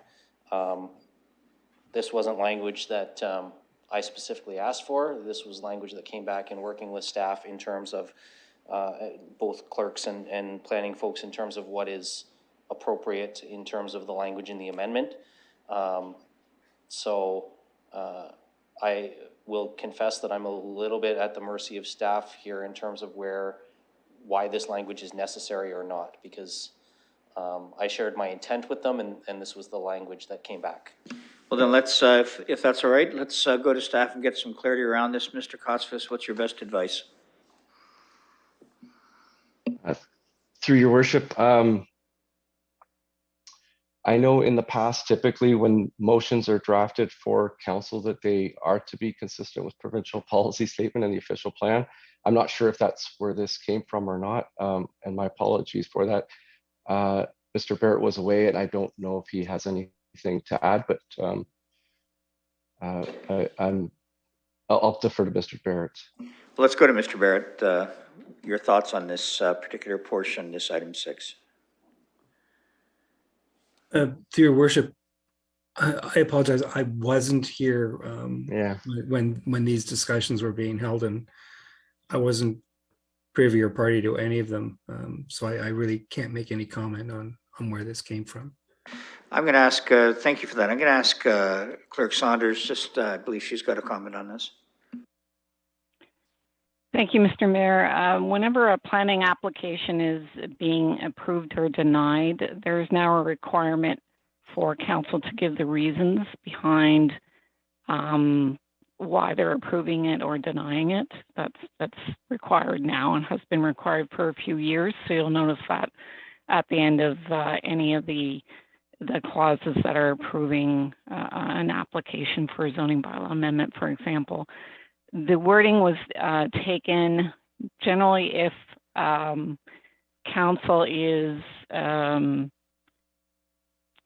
if an application is being approved, we would take the wording out of the information contained in the staff report. In this case, we would take, planning staff was not recommending approval, so we took the reasons and made it opposite, if that makes it sense. If it makes sense, if staff in this case said it didn't comply and council is approving it, then obviously council, or our assumption was council would feel that it complied with the official plan because they were going to be approving it despite staff's recommendation. So we're required to put reasons in the decision as to why the decision is moving forward, whichever way it's going. So question, if I can, and sorry, colleagues, I'm not trying to monopolize your questions, but it's germane to this. If this was defeated, this particular section, what's the impact on the overall amendment, Ms. Saunders? Through Mr. Mayor, that may be a Mr. Card question, but if it was to be appealed to the board would be looking for the council's reasons for why they made the decision they made on this application. Mr. Card, can you add to that? Your worship, I have a conflict on this particular matter. Ms. Anderson is standing by and will be able to take this question. Well, that's fortunate. Ms. Anderson, could you help us? Thank you. Through you, Your Worship, it would form part of a ground of appeal potentially in the appeal process, and the tribunal would have to deal with it accordingly. But that, again, apologies, colleagues. I'm trying to get clarity from our counsel. They could appeal regardless, I presume. That's their right. Any citizen could appeal. Are you suggesting that this just carries more weight if it's one way or the other, if it is or is not there? Not trying to sound like the clerk.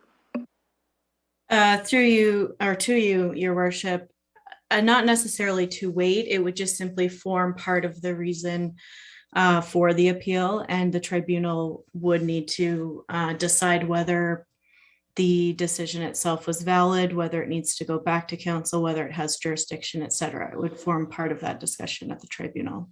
Thank you. Councillor Turner, I apologize. Those were questions that started with your query. So can I turn it back to you? Thanks. If it's helpful, I understand what's trying to be accomplished here, and I understand the responsibilities and the changes with the Planning Act to have some verbiage to this. I think perhaps it might be reasonable that this gets preambled with something like that. Notwithstanding the advice of staff, municipal council is of the belief that, and then just go into the rest of that. I see a head shaking from Councillor Lewis. Councillor Lewis, do you want to weigh in, and then we'll move this through? Yes, I am actually very comfortable with the language that Councillor Turner is suggesting, the notwithstanding, that I think is quite appropriate for that, and we can go from there. Your seconder would have to confirm. Councillor Hillary, are you good with that? And then I think what I would ask that is we get that wording again. Councillor Turner, you seemed wise. I wonder if I could ask you if you might just open up the notwithstanding component and just see if we can come to agreement here. I know that sounds a little odd, but we're trying to get to a place where we can deal with this appropriately. So, thank you, Your Worship. I'm just sending it to Ms. Westlake Power, but the wording was that notwithstanding the advice of staff, municipal council is of the belief that. So, and striking the further being noted that municipal council approves. Understood. So I believe that Councillor Lewis heard that and is comfortable. Councillor Hillier is thumbs up. All right. Anything else, Councillor Turner, before I turn over to Councillor Van Holst? I appreciate your indulgence. No, I appreciate your help on that. Thank you. Councillor Van Holst, please. Thank you, Worship, and I'd like to appreciate Councillor Turner as well. He's made a number of, I think, important statements about this application, not only here, but also in the previous meeting. I guess the first question, because this is of interest to me, is can staff confirm that now I realize there can be conflicting things even in a policy statement or parts of it that override another.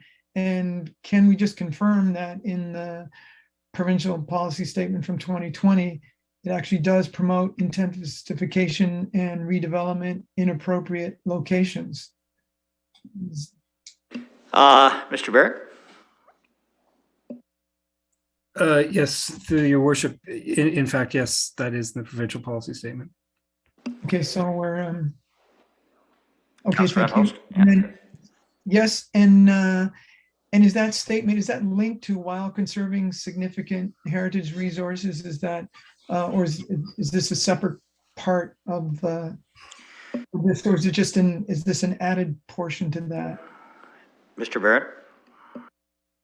I don't have it right in front of me, but my recollection is that they are two distinct, they're two different parts of the PPS, two different statements within the PPS. It's certainly my hope, Councillor Van Holst, that we're not going to split that as well, but I'll let you carry on, please. I just wanted to understand the statement better in terms of a council that's passing this. So I guess I'm comfortable with this, that the policy says it promotes intensification and redevelopment in appropriate locations. I think this is an appropriate location for us to be intensifying and redeveloping. So the policy statement has support for that. And I think there is the Woodfield Conservation Area is largely being conserved there, and which is, of course, a significant heritage resource. I'll note that Councillor Turner had talked at the meeting about trying to resolve some of these conflicts prior, and I had written staff to say, could we come up with a statement as council that said where the Woodfield Heritage Plan conflicts with the London Plan's desire for building inward and upward, as well as the Victoria Park plan, then we would just make a statement that staff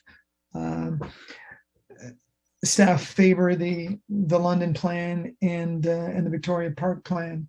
But since that Victoria Park plan isn't out yet, they suggested we could do this at a future meeting. So that's something else that I would consider to help resolve this, because any other applications like this we will run into the same thing. And I'm very much in agreement with Councillor Turner that we take action to resolve that.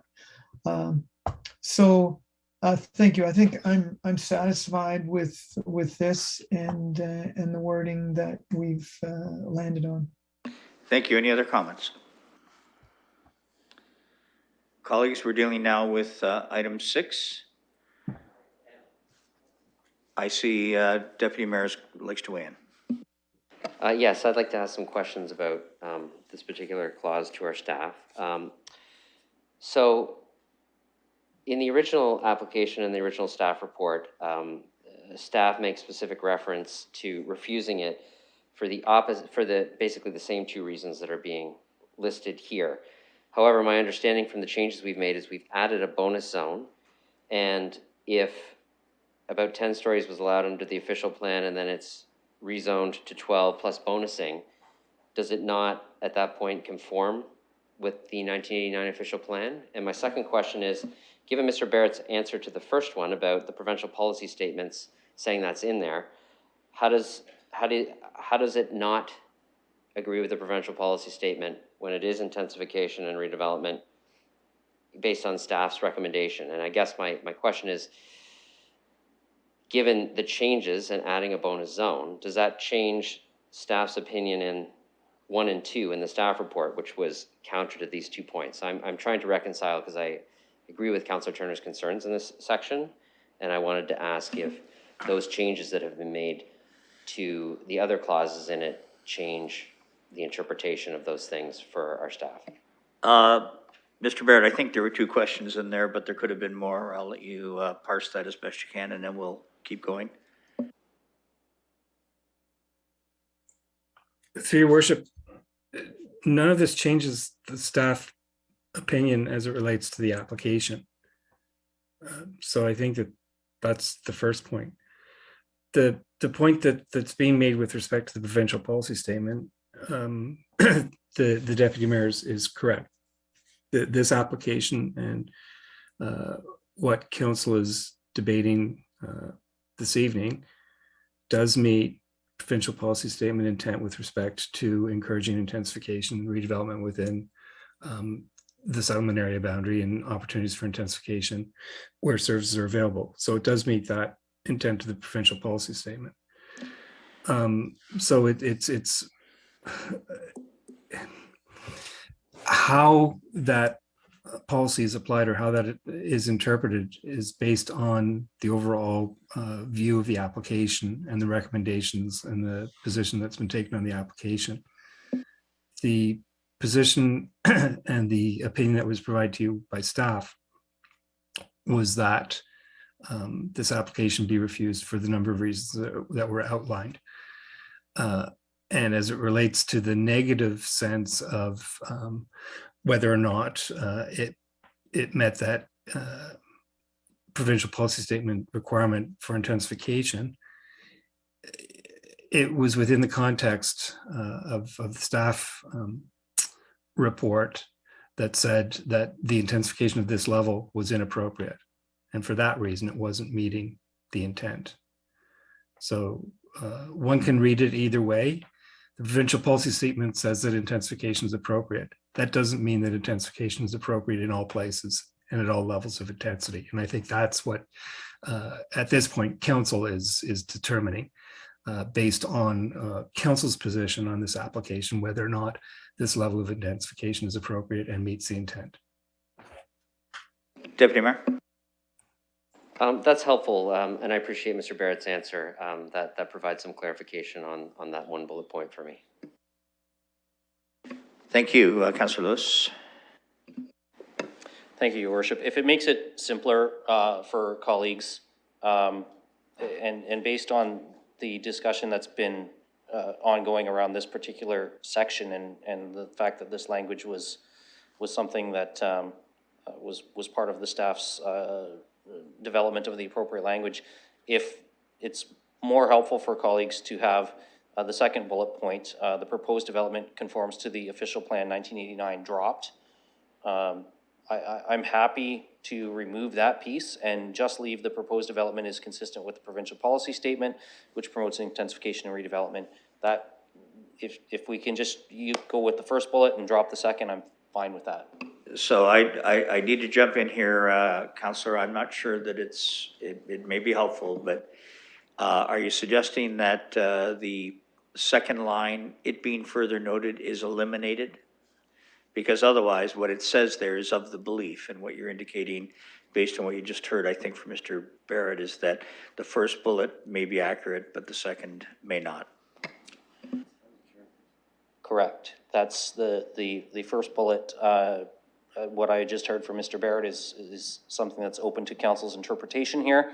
And further to that, just for clarification, I'm still prepared to leave in Councillor Turner's notwithstanding language, because I think that that's still applicable here.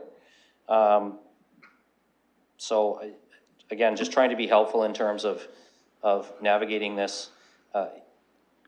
If we have the notwithstanding and then the first bullet, and then we move forward on that, I'm okay with the second bullet not being there. It wasn't something that I was insistent on, so if that makes it simpler for colleagues, if the clerk can move it that way, and if my seconder agrees, I think that might simplify things.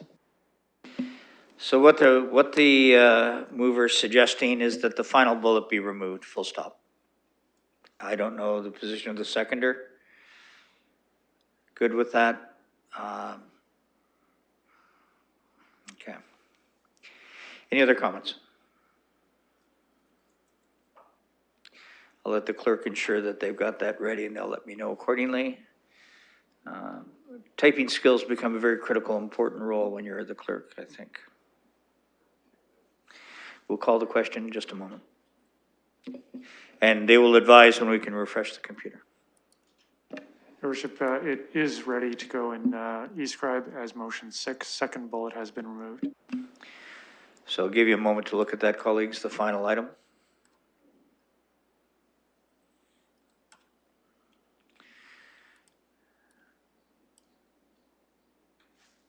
So that should be fairly clear because we're just dropping the last bullet point.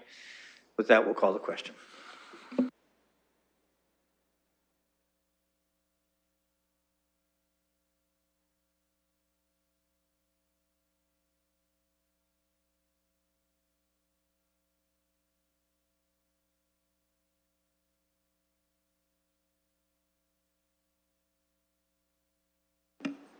Closing the vote, motion carries.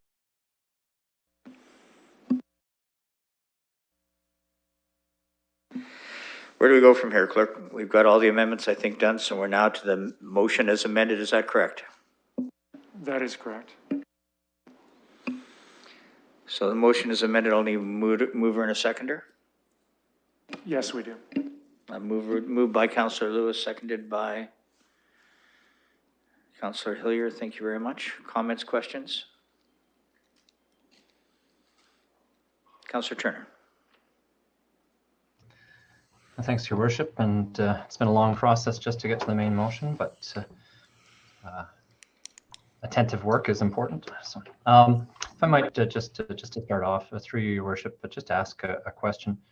What are the influencing criteria that are involved in making a decision or a judgment at the Ontario Lands Tribunals? What do they look at to determine whether an appeal is upheld or denied? I'm not sure if that isn't for Ms. Anderson. Probably you, if I could, please, to respond to the question. If it's not you, you'll tell me.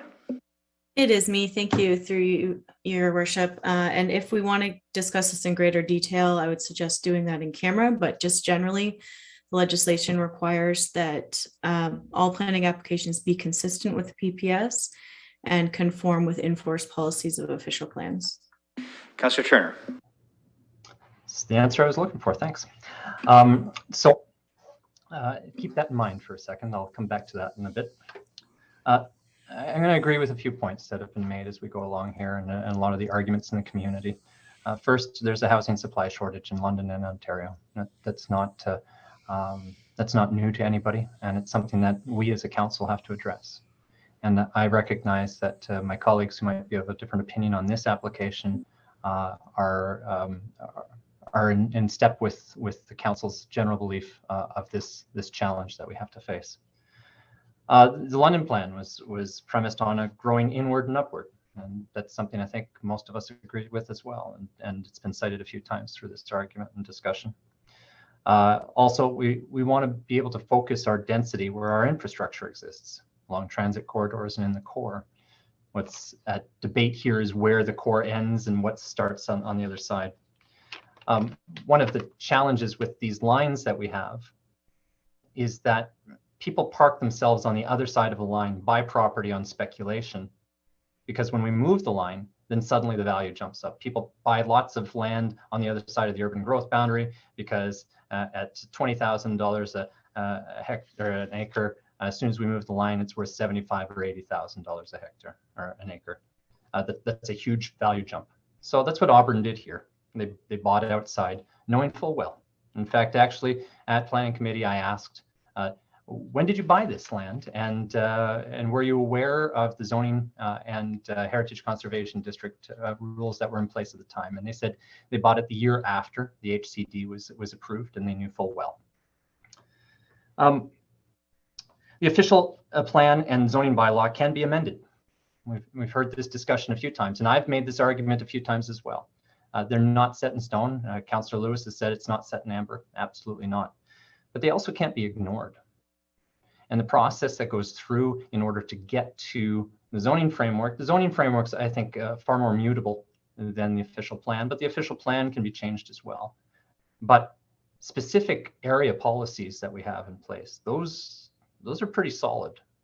And to do spot changes in the official plan within an area policy, that becomes a lot more problematic. I think one of the other things we need to do as we go through this is separate out the NIMBY arguments from the planning arguments. I recognize a lot of the neighbors are well-intentioned in their concerns about this, but some of the arguments that are raised are things that they're concerned about the impacts, things where we see like shadows and traffic. Those are all very legitimate concerns and we need to consider them, but that's not the basis for why this application gets refused. It's the planning arguments that are the concern. As I said earlier, I'm glad to see that work was done to incorporate affordable housing. That was key. It was not involved in the beginning. That was a huge issue. I think you may notice that I've supported almost all applications for intensification, notwithstanding those ones where even where the concerns have been raised by the community, and several of them have been in my ward, and I've been quite vocal to say, no, this is appropriate and required. But all of them had the support of staff and a clear alignment with the official plan. The other ones where I didn't, there wasn't a clear alignment. So it's really rare. I think I hope everybody just takes pause for a second and recognizes how rare it is to get a staff report like this that unequivocally rejects this application. That's a huge thing. On the planning impact analysis, there were 14 criteria. 8 of them were categorized as not, actually 9 of them were categorized as not met. The affordable housing was one of them, so now it's 8. But that's a score of 43%. That's a fail in most books. The applicant had this first application in 2015, so we're well outside of the timeline to make a decision. So why hasn't the applicant appealed? Well, I'll tell you why, because the applicant knows they'll lose at the Ontario Lands Tribunal. I'm not too concerned with the direction of where this is going today, because it will lose at the Ontario Lands Tribunal for exactly the reasons you just heard from Ms. Anderson, because it is inconsistent. The policies are inconsistent with the West Woodfield Heritage Conservation District, the Downtown Core Area Plan, the London Plan, and the 1989 official plan. All of those things really speak to what can and can't be built there. And it's explicitly stated that something like this can't be built there. And when you look at the elements of this, it's not just a little bit outside of what would be allowed. It's massively. Let's say. 30 seconds, Councillor. Okay, I'll look for an extension if I might. This is all I'm going to speak on it, so. I'm sorry, Councillor Van Holst, do you have a point of order? No, Your Worship. I'd like to move an extension for Councillor Turner. Do you have a seconder there? I see Councillor Hopkins.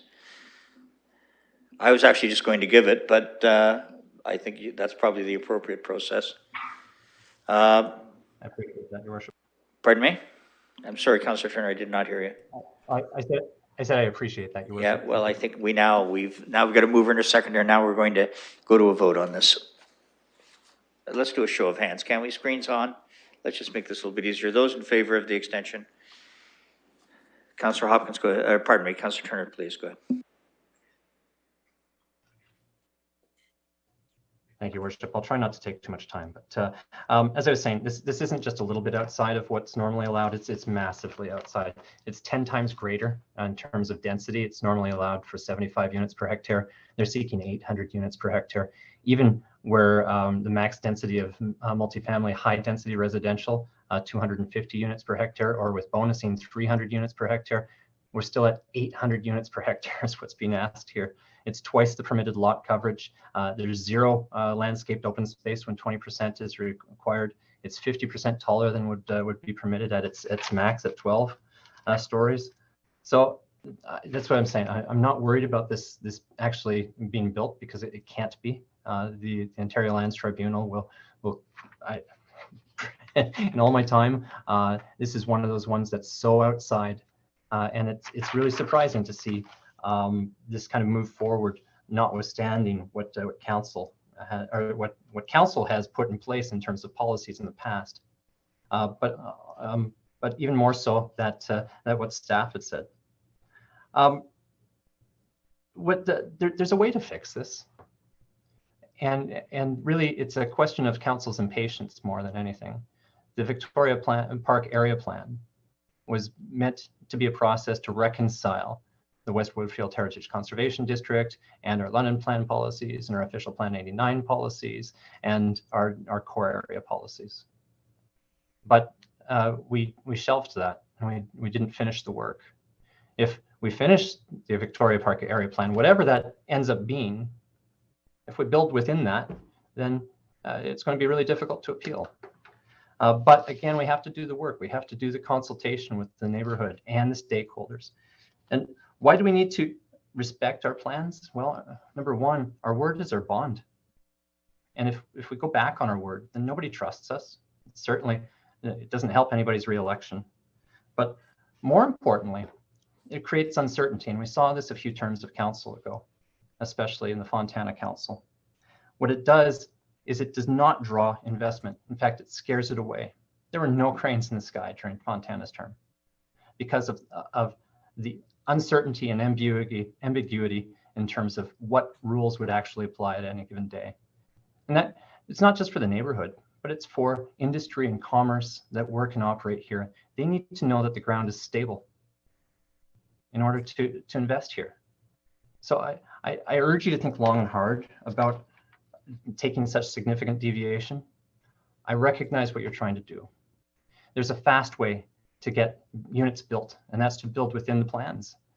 They could build 8 stories right away without as of right and put in a number of units. But instead, they're looking to be a little bit greedy and go a bit further. And they've just been waiting for a council opportunity to get through, because they know if they made the appeal, and they're not scared of making appeals. As Councillor Helmer identified, they've made a lot of them, and a lot of the London plan is held up mostly because of a significant number of appeals, somewhere in the neighborhood of 44, I think, appeals to the London plan. So they're prolific users of the appeal mechanism available to them, but they haven't pulled the trigger on this one for a pretty good reason. So I urge you to really, really seriously consider your vote on this. I think that there's great opportunity for intensification within the core, but I think we need to show some good faith to the neighbors and to the planning documents that we're supposed to be following. Thank you. Any other comments or questions? Councillor Fife Miller. Thank you, Your Worship. You know, when I came into that, I've been here for 2 weeks now, and I got Blackfriars Bridge, and I got this building. And in that time, I've had the opportunity to have a lot of conversation with a lot of individuals. But there are some things that I know after being involved in the downtown for as long as I have. And one of the things that we take away from that is that inward and upward sounds easy. It sounded great in the London plan, but it's hard. It's invasive on a community. It's painful. And when we look over the past few years at our inward and upward development, it's very rarely celebrated. It's the hardest type of development that we will ever do. When we look at our downtown core and we look at the development areas in our downtown core, one of the arguments we always come back with is we need to do it somewhere else. But I know the downtown really well. Those somewhere else spaces are just not as plentiful as we think. And to think for a minute that they don't or won't impact residential or low density residential in our downtown, most do, because our downtown is so tight. So to develop in our downtown core intently is going to be difficult on the residents who live there. But part of that challenge has to be, do we need to do that? Councillor Turner and I agree wholeheartedly that we have a housing shortage. I sat with Councillor Pelosa and Councillor Hopkins at a meeting last week. We looked at the differences in numbers from 2011 to 16, when we had 18,000 people descend on this city, that between 21 and 26, they're saying we're getting 51,000 people. 51,000 people, and they're telling us that number may be low. And with that, we have no housing inventory right now. And let's be honest, this building isn't going to fix that problem. This building isn't going to touch that problem because, again, Councillor Turner and I agree wholeheartedly on one thing. It doesn't matter what the decision is tonight, this will get appealed. There's no doubt about that. But the question becomes this: With the people descending on our city, we have two options. Option one, we chose to continue to build on the periphery of our city. That doesn't speak to our climate crisis. It doesn't speak to people having the ability to live, work, and play in our downtown core. It doesn't speak to the revitalization of our downtown core, which we need to have. Councillor Hillier made a very good point. So many of our buildings are coming under appeal. But let's be honest, even buildings that are approved by staff, approved by council, are coming under appeal. Why? Because it's here, it's in our downtown core. When I look at the fabric of the communities in the downtown, when you walk through areas like Woodfield, let's be honest, Picton has a 17-story tower, but that tower has become part of the fabric of this community. This is not the perfect location, but I go back time and time again. There is no perfect location in our downtown. 30 seconds, Councillor. Because we have no perfect location, we need to look at these individually on their merit and decide, is this good for our city? I think it is. Thank you. Any other comments? We have a motion on the floor. I see no other speakers. As a matter, Councillor Van Holst, you snuck in.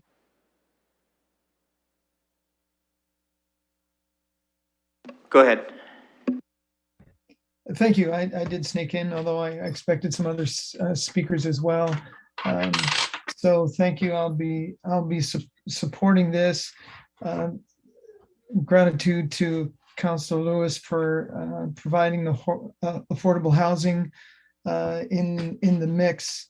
That's going to be a great thing. I'll note too that part of what makes housing affordable is the demand and the supply, and we need to keep creating a supply of housing, even if someone can't afford an apartment here. The fact that another person moves into this one opens up another space, and so when we build something that opens up through a domino effect, affordable places in other locations of the city. So every one of these initiatives does make a difference. I think it's unfortunate that that it will be appealed. I do want to ask staff about the Woodfield district. Now, when we discussed this at the committee meeting, we talked about what could be changed in the Woodfield district, and they said, well, that can't really be changed. It has to be appealed, or it has to be repealed and then recreated. I think that would be a challenge, and maybe not a direction that the residents would want to go in either. And so what's happening here is that we're using the London plan and its direction to create affordable, to create housing intensification in certain places. And that's the justification for this. But let me just ask, if I can, through you to our staff, if the Woodfield district had been repealed, how much of a change would that could that have changed significantly the recommendation from staff? So if we. Okay, I think your question is hypothetical, and quite frankly, I'm not sure whether we direct that to Ms. Anderson, Mr. Barrett. Please help me out there. Staff.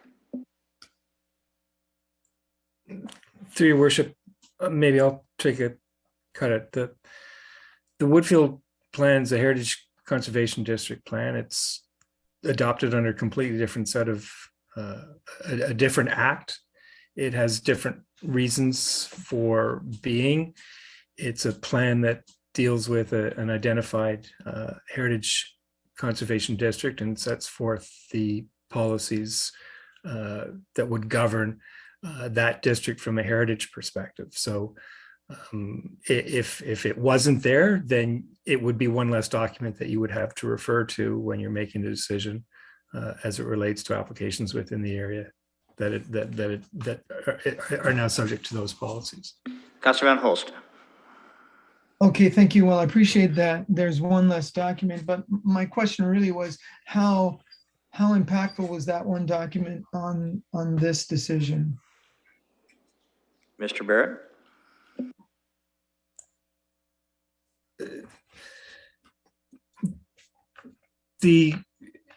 It had an impact in that it was a document that provides direction with respect to how development and redevelopment within the area should be considered in order to ensure that the heritage character of the area is conserved. So it was relevant and is part of and was part of the staff analysis. Councillor Van Holst. Okay, I'm sorry, I was really looking for an answer like without that, there would have been a thumbs up here, because it seems like many of the issues that in conflict are in conflict with that document. Would you say that was the most the biggest concern in terms of the planning impact analysis? Mr. Barrett. Short answer, no. The plan impact analysis, as I think has been pointed out by a number of the speakers this evening, identified a number of reasons why staff were not of the opinion that this was appropriate. The heritage considerations was just one of those considerations. It was not the deciding factor. Okay. Thank you. Councillor Van Holst. All right. No, thank you. That provides me a little more clarity so I'm pleased, and I'll wonder to see what happens with this application if it in fact does go forward. Thank you. Any other comments, questions? Well, colleagues, I'll ask the clerk to put this on the table, and we will vote.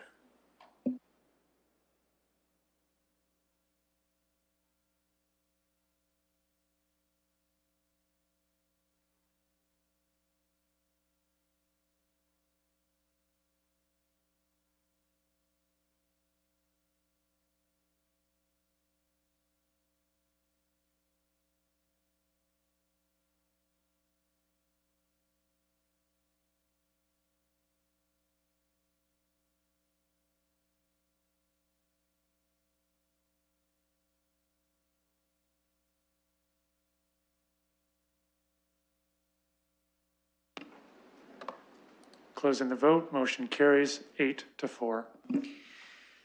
Thank you very much. Yes, there is. This is the bird-friendly delegation that we received. I am the one that did pull it. I have a few comments and hopefully a friendly amendment. So if I can speak from the chair, Your Worship. Absolutely. And I'll give Councillor Lehman a bit of a rest there.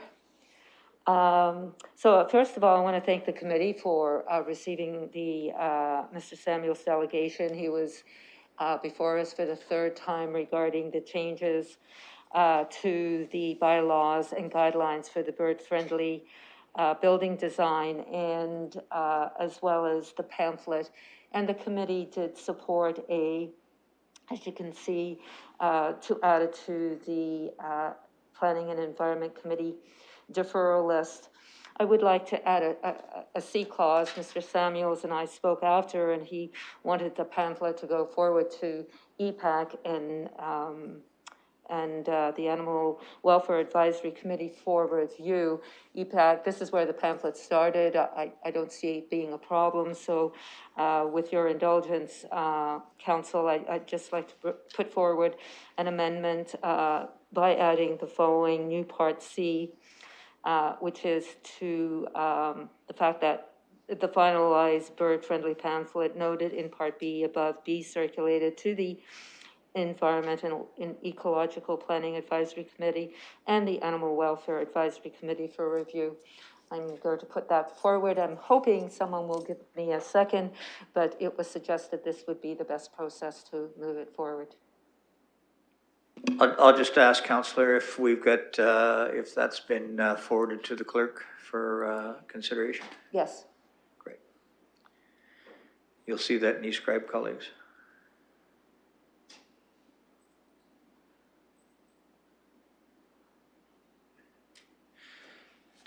Councillor Hopkins is looking for a seconder. I see Councillor Lewis. Comments, questions?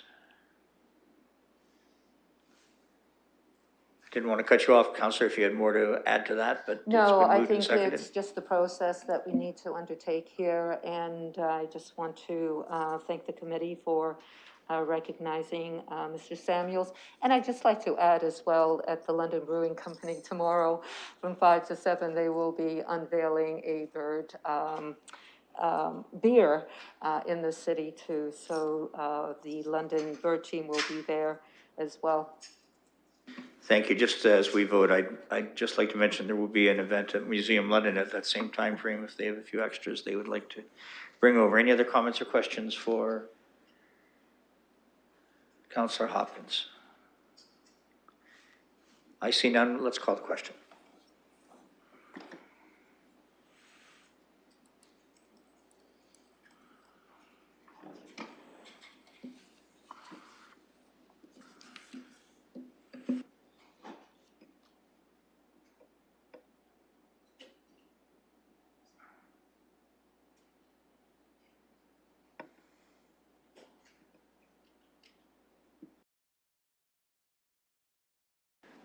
Motion closed.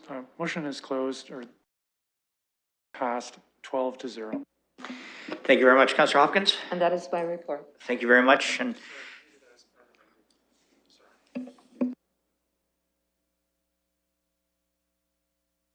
well, that's right, Councillor Hopkins, you get to stand one more time because that the amendment passed, but the motion is amended. We'll look for a mover. Councillor Lehman, seconded by Councillor Fife Miller. Looks like you had a lot of support on this. Any other comments or questions? Excuse me, colleagues, with the motion as amended. I see none. Let's call the question.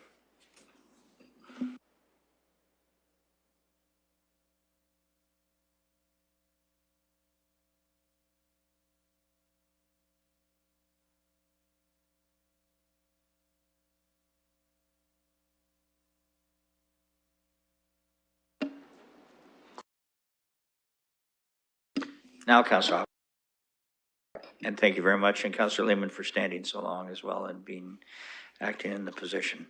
Colleagues, for the 15th report of the Strategic Priorities and Policy Committee, I'll call on Deputy Mayor Morgan to present the report, please.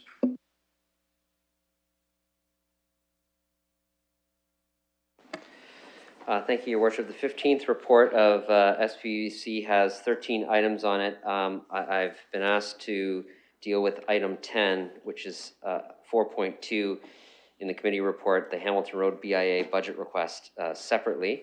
I don't mind putting everything else on the floor unless colleagues would like something dealt with separately. Thank you. Do colleagues wish any other item dealt with separately? Deputy Mayor? Then 1 through 9 and 11 through 13, I'll move those. Comments or questions?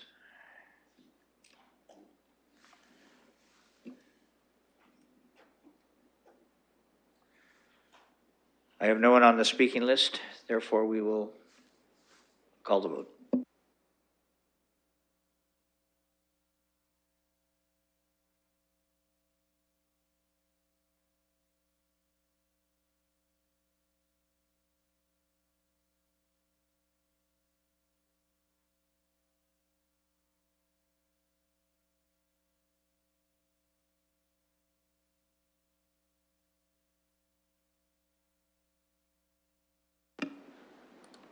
Closing the vote, motion carries 12. Thank you, Deputy Mayor.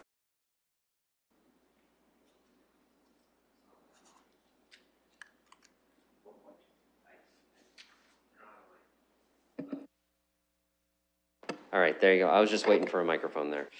So the Hamilton Road BIA item 4.2 has three pieces to it, a part A, a part B, and a part C.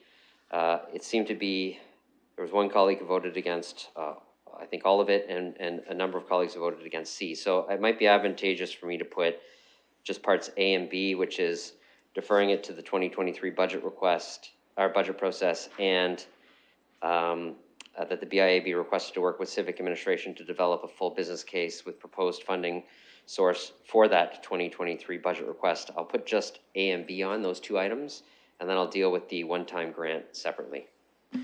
Now, I've been told that when we pull an item and to deal with it separately, it requires a seconder. So with that, do you have a seconder? Councillor Lehman, thank you very much. We're discussing A and B. Comments, questions? I see no questions. We will call the question.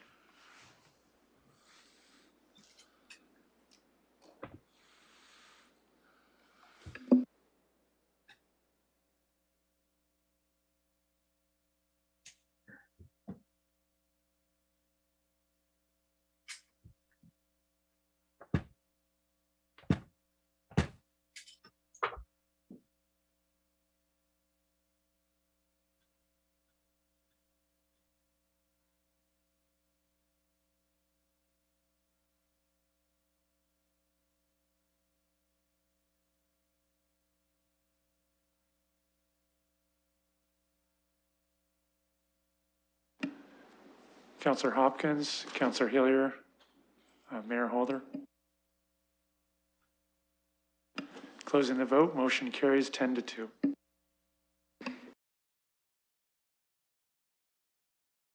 C is a one-time grant of $30,000 to be provided to the Hamilton Road BIA from the Community Investment Reserve Fund to establish an operating reserve.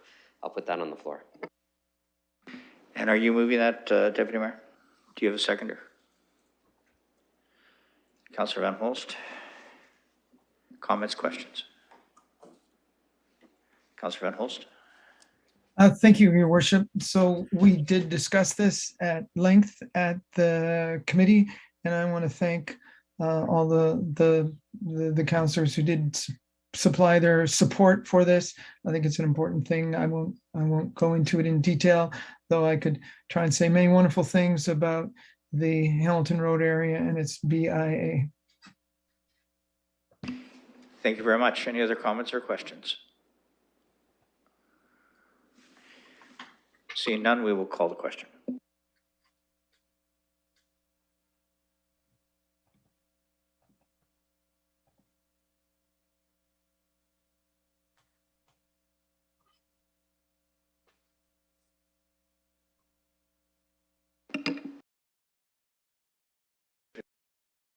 Very much. Deputy Mayor. So that concludes the 15th report of SPPC. I'll move on to the 5th report of Audit Committee. There are 5 items on that report. I'm willing to move them all together. Does anyone wish any of these items dealt with separately?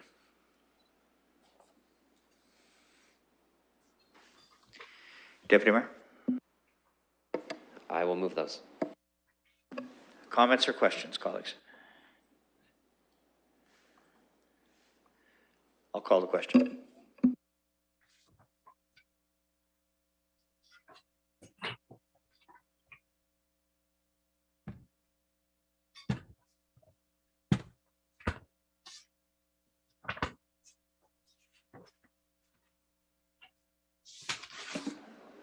Closing the vote, motion carries 12-0.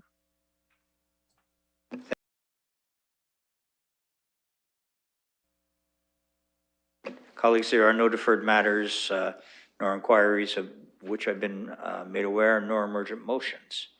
So we have a number of bylaws, and I'll just clarify with the clerk that these will be the bylaws that we will be dealing with now, and then go into closed session, and then work from there. I just want to confirm with the clerk. What will be coming up are bills number 516 through 548 inclusive, including revised bills 531 and 548. Thanks very much. So what I will do, unless anyone wants these dealt with separately, I'm going to look for a mover and seconder for introduction and first reading of bills 516 through 548 inclusive.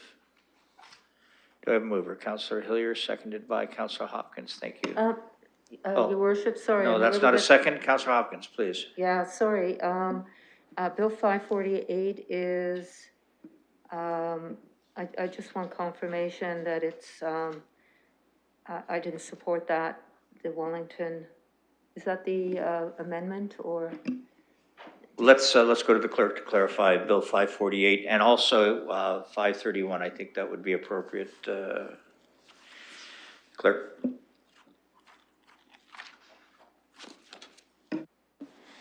Your worship, 548 has to do with item 3.7 on the 16th PEC report.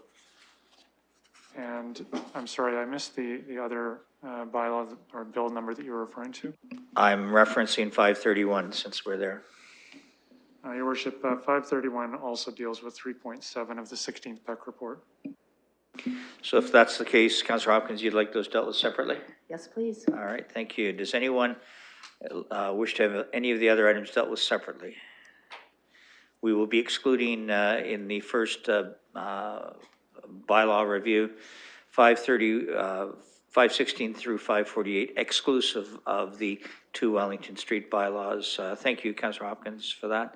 531 and 548. So with that, I'm going to readdress the question as it relates to 516 through 548, excluding 531 and 548. I'll look for a mover and seconder for introduction and first reading of those bills. Moved by Councillor Helmer, thank you. Seconded by Councillor Van Meerbergen. Let's call the vote.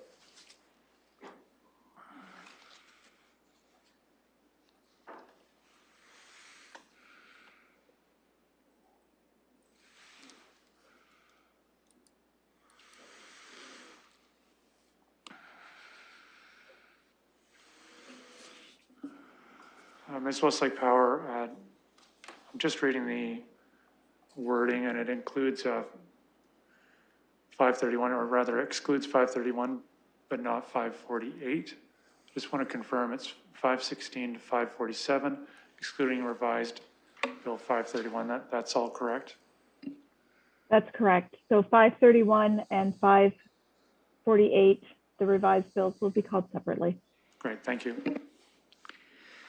So it's as discussed, colleagues. If there's any questions about that, shouldn't be, but if there are.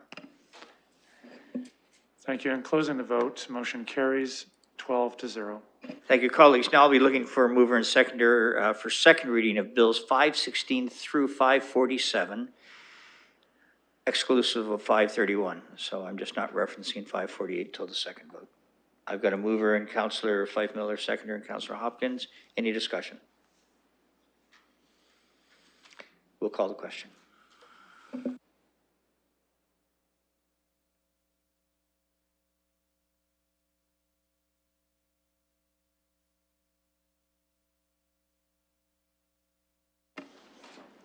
Closing the vote, motion carries 12.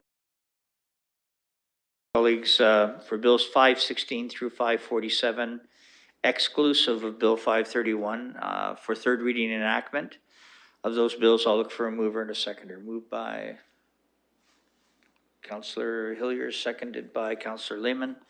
Let's call the question.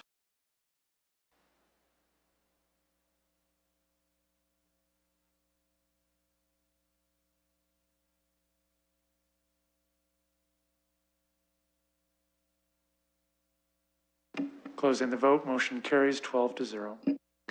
Thank you, colleagues. Now we're going to deal with the two bills associated with Wellington Street, bills 531 and 548. For first reading of those two bills, I'll look for a mover and a seconder. Moved by Councillor Lewis, seconded by Councillor Lehman. Thank you. I'll call the question.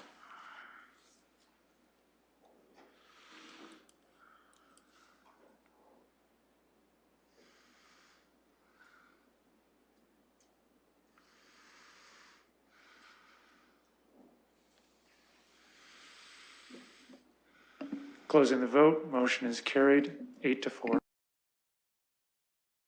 Thank you. For second reading of bills 531 and 548, do I have a mover?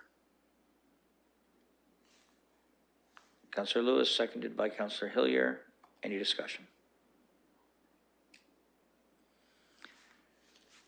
I see none, we'll call the question.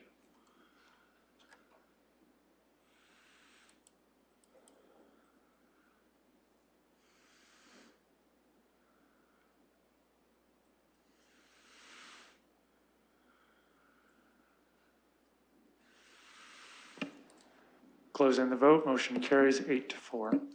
Thank you. And now, colleagues, I'll look for a mover and seconder of third reading enactment of bills 531 and 548. Do I have a mover? Councillor Fife Miller, seconded by Councillor Lewis. We'll call the question.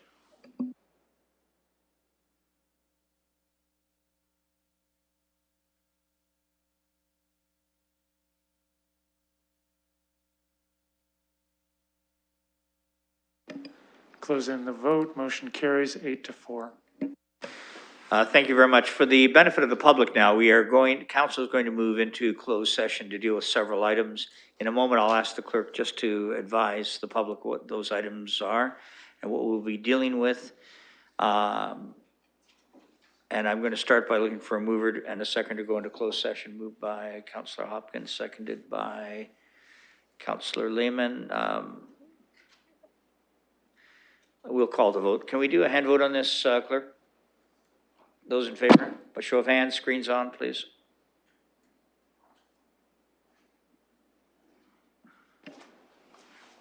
That motion carries. I don't think they like hand votes, but the clerk's been pretty patient tonight with me. I'd like to ask, though, the clerk just to advise the public what the items are that we will be considering in closed session, please. Your Worship, the matters to be dealt with in closed session are 8 matters that are outlined on the public council agenda.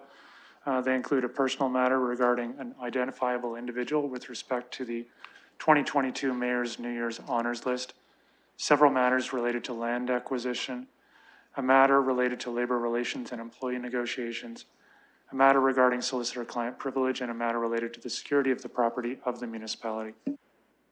Thanks very much. I should advise the public that when we have completed our closed session, we will move back into public. We will deal with that, with those items from closed session, complete the bylaws, and conclude the meeting. So with that, I'll just ask the patience of colleagues for just a few moments as we move into closed session.